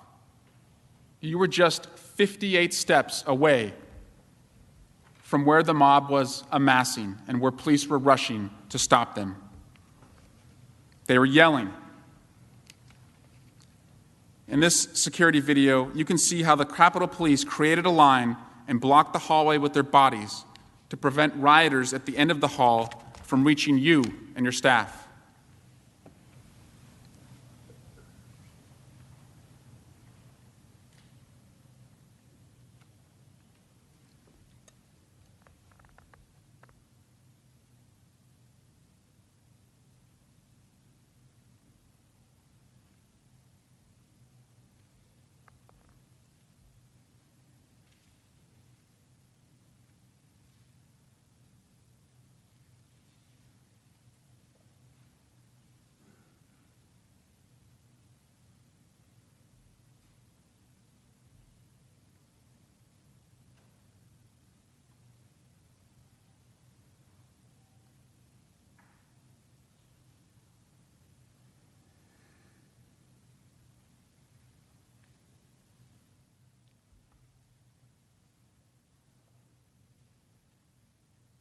Because this is security footage that you have not seen before, I want to play it again.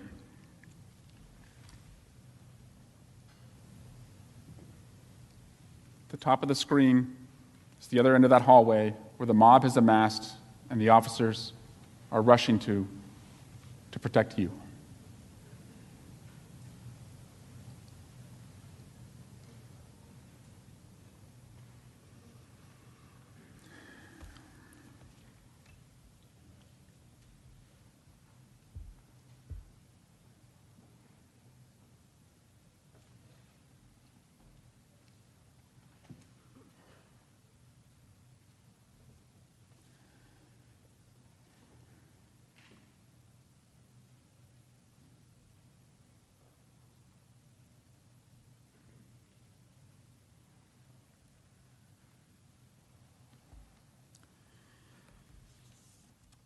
Additional security footage shows how Leader Schumer and the members of his protective detail had a near miss with the mob.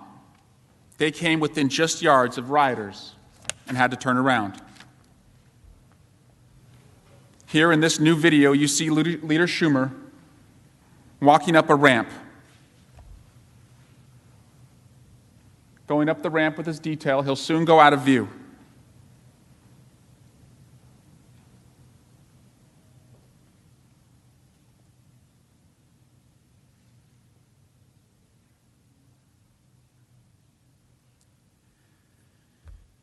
Seconds later, they return and run back down the hallway, and officers immediately shut the door and use their bodies to keep them safe.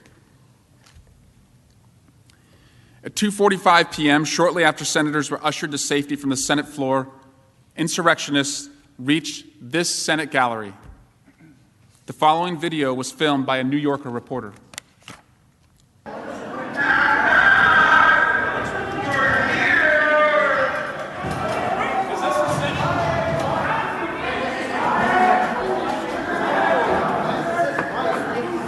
Where the fuck are they? Minutes later, the insurrectionists invaded and desecrated the Senate floor. These vandals shouted and rifled through the desks in this room. They took pictures of documents and of themselves, celebrating that they had taken over the floor and stopped the counting of Electoral College votes.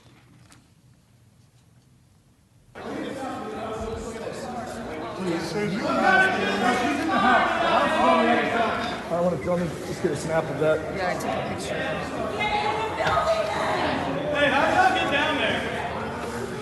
Go down the stairs. And look here, look. Ted Cruz's objection to the Arizona. His objection. He was going to sell us out all along. Really? Look. Objection to counting electoral votes of the state of Arizona. Can I get a photo of that? Wait, no, that's... Oh, no, that's okay. All right. He's with us. There's got to be something in here we can fucking use against these scumbags. Quit acting a fool, man! America's a republic. Oh, no, this is good stuff. Hey! Quit acting a fool! Larry Brock, who was arrested for his role in the insurrection, was photographed on the Senate floor wearing a helmet, tactical gear, and carrying flex cuffs. This man, also in the Senate gallery, is Eric Munchell. Like Brock, he was dressed in what appears to be tactical gear, also holding up flex cuffs. If the doors to this chamber had been breached just minutes earlier, imagine what they could have done with those cuffs. After insurrectionists occupied the Capitol and stopped the joint session from counting the votes, the Capitol was in lockdown for 5 hours.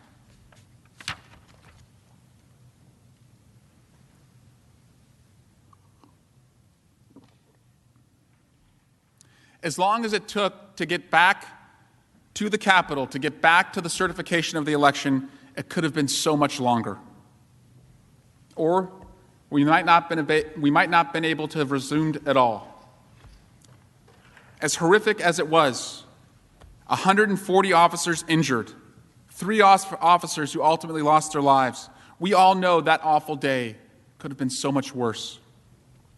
The only reason it was not was because of the extraordinary bravery of the men and women of the Capitol Police and the Metropolitan Police Departments.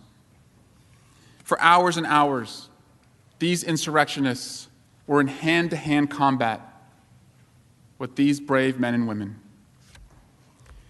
Like some of you, I come from a law enforcement family.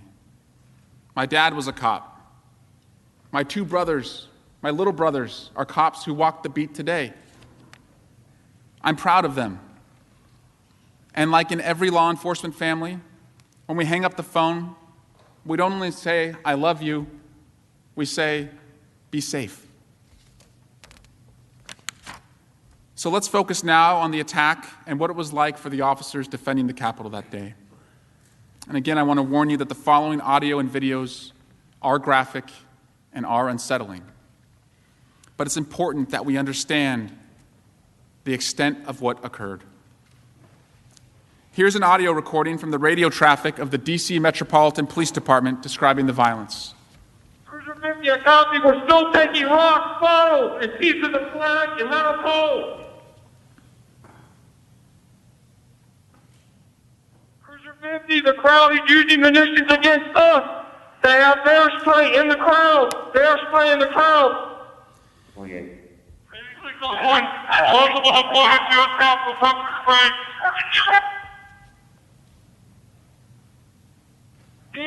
DSO, I need a re-up up here. You hear the officer describe they're using munitions. The rioters, are using munitions against us. This video shows how the sprays that were described were used against the officers.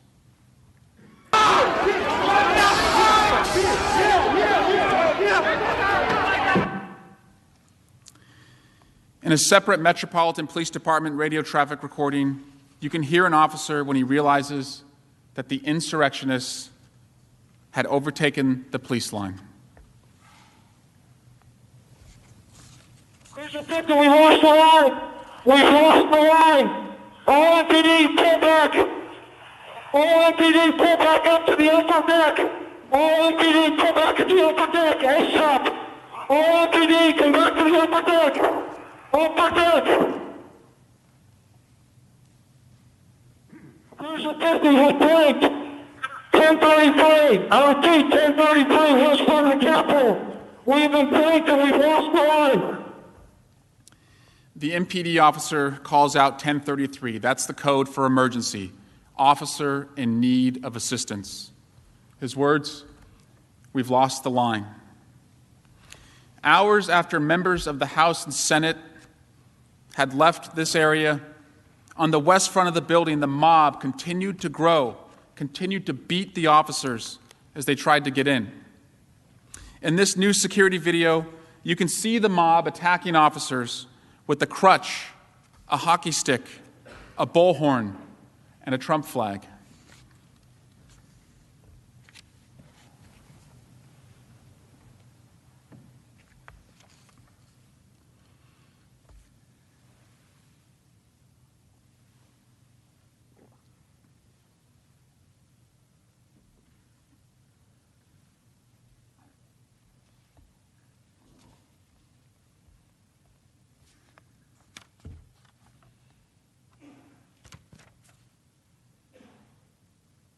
I want to show you that same attack from the officer's perspective from his body camera footage.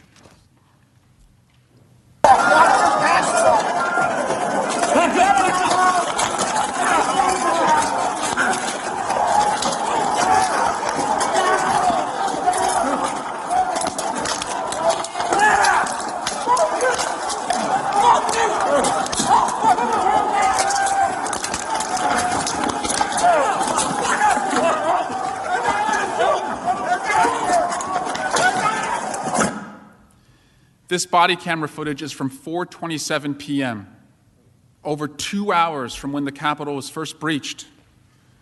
The attack on police that afternoon was constant. Metropolitan Police Officer Michael Fanone, a 20-year police veteran with 4 daughters, was part of a line of officers protecting the Capitol. He was one of 3 officers that the mob dragged down the stairs. When they dragged him, they stole his badge, his radio, his ammunition magazine, and they tased him, triggering a heart attack. Here he describes his experience. It looked like a medieval battle scene.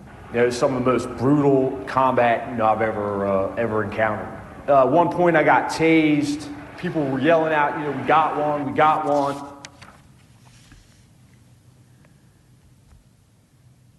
Officer Christina Lowry, who regularly serves in MPD's Narcotics and Specialized Investigation Division, also protected the front Capitol entrance. Here's her experience. I can't say enough about the officers that were there, the officers that were on the front line. And when I say the front line, I mean literally officers that were in a line, stopping these people that were beating them with metal poles. They were spraying them with bear mace. They did everything in their power to not let those people in. And this was going on for hours. Around 4:30 p.m., hours into the Capitol riots, Officer Daniel Hodges was protecting a West Side Capitol entrance when rioters who were trying to stop the certification trapped him between 2 doors. When Officer Hodges was interviewed later, this is how he described what was happening. They threw down a huge metal object that hit me in the head. I was also knocked down. The medical mask I was wearing at the time got pulled up over my eyes, so I was on the ground and blinded, and they started just attacking me from all sides. Rioters crushed Officer Hodges. He was wedged in the doorway, blood dripping from his mouth. He was struggling to breathe, all while the insurrectionists hit him. Officer Hodges' experience reminds you of what he and many other officers experienced that day, what they went through. We're also reminded of the 3 officers who lost their lives. Capitol Hill police officers Sicknick, Liebengood, and Metropolitan Police Officer Smith. In many law enforcement families, we pray for our loved ones, and we know the scripture of Matthew, chapter 5, verse 9. Blessed are the peacemakers, for they shall be called the children of God. I'm sorry I have to show you the next video, but in it you will see how blessed we were that on that hellish day we had a peacemaker like Officer Hodges, protecting our lives, our staff's lives, this Capitol, and the certification process. May we do all we can in this chamber to make sure that never happens again.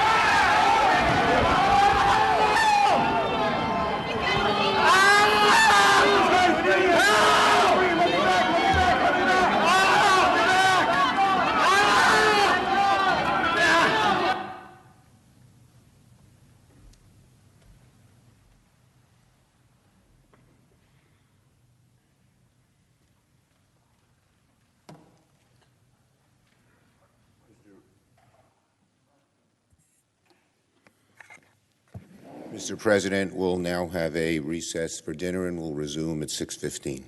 The Senate will stand in recess.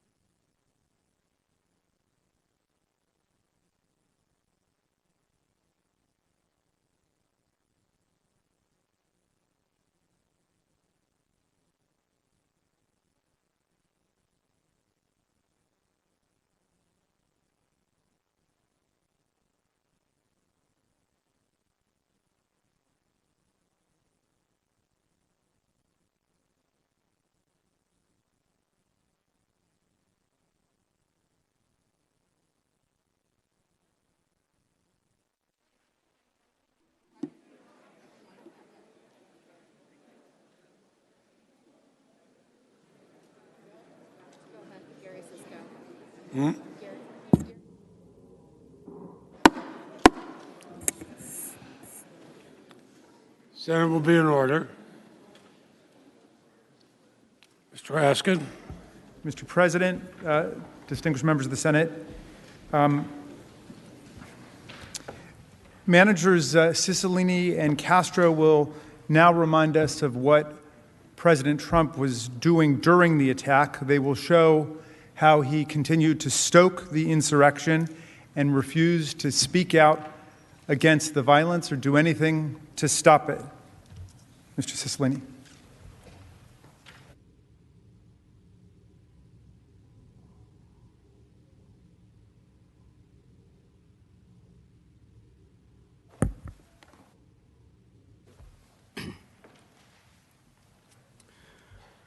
Mr. President, distinguished senators, you just heard from my colleagues about the harrowing events that happened here at the Capitol on January 6th and saw that very disturbing video. I'd now like to turn your attention to what was happening on the other end of Pennsylvania Avenue at the White House. And the truth is, the facts are that on January 6th, Donald Trump did not once condemn this attack. He did not once condemn the attackers. In fact, on January 6th, the only person he condemned was his own vice president, Mike Pence, who was hiding in this building with his family in fear for his life. In the first crucial hours of this violent attack, he did nothing to stop it, nothing to help us. By all accounts, from the people that were around him, he was delighted. And here's the last thing Donald Trump said that day. And you might remember this from my motions presentation earlier in the week. At 6 p.m. on January 6th, after all the destruction that you just saw, the Capitol Police and the National Guard fighting to secure this building, here's what Donald Trump tweeted. These are the things and events that happen when a sacred landslide election victory is so unceremoniously and viciously stripped away from great patriots who have been badly and unfairly treated for so long. Go home with love and in peace. Remember this day forever. He got what he incited, and according to Donald Trump, we got what we deserved. Donald Trump's incitement of this insurrection, including his dereliction of his duty as commander-in-chief to defend the Capitol and the people in it, his complete refusal to condemn the attack while it was going on, and his continued incitement of the violence during the attack require impeachment. Now let's turn to then President Trump's conduct that day. I want to start at the beginning when he addressed his thousands of great patriots, as he called them that morning. Around noon, Donald Trump began speaking at his rally just down Pennsylvania Avenue. Even before Donald Trump finished speaking, his supporters began to walk down toward the Capitol, and they were already starting to chant, "Stop the steal, storm the Capitol, invade the Capitol, fight for Trump." And by 12:53 p.m., they had violently forced their way through the barricades here at the Capitol. Now, about 1 o'clock that day, with this chaos just starting, Speaker Pelosi, as the Constitution requires, formally commenced the process by which this chamber certifies the election results. Within 10 minutes, at 1:11 p.m., as if almost on cue, Donald Trump concluded his speech with his final reminder to the thousands gathered there that it was time to go to the Capitol. Let's watch.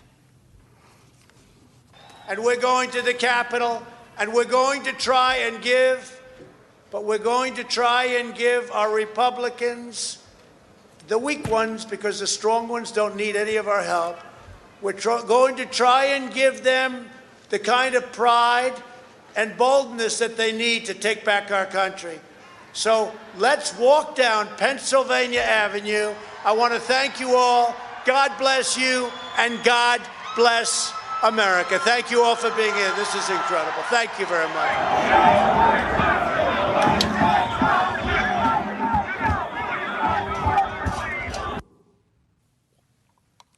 Now, you've seen what happened when these supporters, following his orders, arrived here at the Capitol. But I want to look at what happened next.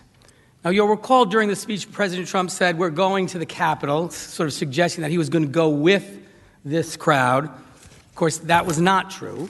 But let's hear what he said. Now it is up to Congress to confront this egregious assault on our democracy. And after this, we're going to walk down, and I'll be there with you. We're going to walk down. We're going to walk down anyone you want, but I think right here, we're going to walk down to the Capitol. This, of course, was not true. He did not go with him to the Capitol. He left and went back to the White House. And while he was en route to the White House, violence really began to grow here at the Capitol. And within minutes of Donald Trump's speech ending, there were significant reports of escalating violence that began to surface. Buildings around the Capitol were starting to be evacuated. And by 1:15, an explosive device had been found at the DNC. A pipe bomb had been found at the RNC about 15 minutes earlier. The House Sergeant at Arms had called for immediate assistance. At 1:34 p.m., the mayor of Washington, D.C. called for additional National Guard troops. I won't go through all of the details of the violence that unfolded here. You just saw that. But as we walk through what our commander-in-chief did that day, I want to be very clear about exactly what was happening here at the same time. For 40 minutes, while buildings were being cleared, pipe bombs were being found, his supporters were literally breaching the perimeter of the Capitol and overwhelming law enforcement, and you saw the violence that was occurring. We heard nothing from the President of the United States. We didn't hear anything from Donald Trump until 1:49 p.m., when while all of this is unfolding, President Trump sent out a tweet. This was the first thing he did when he learned the United States Capitol, with all the members of Congress, his own vice president, was under violent attack. And what was that tweet? Nearly an hour after the rioters breached the Capitol perimeter, at 1:49, Donald Trump released a propaganda reel of his Save America speech that he'd given an hour before. I want to be clear. The events I just described, the rioters are breaching the Capitol, attacking law enforcement. The violence is being broadcast all over the television for the whole world to see, including the President of the United States. And I want to show you, this is what is happening right before Donald Trump sends that video out again, and as he does it. Our country has had enough. We will not take it anymore, and that's what this is all about. And to use a favorite term that all of you people really came up with, we will stop the steal. Because you'll never take back our country with weakness. You have to show strength, and you have to be strong. Even if President Trump claims he didn't know the extent of the violence that would follow his speech, it was now happening in plain view, broadcast on television. His supporters were attacking law enforcement. The mayor and the police chief were calling for help. Members of Congress and the vice president were inside, scared for their lives. And he doesn't send help, doesn't try to stop it, doesn't even acknowledge the attack. Instead, our commander-in-chief tweeted the video of the speech that he'd given before that included language like, "Our country has had enough, we will not take it anymore, and that's what this is all about. You have to be strong. Those around Donald Trump, as was later reported, were disgusted. His close aides, his advisors, those working for him, former officials, even his family were begging him to do something. Kellyanne Conway, the president's close advisor, called to, quote, add her name to the chorus of aides urging Donald Trump to take action.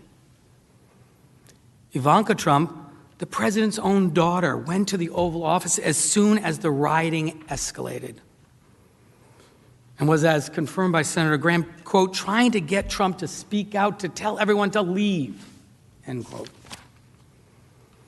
Minority Leader Kevin McCarthy called Jared Kushner, pleading with him to persuade Trump to issue a statement or to do something. And Kushner, too, went down to the White House after that call. And it wasn't just the people at the White House. Members of Congress from both parties who were trapped here were calling the White House to ask for help. Some members even appealed directly to Donald Trump. These members who had, quote, been loyal Trump supporters and were even willing to vote against the Electoral College results were now scared for their lives. Minority Leader Kevin McCarthy repeatedly even got into a screaming match as the attack was underway, demanding that Trump do something, issue a statement denouncing the mob. I imagine many of you sitting here today picked up your phone and tried to reach somebody at the White House to ask for help. This wasn't partisan politics. These were Americans from all sides trying to force our commander-in-chief to protect and defend our country. He was required to do that. Now, the extent of how many people tried to reach the president to get him to act is not known. But what is clear, what we know without any doubt, is that from the very beginning, the people around Donald Trump lobbied him to take command. What's also clear is what Donald Trump, our commander-in-chief, did in those initial hours to protect us. Nothing. Not a thing. He knew it was happening. The attack was on TV. We all know that President Trump had the power to stop these attacks. He was our commander-in-chief. He had the power to assess the security situation, send backup, send help. He also had incited this violent attack. They were listening to him. He could have commanded them to leave. But he didn't. The first critical hour and a half of this bloody attack, Donald Trump tweeted his rally speech and did nothing else. And we know why. We know his state of mind that prompted his utter, complete refusal to defend us. It was reported by those around him. The president, as reported by sources, at the time was delighted. As he watched the violence unfold on television, President Trump was reportedly, and I quote, borderline enthusiastic because it meant the certification was being derailed, end quote. Senator Ben Sasse relayed a conversation with senior White House officials that President Trump was, quote, walking around the White House, confused about why other people on his team weren't as excited as he was, end quote. Trump's reaction to this attack reportedly genuinely freaked people out. I understand why. We just suffered a very serious attack on our country. And we saw it, and the people around him knew it. But when Donald Trump saw it, he was delighted. Now, what President Trump did next confirms why he was so delighted, why he wanted this. Because it shows that his singular focus that day, the day we were attacked, was not protecting us, was not protecting you, was not protecting the Capitol. It was stopping the certification of the election results. The evidence is clear. Shortly after 2 p.m., as the siege was fully underway, then President Trump made a call. This is the first call that we are aware he made to anyone inside the Capitol during the attack. Didn't call the vice president to ask how he could help defend the Capitol. Didn't call the next two in line to succession of the presidency to check on their safety or well-being.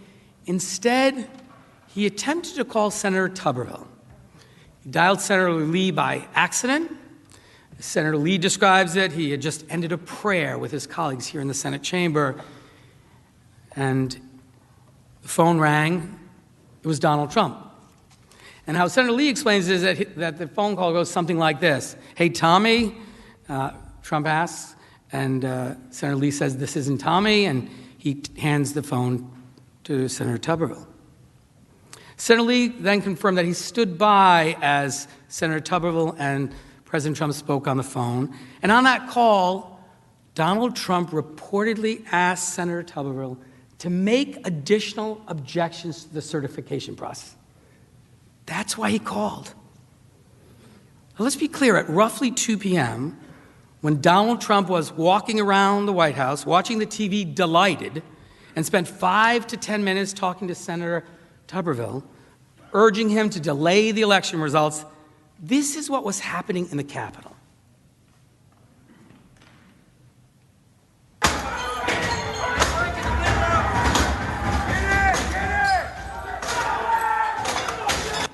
We'll pause. Protesters are in the building. Thank you.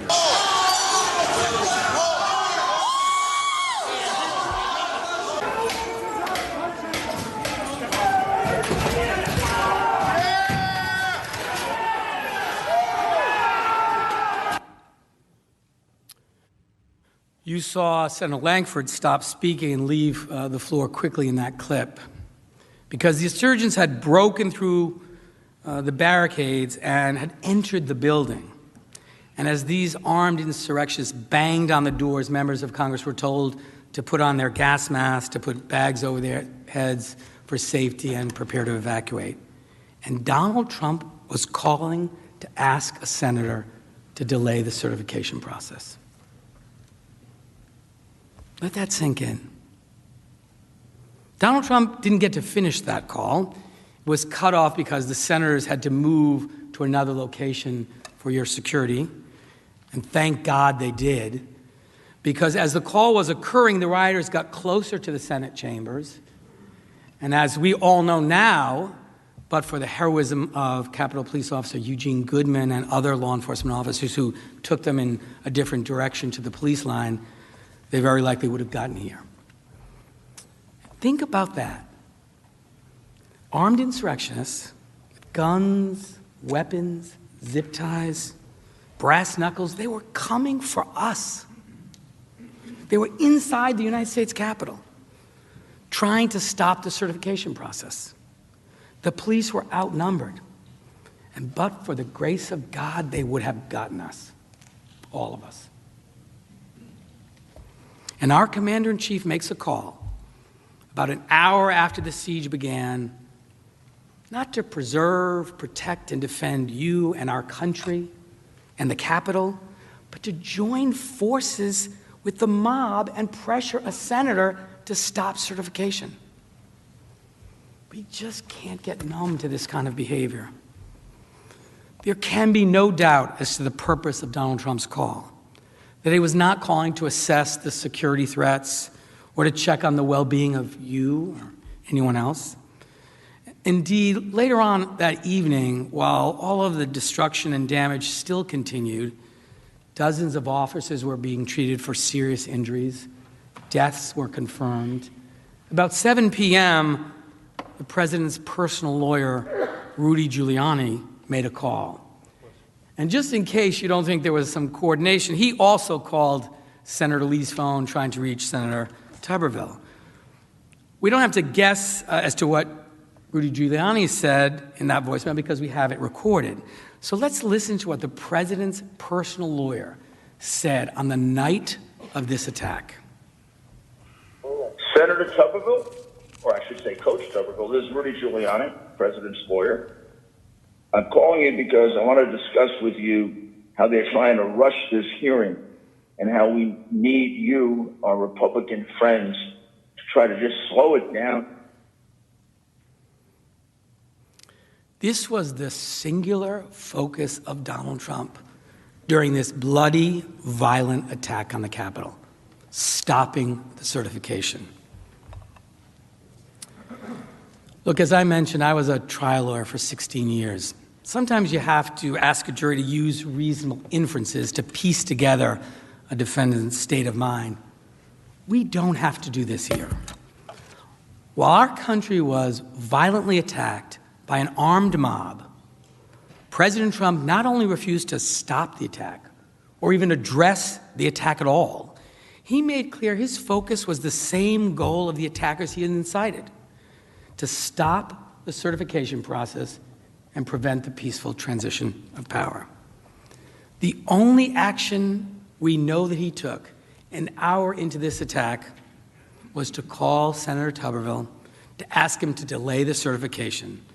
This is as clear evidence as I have ever seen of what Donald Trump really cared about that day. Now look, the certification process, as we all know, includes debate and objections. Some of us disagreed, but we came here on January 6th to formally administer the certification process pursuant to our constitutional duties. And at the end of it, Congress certified the results to ensure that we continue to be a country with leaders who are elected by the people for the people. Donald Trump's objection to the certification are not on trial. But what is on trial is while we were under armed attack and being evacuated, while our law enforcement officers were fighting for their lives, our commander-in-chief was calling not to determine how to best secure the building and the people in it, but to continue to pressure senators to stop the certification process and the peaceful transfer of power, just as he incited the mob to do earlier in the day. This was a breathtaking dereliction of his duty and of his violation of his oath as our commander-in-chief. Senators, before I hand this over to Manager Castro to walk through the rest of the day, please let me make one final point. These attackers stood right where you are. They went on that rostrum. They rifled through your desks and they desecrated this place.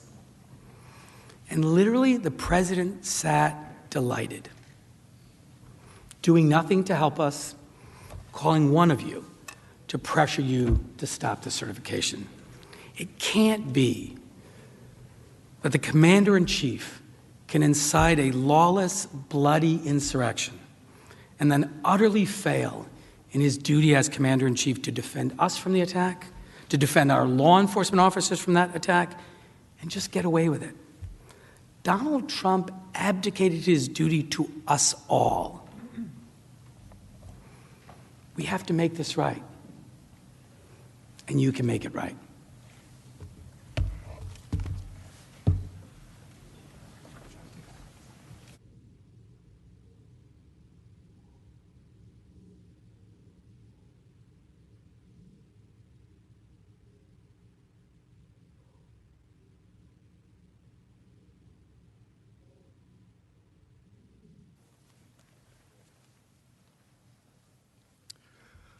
My fellow manager, David Cicilline, showed you what President Trump did and did not do in those first critical hours of the attack.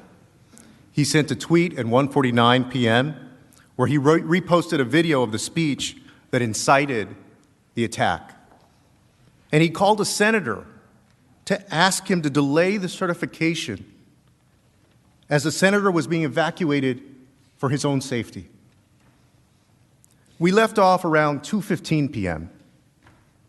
At this point, insurgents were inside the Senate and the House, and the Senate had been evacuated for everyone's safety. And as you saw, Vice President Mike Pence and his family even had to be evacuated for their safety. Now, you'll recall, Donald Trump had made Vice President Pence a target. He attacked the vice president at the rallies, in speeches, and on Twitter. And during President Trump's speech that morning of the attack, he ramped it up again.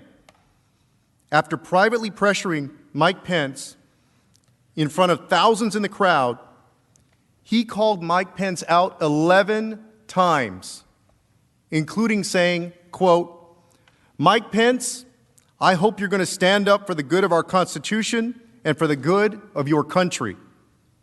And if you're not, I'm going to be disappointed in you. I will tell you right now." And this was the crowd's response to Donald Trump's days of relentless attacks on his own vice president.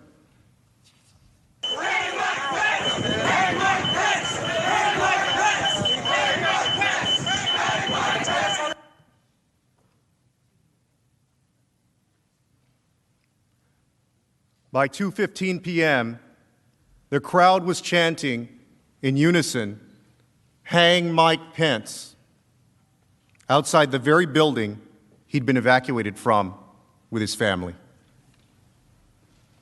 Now, even if President Trump didn't know that his inflammatory remarks about his vice president would result in chants of "Hang Mike Pence," by 2:15 p.m., he surely knew.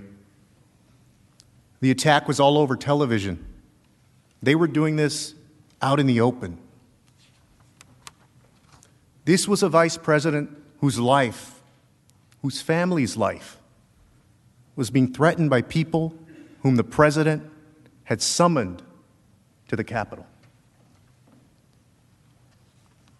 And what did President Trump do in response? Did he stop? Did he tell his base, "No, don't attack my vice president"? Even when President Trump knew what his words were causing, he didn't do any of those things to stop the crowd. In fact, he did the opposite. He fueled the fire.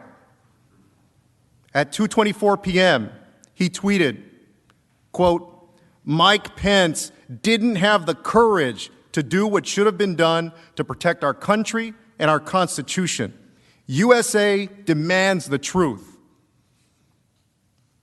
Over an hour and a half into the attack, and this is what he tweeted.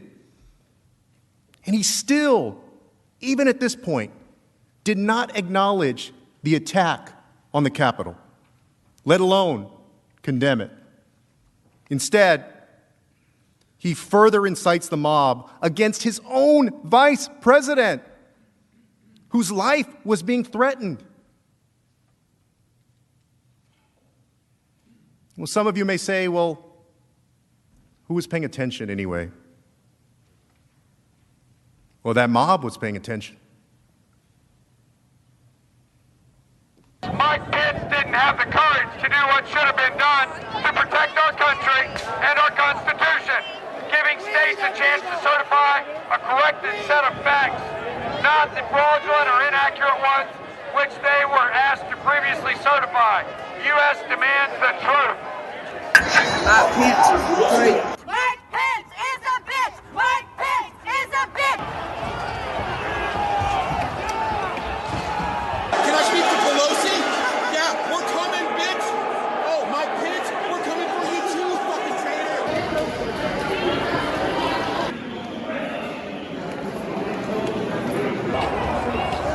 Donald J. Trump sent a tweet out saying that Mike Pence let us down.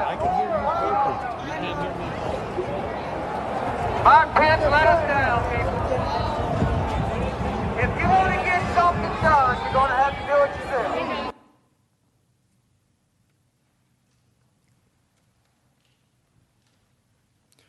The insurgents amplified President Trump's tweet attacking the vice president with a bullhorn. They were paying attention. And they also followed instructions. In fact, the insurgents were at one point, as you saw, 60 feet away from the vice president and the vice president's family. Some of these insurgents were heard saying, quote, that they hope to find Vice President Mike Pence and execute him by hanging him from a Capitol Hill tree as a traitor. And then they erected a gallows with a noose.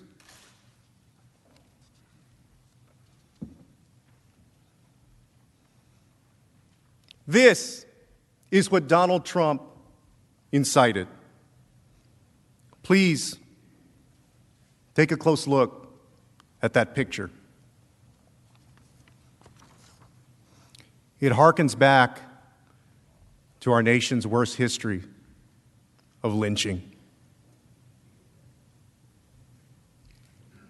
A president's words have the power to move people to action. These were the results. And why did the president incite such rage against the vice president? He was fulfilling his constitutional duty, as we all were that day. Vice presidents in this country have been carrying out this constitutional duty, overseeing the certification of the election results without incident, without contest, without a word, for the entirety of our nation. It's part of our peaceful transition of power in the United States. And the vice president said he reviewed the Constitution and he could not block certification as President Trump wanted him and was pressuring him to do. He told the president in a letter that morning, a few hours before President Trump's tweet, quote, "I will approach this moment with a sense of duty and an open mind, setting politics and personal interests aside, and do my part to faithfully discharge my duties, our duties, under the Constitution. I also pray that we will do so with humility and faith." And the president's response to that statement was to attack Mike Pence while he was with his family under the threat of a violent mob. The vice president was following his faith, his duty, and his oath to our nation. And the vice president and I don't agree on too much in politics, but he's a man who upholds his oath, his faith, his duty, and most of all, upholds the Constitution. And Mike Pence is not a traitor to this country. He's a patriot. And he and his family, who was with him that day, didn't deserve this. Didn't deserve a president unleashing a mob on them, especially because he was just doing his job. As this was unfolding and the crowd grew more violent, the president, of course, was not alone at the White House. And the people closest to him, his family and advisors who saw this unfolding in real time, begged him, implored him to stop the attack. An aide to Mark Meadows, the president's chief of staff, urged his boss to go see the president, saying, quote, "They are going to kill people. They're going to kill people." That's what those around President Trump feared. And still, nothing. It wasn't until 2:38 p.m., nearly 2 hours after the start of the siege, that Donald Trump even acknowledged the attack. And when he finally did acknowledge the attack, here's what he said. On the right, you'll see what had been happening prior to that tweet and as he sent the tweet. And on the left, you'll see exactly what he tweeted. I'm going to stop you there for just one moment because we do have some breaking news. We want to bring in congressional correspondent Chad Pergram as this is just all developing right now. Chad, I understand the Capitol is now on lockdown.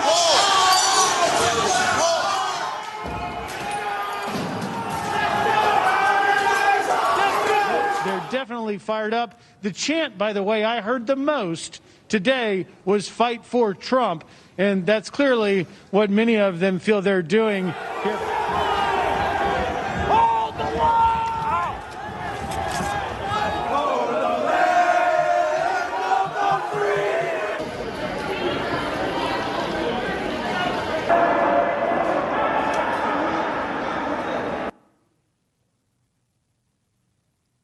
That's what our president saw unfolding in real time, broadcast all over television.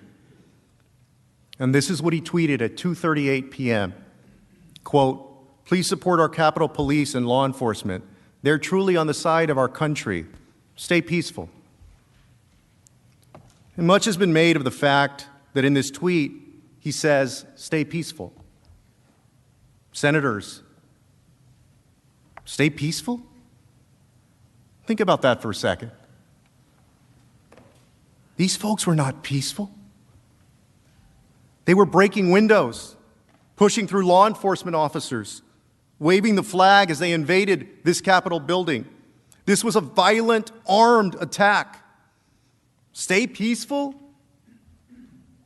How about stop the attack? Stop the violence. Stay peaceful?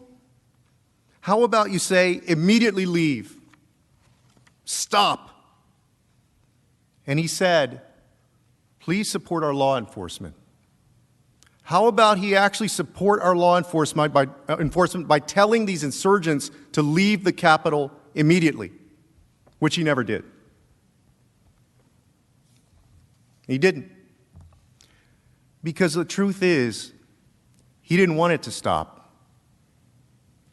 He wanted them to stay and to stop the certification. And his failure had grave and deadly consequences. By 2:45 p.m., the warnings were tragically proven correct. Ashley Babbitt was shot by an officer as she tried to break through a glass door to reach the Speaker's lobby. At this point, the pleas to Donald Trump, publicly and privately, grew even more desperate.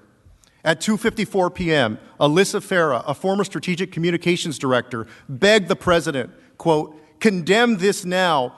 You're the only one they will listen to for our country." Mick Mulvaney, the president's former chief of staff, his right-hand man at one point, tweeted at 3:01, "The president's tweet is not enough. He can stop this now and needs to do exactly that. Tell these folks to go home." He can stop this now. Tell these folks to go home. At 3:06 p.m., Rep. McCarthy appeared on Fox News. Here's what he said. I could not be sadder or more disappointed with the way our country looks at this very moment. People are getting hurt. Anyone involved in this, if you're hearing me, hear me very loud and clear. This is not the American way. He's saying on Fox News, which the president watches, this is not the American way. Stop the attack. Representative Gallagher at 3:11 p.m., while secured in his own office, posted a video to Twitter. Mr. President, you have got to stop this. You are the only person who can call this off. Call it off. And then, when the president didn't answer his pleas on Twitter, Representative Gallagher went on live television.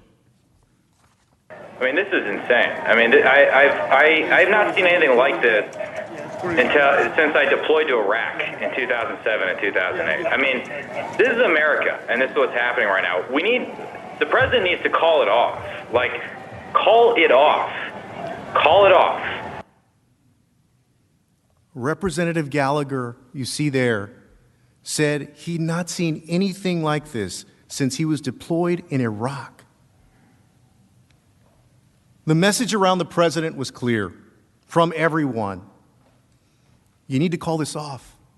Stop it. But does he? No.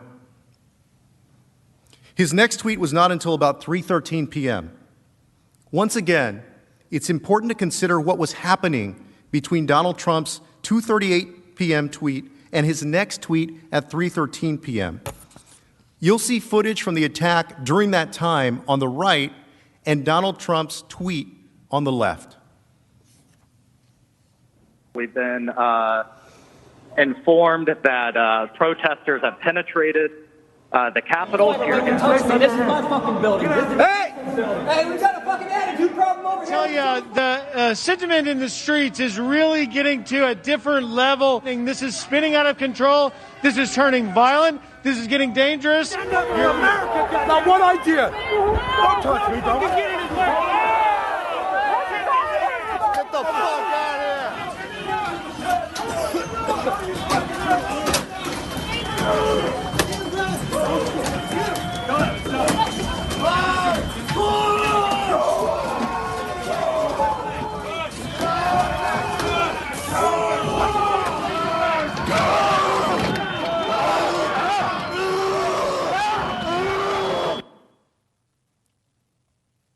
This isn't 10 minutes into the insurrection. This isn't just after his speech earlier that day. That's what our commander-in-chief saw happening, and that was his response. You'll notice one of the things he says to his mob, to these insurrectionists, rather than to stop or to leave, was to say thank you. Thank you. Thank you for what? Thank you for shattering the windows and destroying property. Thank you for injuring more than 140 police officers. Thank you for putting in danger all of our lives and the lives of our families. How about instead of thank you, Donald Trump on that day acted like our commander-in-chief and stopped this as only he could and told those people to leave. And here's what former Governor Chris Christie, his very good friend, said after that tweet. Pretty simple. The president caused this protest to occur. He's the only one who can make it stop. What the president said is not good enough. The president has to come out and tell his supporters to leave the Capitol grounds and to allow the Congress to do their business peacefully. And anything short of that is an abrogation of his responsibility. He's right. Chris Christie is right. We know how Donald Trump acts on Twitter and otherwise when he has a message to convey. In fact, I asked you to remember those tweets earlier this morning when he yelled on Twitter, "Stop the count." When he wanted to incite his supporters to show up on January 6th, President Trump tweeted 16 times between midnight on January 5th and his noon rally speech the next day. 16 times to get them to do something he wanted. And his message in those 16 times was clear. Fight. Stay strong. Be strong. But when the violence started, he never once said the one thing everyone around him was begging him to say. Stop the attack. He refused to stop it. And as Governor Christie and Representative Kinzinger and others made clear, only Donald Trump could have stopped that attack. You know, a guy that knows how to tweet very aggressively on Twitter, puts out one of the weakest statements in one of the saddest days in American history because his ego won't let him, admit defeat. He was not just our commander-in-chief. He had incited the attack. The insurgents were following his commands. And we saw when they read aloud this tweet, attacking the vice president. And they confirmed this during the attack, too. There's a fucking million of us out there, and we are listening to Trump's, your boss. Senators, ask yourself this. How easy would it have been for the president to give a simple command, a simple instruction, just telling them, stop, leave. This was a dereliction of duty, plain and simple. And it would have been for any president who had done that. And that brings me to my next point. You heard from my colleagues that when planning this attack, the insurgents predicted that Donald Trump would command the National Guard to help them. And there's a lot that we don't know yet about what happened that day. But here's what we do know. Donald Trump did not send help to these officers who were badly outnumbered, overwhelmed, and being beaten down. 2 hours into the insurrection, by 3 p.m., President Trump had not deployed the National Guard or any other law enforcement to help, despite multiple pleas to do so. President Donald Trump was at the time our Commander-in-Chief of the United States of America. He took a solemn oath to preserve, protect, and defend this country, and he failed to uphold that oath. In fact, there's no indication that President Trump ever made a call to have the Guard deployed or had anything to do with the Guard being deployed when it ultimately was. And shortly after 3:04 p.m., the acting defense secretary announced that the Guard had been activated and listed the people he spoke with prior to this activation, including Vice President Mike Pence, Speaker Pelosi, Leader McConnell, Senator Schumer, and Representative Hoyer. But that list did not include the president. This omission of his name was reportedly not accidental. According to reports, quote, Trump initially rebuffed requests to mobilize the National Guard and required interference by other officials, including his own White House counsel. And later, quote, as a mob of Trump supporters breached police barricades and seized the Capitol, Trump reportedly was, quote, disengaged in discussions with Pentagon leaders about deploying the National Guard to aid the overwhelmed U.S. Capitol Police. President Trump was reportedly, and I quote, completely, totally out of it. He made no attempt to reach the National Guard, and it was Vice President Pence, still under the threat for his life, who reportedly spoke to the Guard. President Trump's conduct confirms this too. At no point on January 6 did Donald Trump even reference the National Guard. The only thing that we heard connecting the president to the Guard was from his press secretary, who tweeted about the Guard being deployed at the president's direction over half an hour later at 3:36 p.m.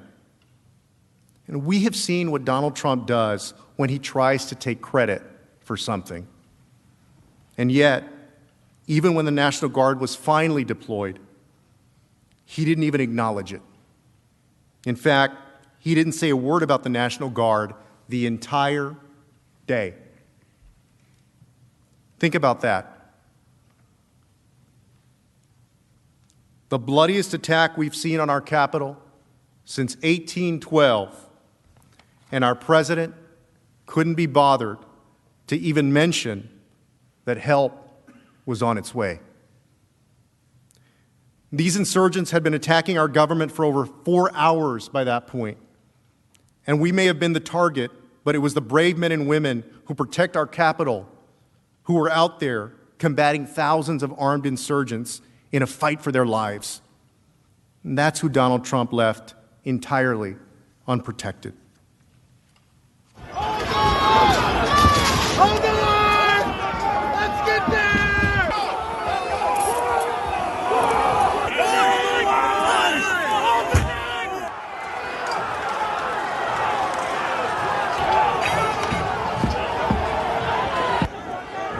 We're not fucking traitors!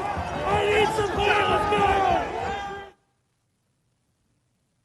And this is hard to watch, but I think it's important we understand what the Capitol Police were facing, how severely they were outnumbered, while our commander-in-chief, whose job it was to protect and defend them, was just watching, doing nothing for hours, refusing to send help. If he wanted to protect these officers, if he cared about their safety, as he tweeted about, he would have told his supporters to leave. He would have sent help right away. And one brave officer was killed. Others took their lives after the attack. More than 140 police officers were injured, including cracked ribs, smashed spinal discs. One officer will lose an eye. Another was stabbed with a metal fence stake. They were completely and violently overwhelmed by a mob and needed help. And our commander-in-chief, President Trump, refused to send it. Senators, you've seen all the evidence so far, and this is clear. On January 6th, President Trump left everyone in this Capitol for dead. For the next hour, after President Trump's 3 p.m. tweet, he still did nothing. Not until 4:17 p.m., over 3.5 hours after the violence started, did our president send a message finally asking the insurgents to go home. On the right, you'll see what happened that day in the hours leading up to his pre-recorded video. On the left, you'll see his message. Let's watch. I know your pain. I know you're hurt. We had an election that was stolen from us. It was a landslide election, and everyone knows it, especially the other side. But you have to go home now. We have to have peace. We have to have law and order. We have to respect our great people in law and order. We don't want anybody hurt. It's a very tough period of time. There's never been a time like this where such a thing happened, where they could take it away from all of us, from me, from you, from our country. This was a fraudulent election, but we can't play into the hands of these people. We have to have peace. So go home. We love you. You're very special. You've seen what happens. You see the way others are treated that are so bad and so evil. I know how you feel. But go home and go home in peace.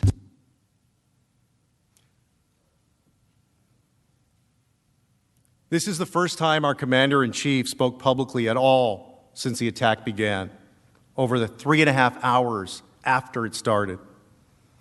And these are the entirety of the words the president spoke out loud to the American people or to the attackers that entire day. Nowhere in that video, not once, did he say, "I condemn this insurrection. I condemn what you did today." Nowhere did he say, "I'm sending help immediately. Stop this." Here's what he said instead. "I know your pain. I know you're hurt. We had an election that was stolen. Even after all the things we witnessed, even after all of that carnage, he goes out and tells the same big lie. The same big lie that enraged and incited the attack. He repeated this while the attack was ongoing and while we were still under threat. And here's what else he said. Go home in peace. We love you. You're very special. Senators, you were here. You saw this with your own eyes. You faced that danger. And when President Trump had an opportunity to confront them, as the leader of us all, as our commander-in-chief, what did he tell them? We love you. You're very special. This was not a condemnation. This was a message of consolation, of support, of praise. And if there's any doubt that his supporters, these insurgents, took this as a message of support and praise, watch for yourselves. Donald Trump asked everybody to go home. He just put out a tweet. It's a minute long. He asked everybody to go home. Why do you think so? Because, dude, we won the fucking day. We fucking won. How did we win? Well, we won by sending a message to the senators and the congressmen. Yeah, we won by sending a message to Pence, okay, that if they don't do as it is their oath to do, if they don't uphold the Constitution, then we will remove them from office one way or another. I suspect you recognize that man. You'll hear him say that we won the day. Who won the day? We know that at least 5 people lost their lives that day.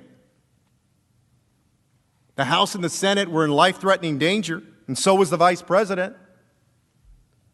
And think of everyone else here as well. Who won on January 6th? That's not a win for America, but it is a win for Donald Trump unless we hold him accountable. Now, a little over an hour after that video, the brave members of law enforcement secured the Capitol, and we as a Congress got ready to continue certifying the results of our free and fair election. A half hour after that, President Trump issued another tweet in case there was any doubt as to whether he was happy with the people who did this, as to whether he had incited this.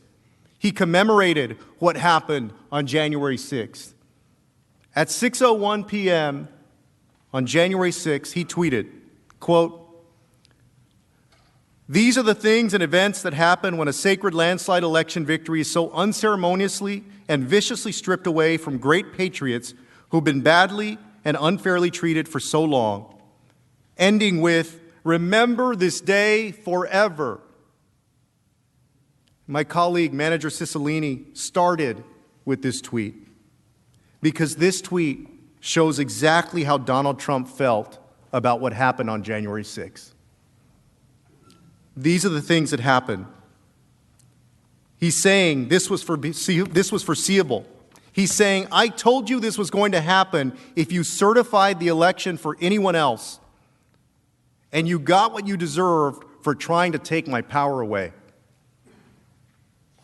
Great patriots, go home with love and in peace. Remember this day forever. He's saying to them, you did good. He's not regretful. He's not grieving. He's not sad. He's not angry about the attack.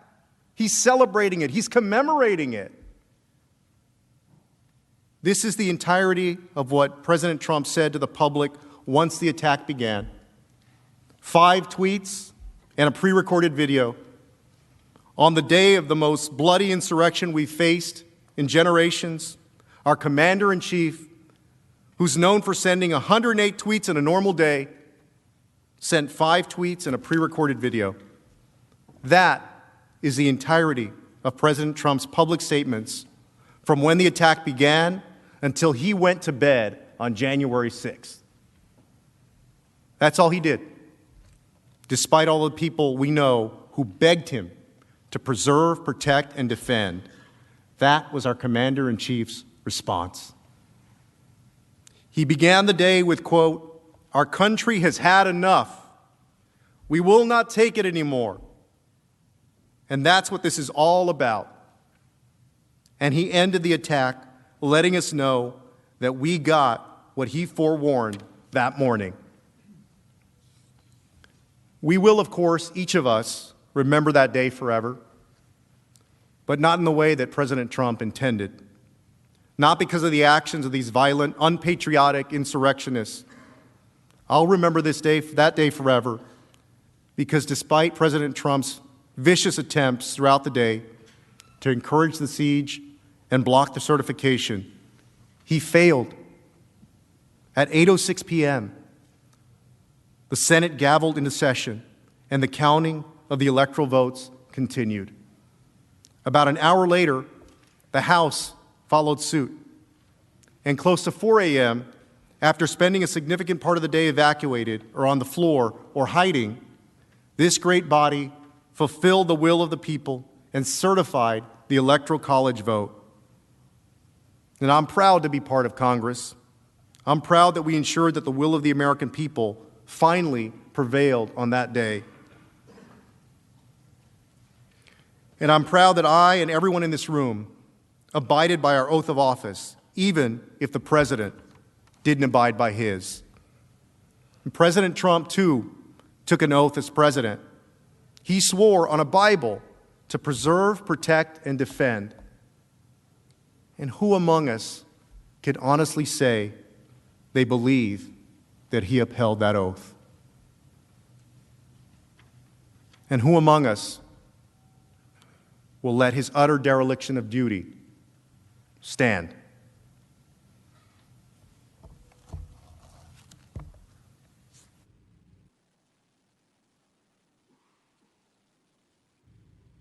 Mr. President, the managers are prepared to recess for the evening and to finish our opening statement tomorrow.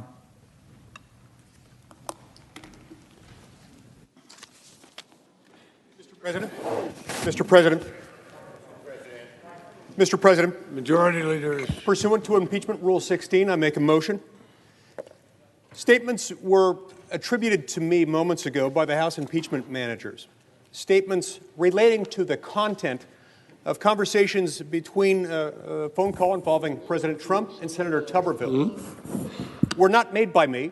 They're not accurate, and they're contrary to fact. I move, pursuant to Rule 16, that they be stricken from the record.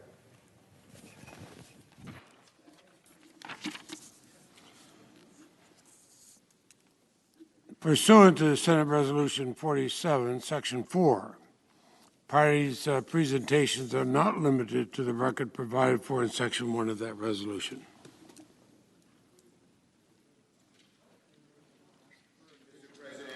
Senator, I appeal the ruling of the chair. I couldn't hear what he said. I appeal the ruling of the chair, Mr. President.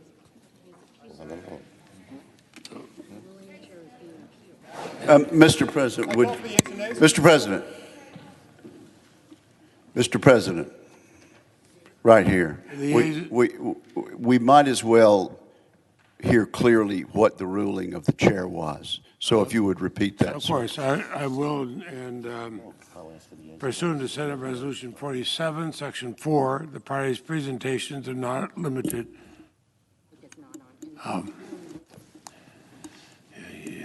There you go. It's on. Pursuant to Senate Resolution 47, Section 4, parties' presentations are not limited to the record provided for in Section 1 of that resolution.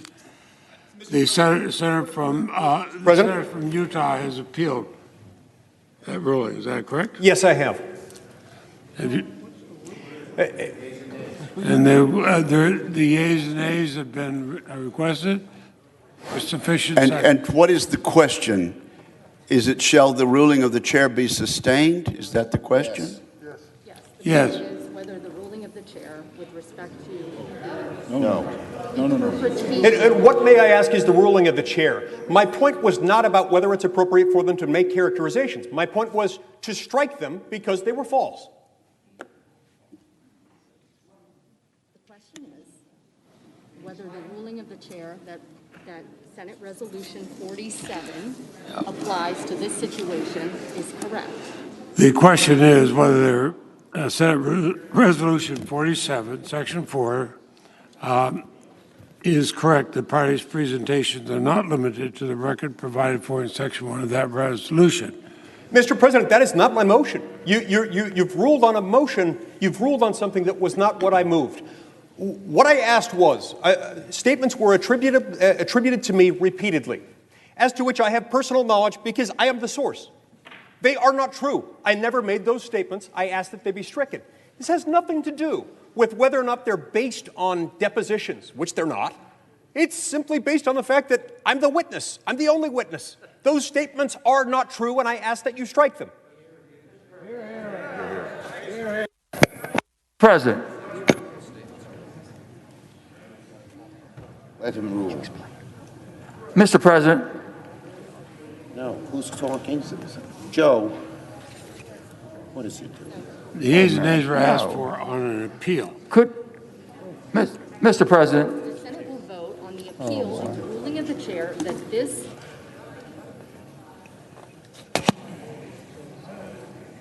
is. Can you hit the mic button? Come on. I'm in trouble with the mic. I'm sorry. The yeas and nays have been asked. The yeas and nays have been asked for. The yeas and nays have been requested. Let him explain. Please let him explain, Mr. President.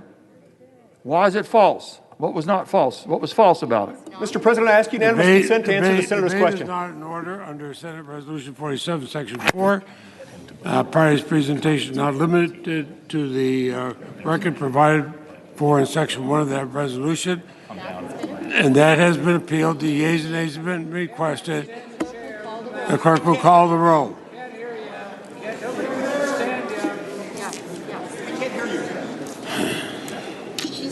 Ms. Baldwin. Mr. Barrasso. Mr. Bennett. Well, point of clarification. What is the question?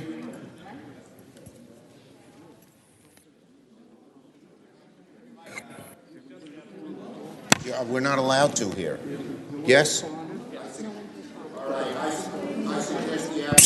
I suggest the absence of a quorum while we work this out. Clerk will call the roll. No objection. Clerk, call the roll. Ms. Baldwin.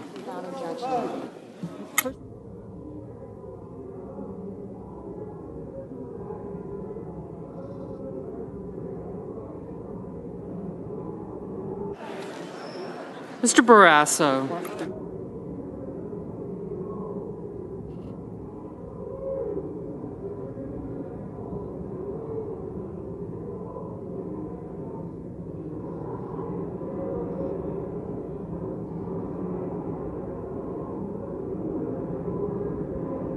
Okay. Mr. Bennett.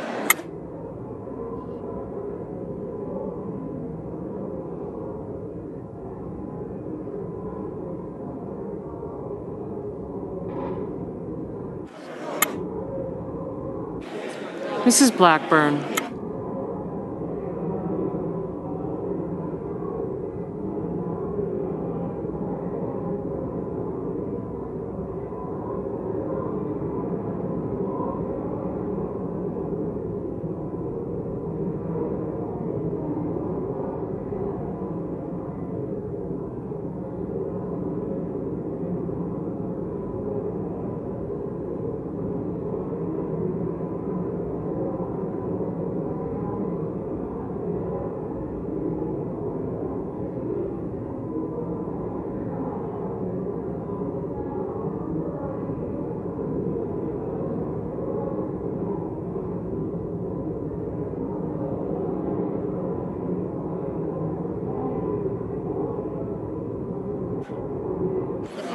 Mr. Blunt.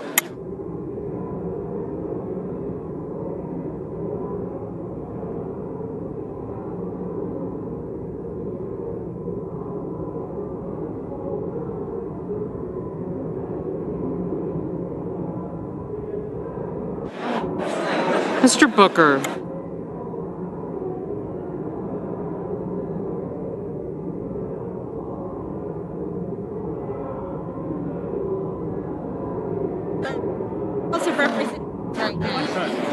Mr. Bozeman.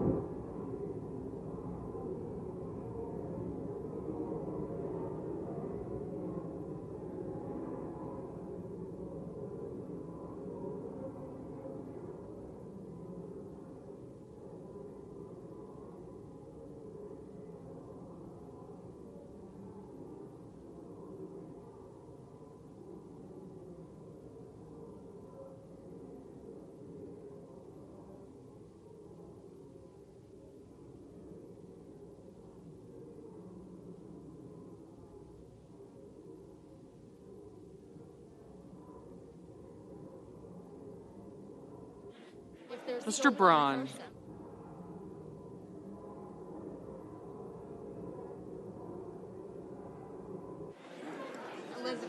Mr. Brown.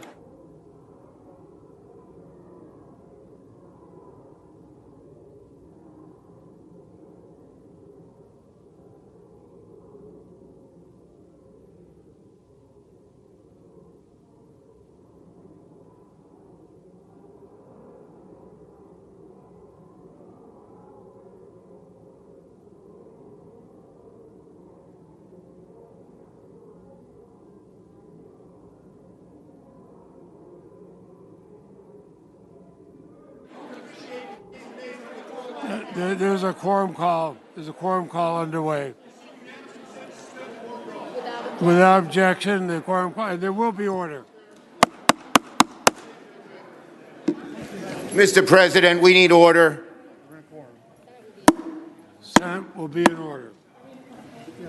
Okay. Consent to vitiate the appeal request that I made. Without withdraw the request. Wait, before he withdraws. Just call on. I withdraw the request for the yeas and nays. Without objection. Without objection. Okay, and I withdraw the quorum call and call on the manager, Mr. Raskin, for a brief statement.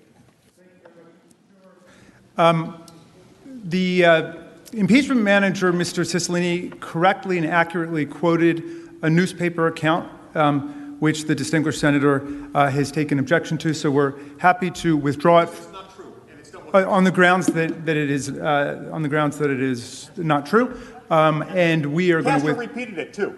Okay, we're going to withdraw it this evening, and without any prejudice to the ability to resubmit it, if possible, and then we can debate it if we need it. But it's not. This is much ado about nothing because it's not critical in any way to our case. You're not the one being cited as a witness, sir. All right. So the manager's issue stands. Mr. Lee has withdrawn his request, and we may relitigate it tomorrow if we have to. I now ask unanimous consent. The trial adjourn until 12 noon tomorrow, Thursday, February 11th, and this also constitute the adjournment of the Senate. The objection, without objection, so ordered. Senate stands adjourned.